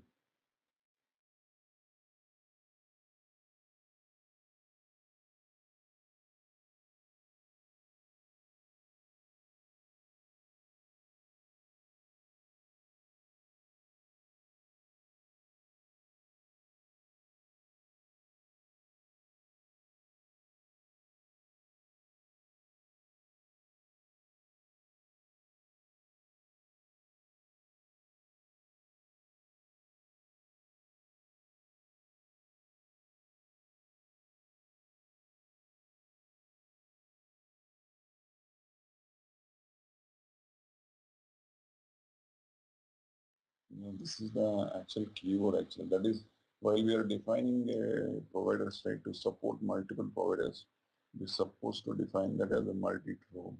That's a keyword that I've referred in there. Try to find out in that particular OOTD service. We go to the app now, the provider section.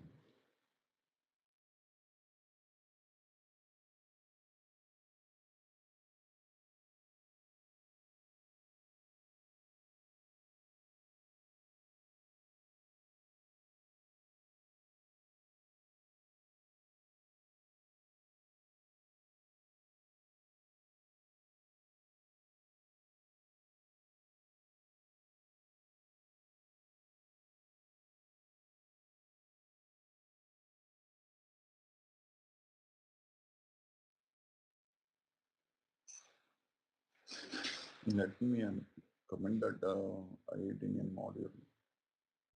6 routing.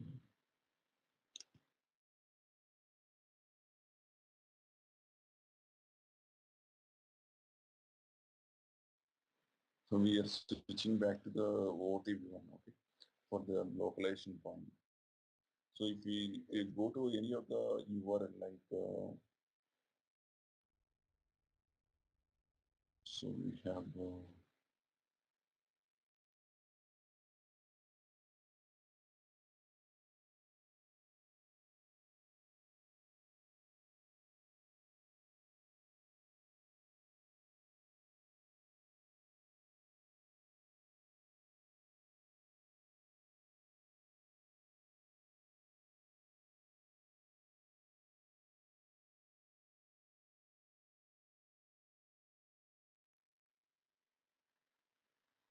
so here if you see all the blank spaces are replaced with our custom text that we kept it here.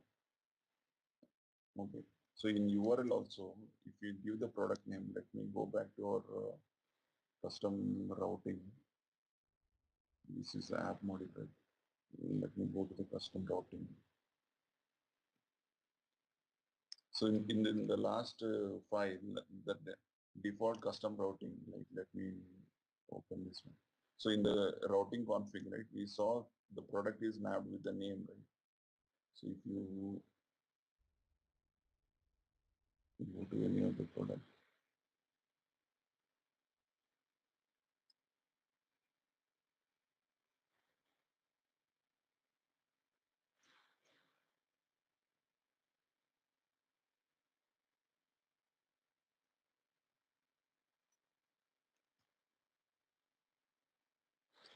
this has, when we keep it as a second one, right, that will take the lower precedence. Like If you want to take it higher, just keep it at the top.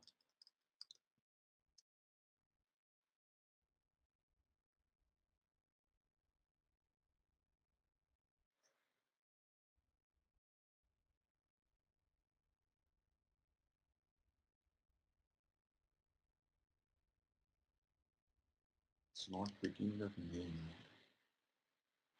but we have that name attribute in our default routing config. Let me see.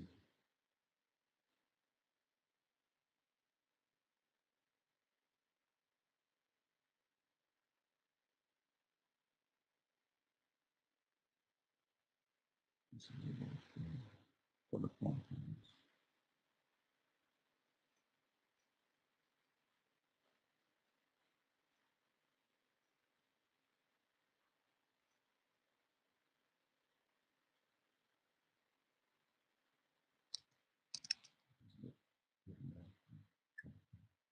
Same structure.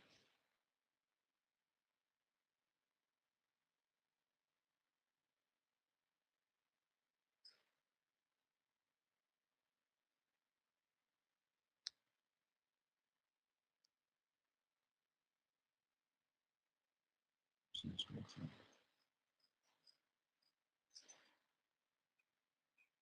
Same structure routing default one. Here we see like product code and name also. Product code.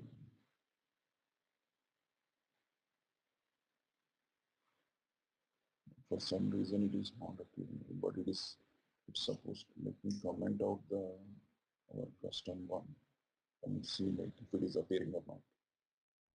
And this is a fallback. Okay. So let me,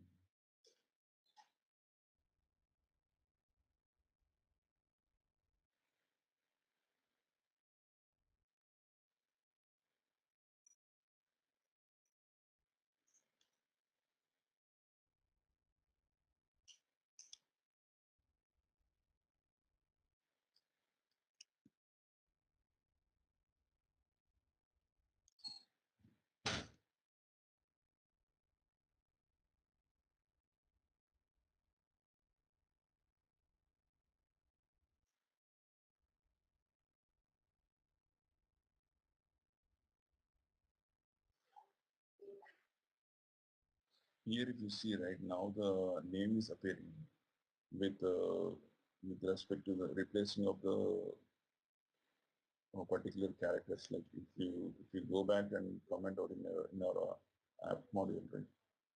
If you take out that providers,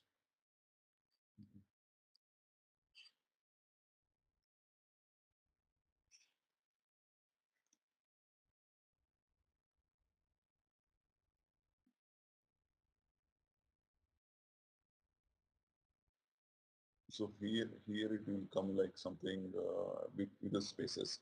Similar way as we implemented the service and the provider. So the existing OOTP functionality that this will replace with the common characters. Okay. So if you keep that as a in our service, let's go back to our service. Keep that as a display of underscore as a hyphen.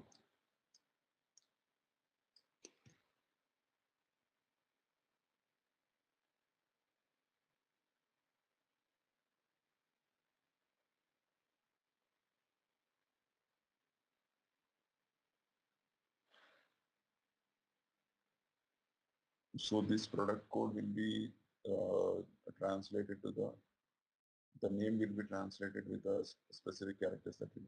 Same case with while we define a category also.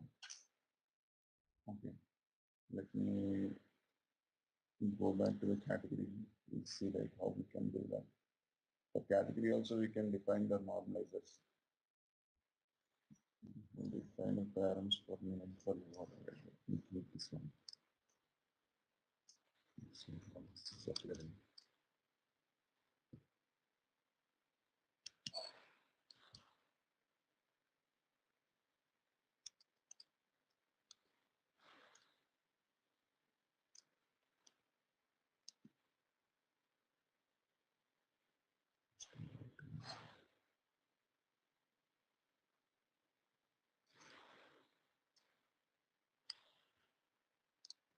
Set me another design and done.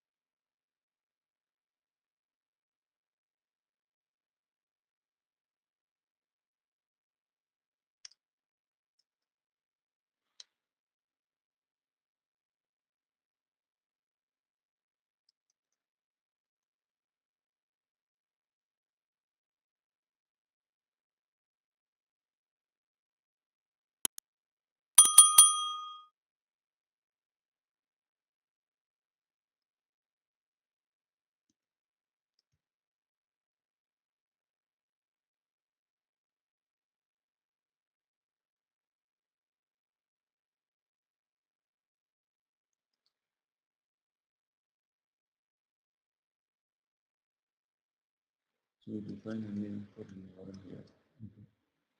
So whatever we define in our custom docking,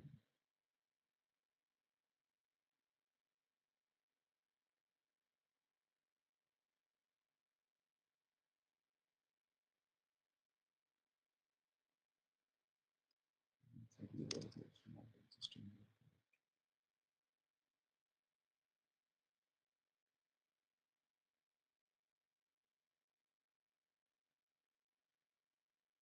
We define that.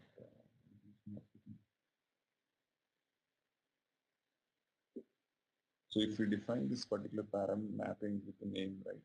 If you define the name for URL, that will eventually pick that particular one.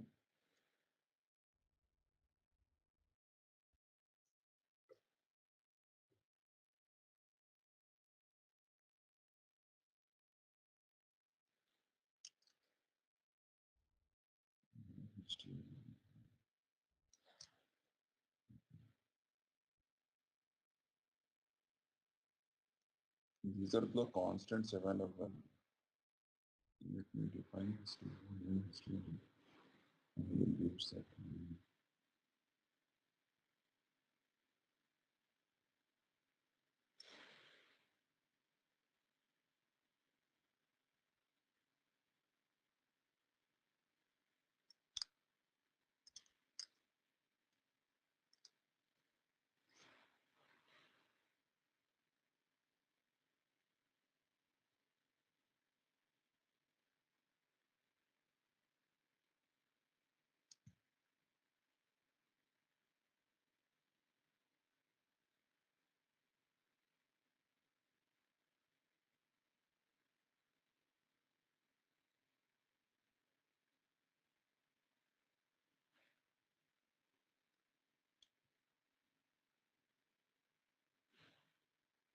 So here we could able to see the name is been properly replaced with, but if you see here, like we see the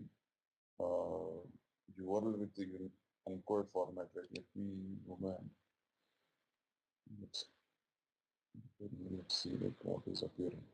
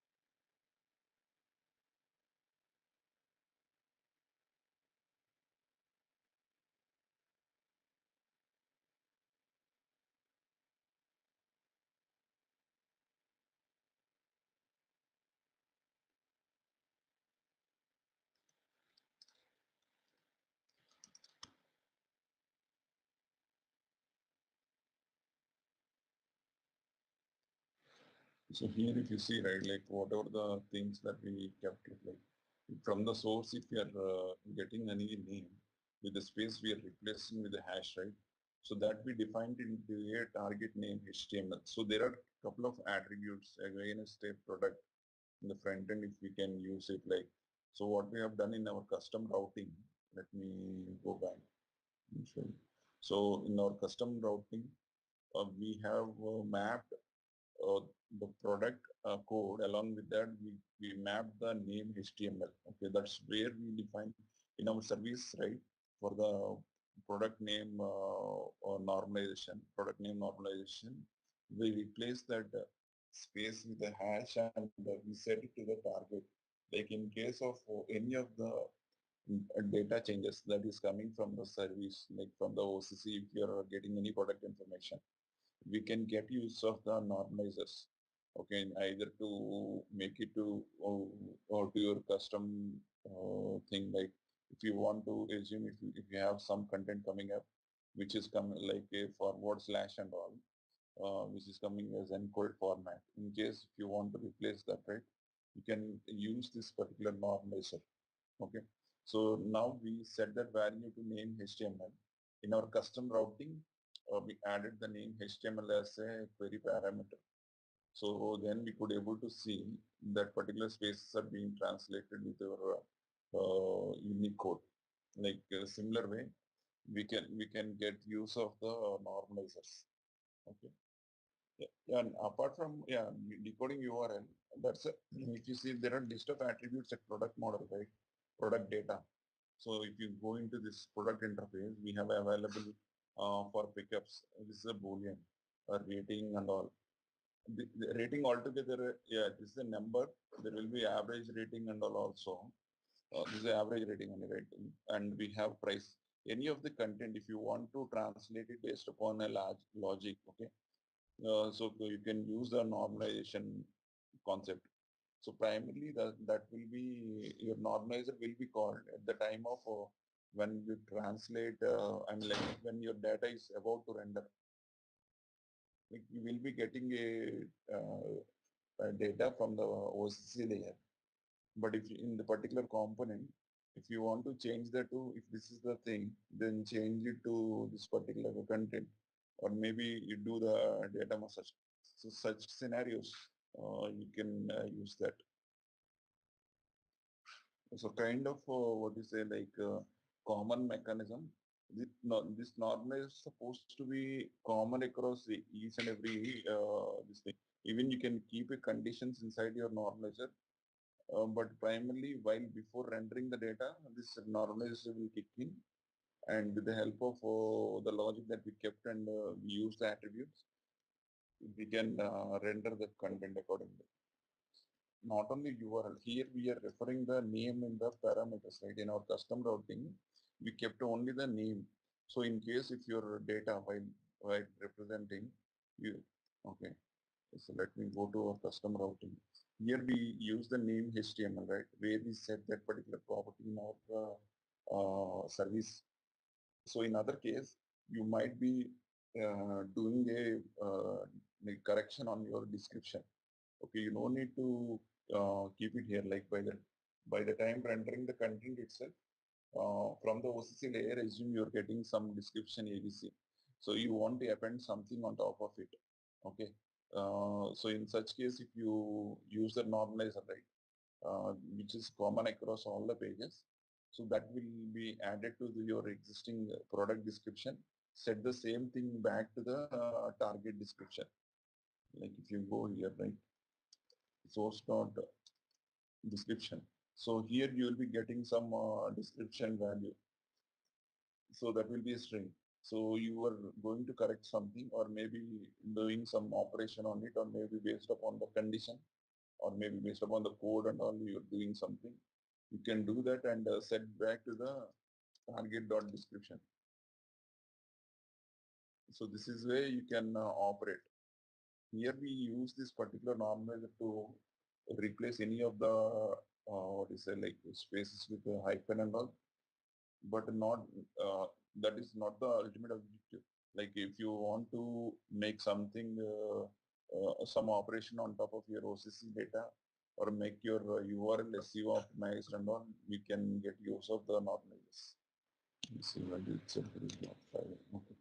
So we could be able to get the from the source, right? We can define any of the variable and get use of that categories information and replace it in the category, like for product, similar to product also. We will be having one category here. This is the variant category. So we're supposed to refer the variant categories only. So here we have to, if you want to change any of the name, right, we can get use of that variant category name and all. So in such a way, like we can normalize the category related names also. Okay. But we will be obviously like consuming the OCC product related service response and translate that in our what you say, the custom normalizer. So for that we have to create one more normalizer service, okay, or maybe you can use the same service, uh, or you can create a separate service as well. If you have multiple things, right, we need to define that multiple true in our app module TS, right, like the provider here. We define a provider here, right? So let me. So we can define a one more provider for category normal service. So that's all. Like if we copy paste this particular service and read that respective category information and set it to the respective attribute and use it in your like any of the thing, any of the content that's been represented, or maybe any of the URL parameters that is come, the URL parameters, if something is referring in the category code and all, right? So you can use that. So what we have to do is in the parents mapping, right? So we have to do one kind of a change in the, let me open the app module.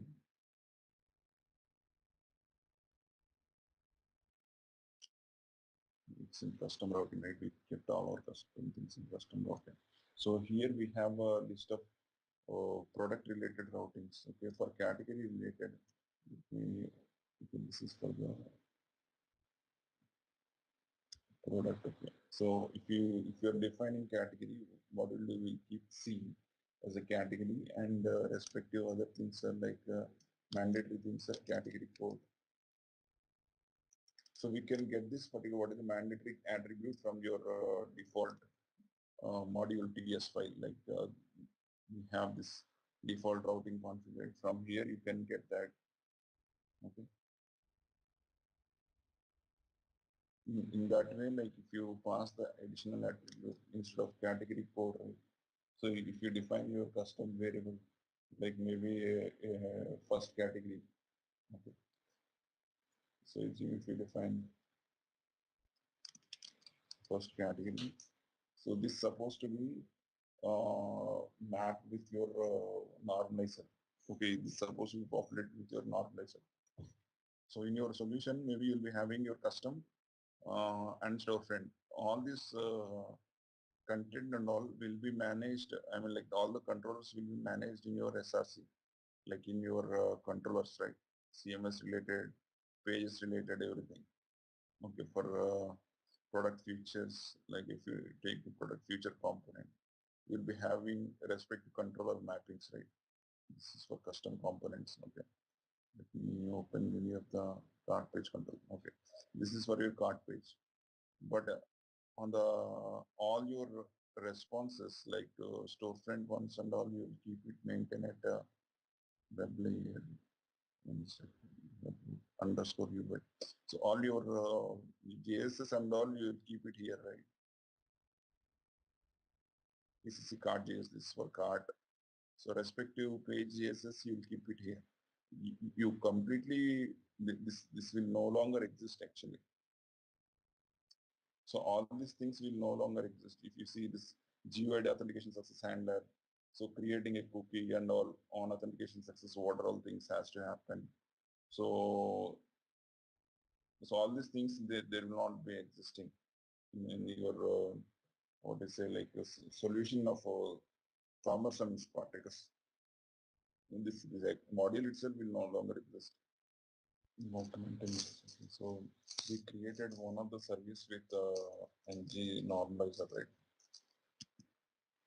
Let me go back to service again. First thing is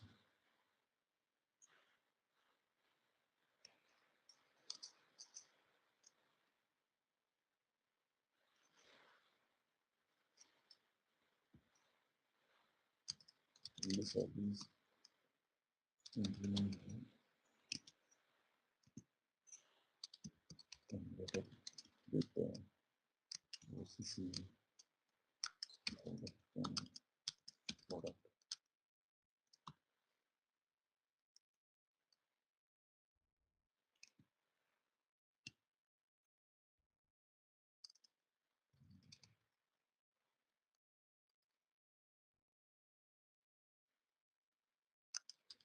Right now,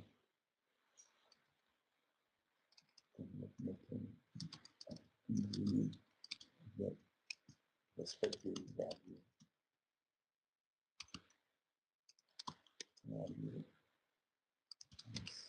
set it to the this product.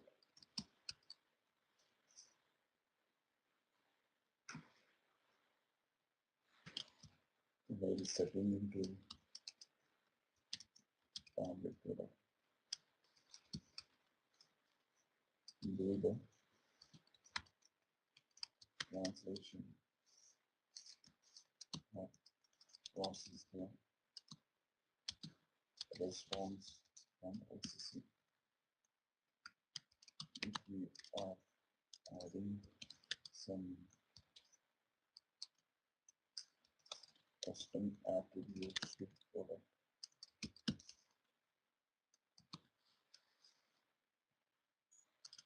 extend the product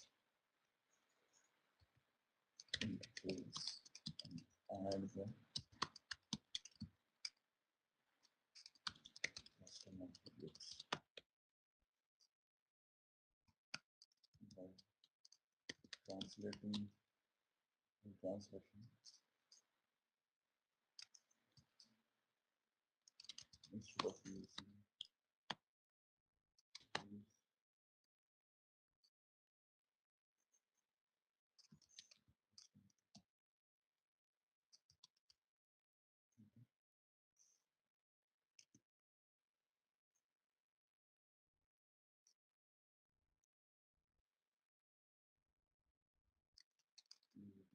service.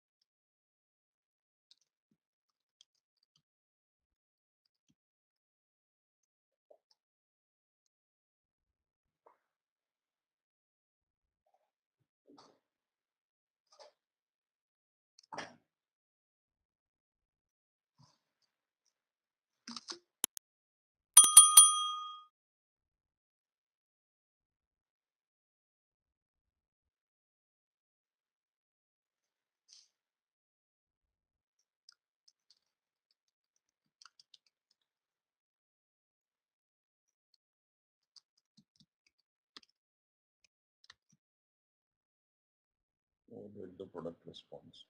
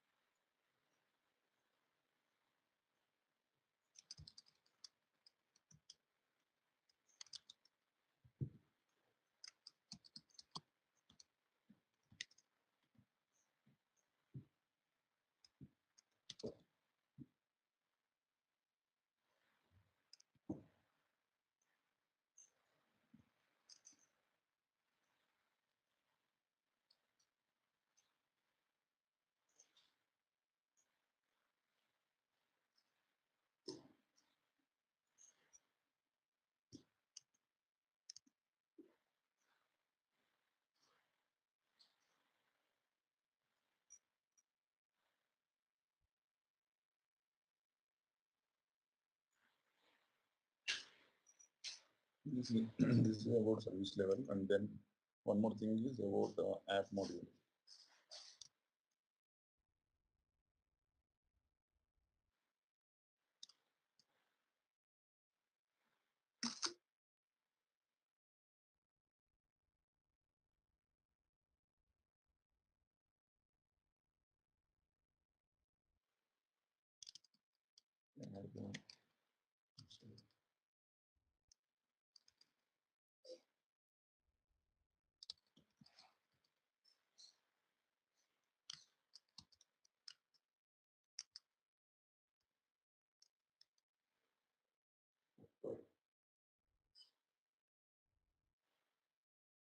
Have the custom normalized to the product normalized.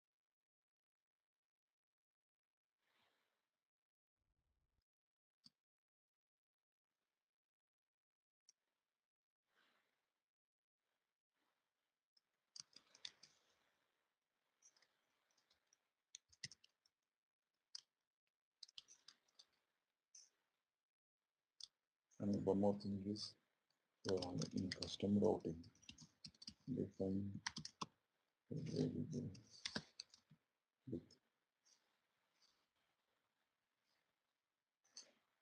define a variable and use existing variable with the populated value.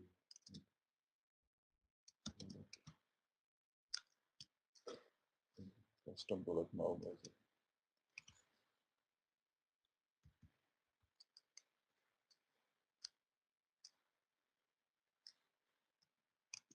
Let me add that also in the custom routing.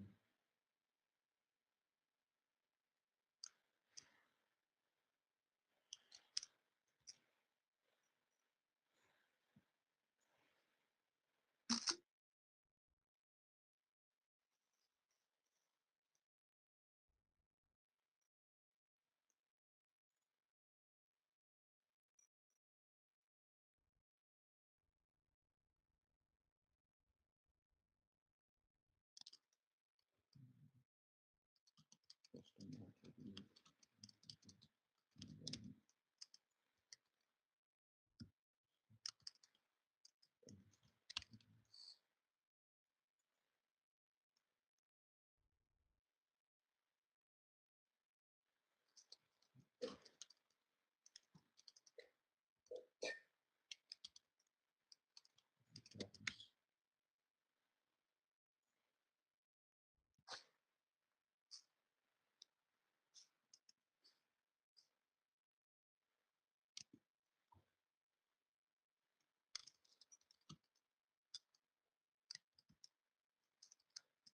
Okay. Custom routing model into the existing modules.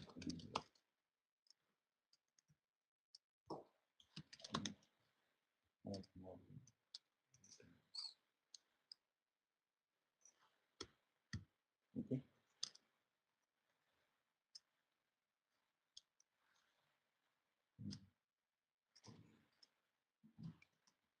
So let us understand like how the flow between commerce to the the Spartacus to the commerce will happen and how that's being translated, the response will be translated.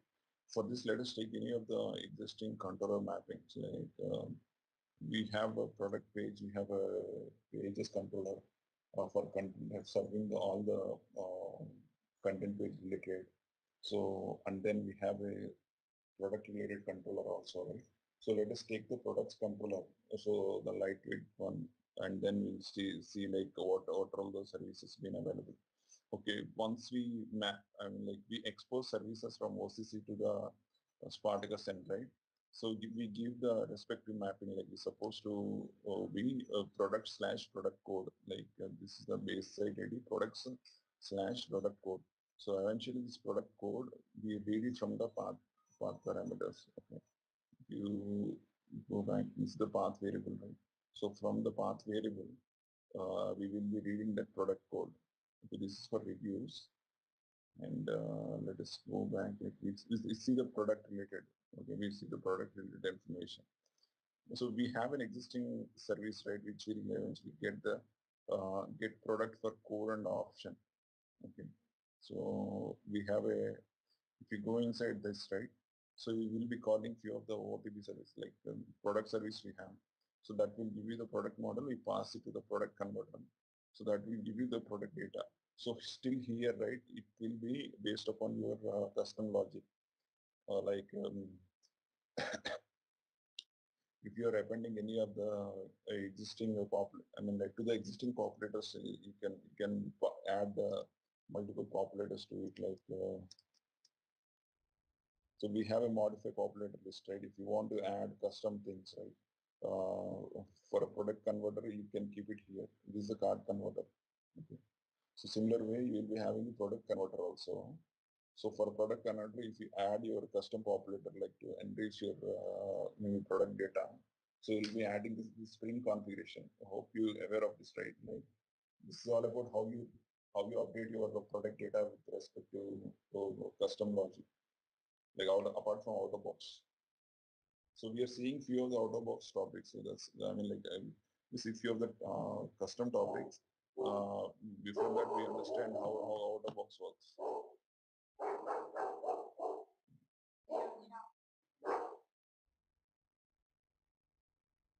Okay, so I mean, like Lavanya, so you aware of this, right? Till here. Yeah. So you will be getting the product data after you populate everything. So once we get it right, there will be similar kind of bean definition on your what do you say, the product data. We supposed to define a beans for product WSDTO also. So we use the data mapper.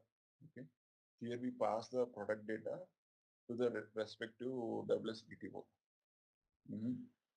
Okay, so so it is a kind of a complete copy of product data to the WSDTO. So you can extend this to the additional attributes also. For example, if you open that WSDTO, so there will be list of tags here. Okay, so tags associated to the products. In product data also, you'll be seeing the similar kind of attribute. Tags with the set of strings. So this is one of the example I'm telling. But in case if you want to enrich this a WSDTO also, so you can do that, like if you open any of them. So here is the configuration. Like in Commerce Cloud Web Services, we have this bean definition for this the particular class, and we have this list of attributes. Okay. So tags also you can see it here. So if you see that this is a set of tags. Okay. So if in case if you want to extend this, right, so for example, if you see Chinese commerce web services, so we have a time access promotion. So that is been added to the WSDTO of timed access promotion. It is not been picked up because of the, I think we are not using that extension. Okay. This is there in a Chinese commerce web services extension. Okay. So in case if you keep the bean with the adding a new property here, you can add that to the existing list of attributes. Okay. So once you add it, right, so your data class also supposed to be updated with the respective attribute. So you need to update your beans.xml of the product data.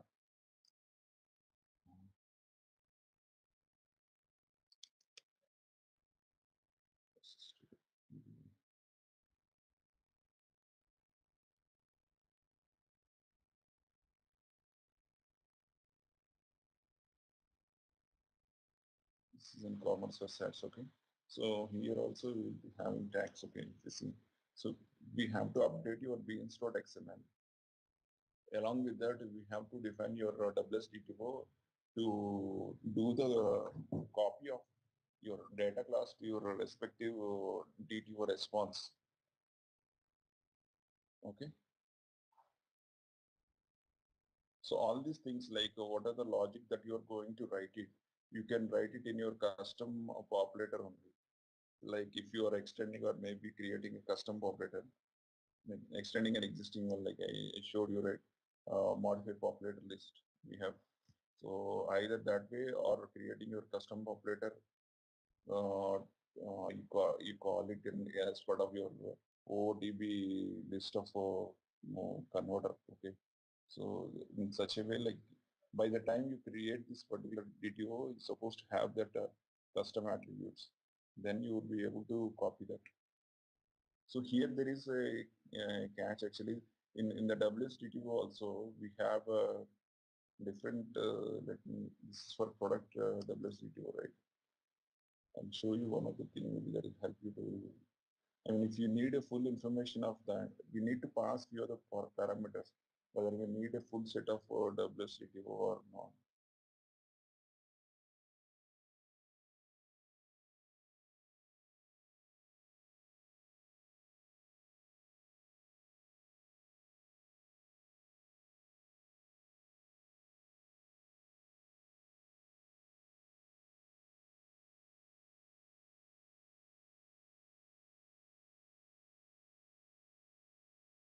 So this is a B2B Spring XML configuration.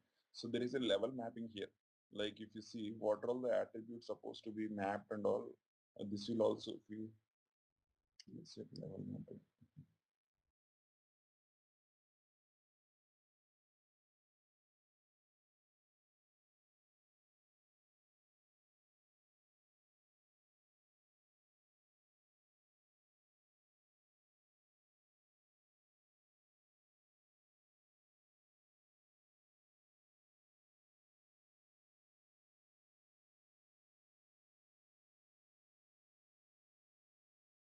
So if you see this one, right, like we have a list of attributes.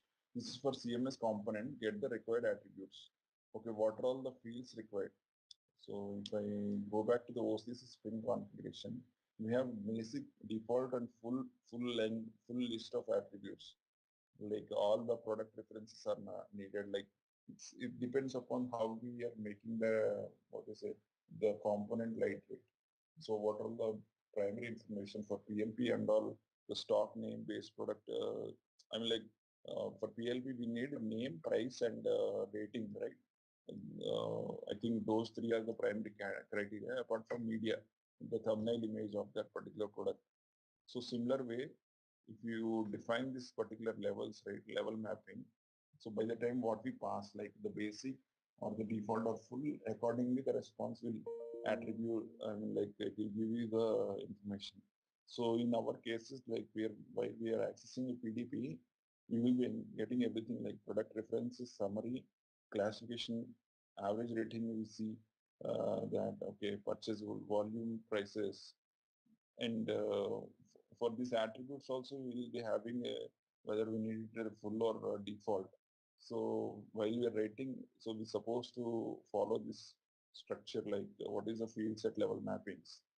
So for each DTO, or what is the DTO class and what is the level mapping for it. Accordingly, the response will be picked up.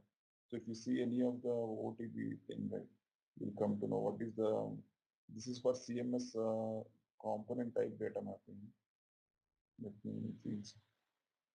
So if you see here, right, we are defining a bean with the name of CMS component. Here, if you see basic, if you pass basic, you'll get a code, IITN key, and name. Okay. So this way, like you can determine the level of attributes. You get it. This is one of the key point, like we're supposed to ensure while we are writing your OCC.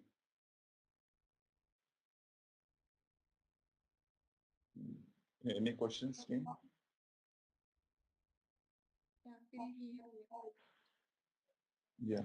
So this is how, what are the attributes we supposed to copy, and how the copy from the your data class to your WSDT will happen with the help of data mapper.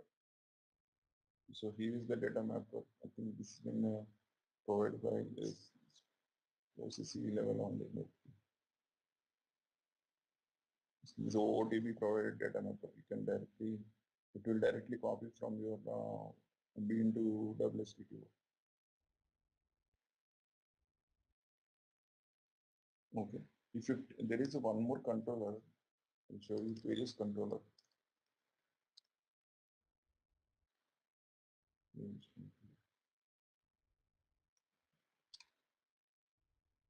So if you see here, right, we send the page type, along with that we pass the page label or ID. Okay. So if you go into this facade, this is a common call to get the page information. So here if you see, there is a rendering services, we are calling it. But if you see, there will be, this is for validation, required validation, required parameters validation. So we get the page ID here. So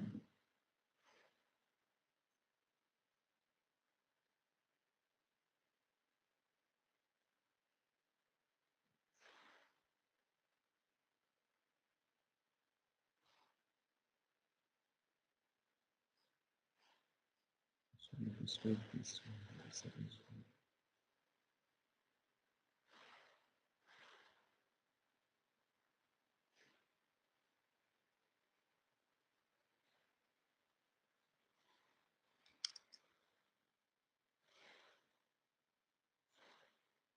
There is one place where we define these pages are all common across category, content and all, right? So there will be one strategy, so which will determine the list of strategies. Like in Spring XML, we will determine list of strategies, and accordingly we will do the redirecting to the right page type. Page type.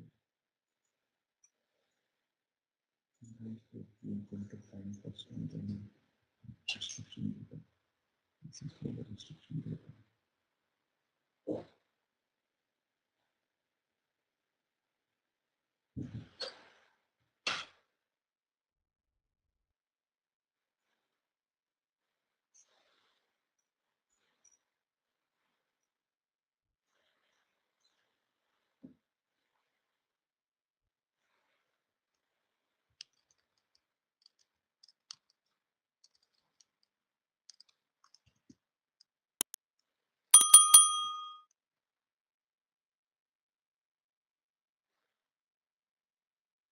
Yeah, these are all the suppliers actually. We see CMS page redirect suppliers. Okay, so here there are multiple beans have been defined, right? So if I see this in there.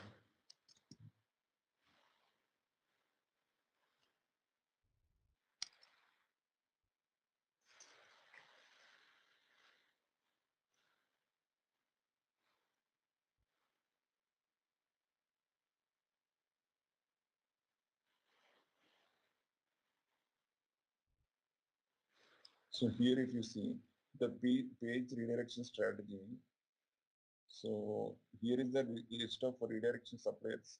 There we pass the page type. Okay, let me go to the type mapping.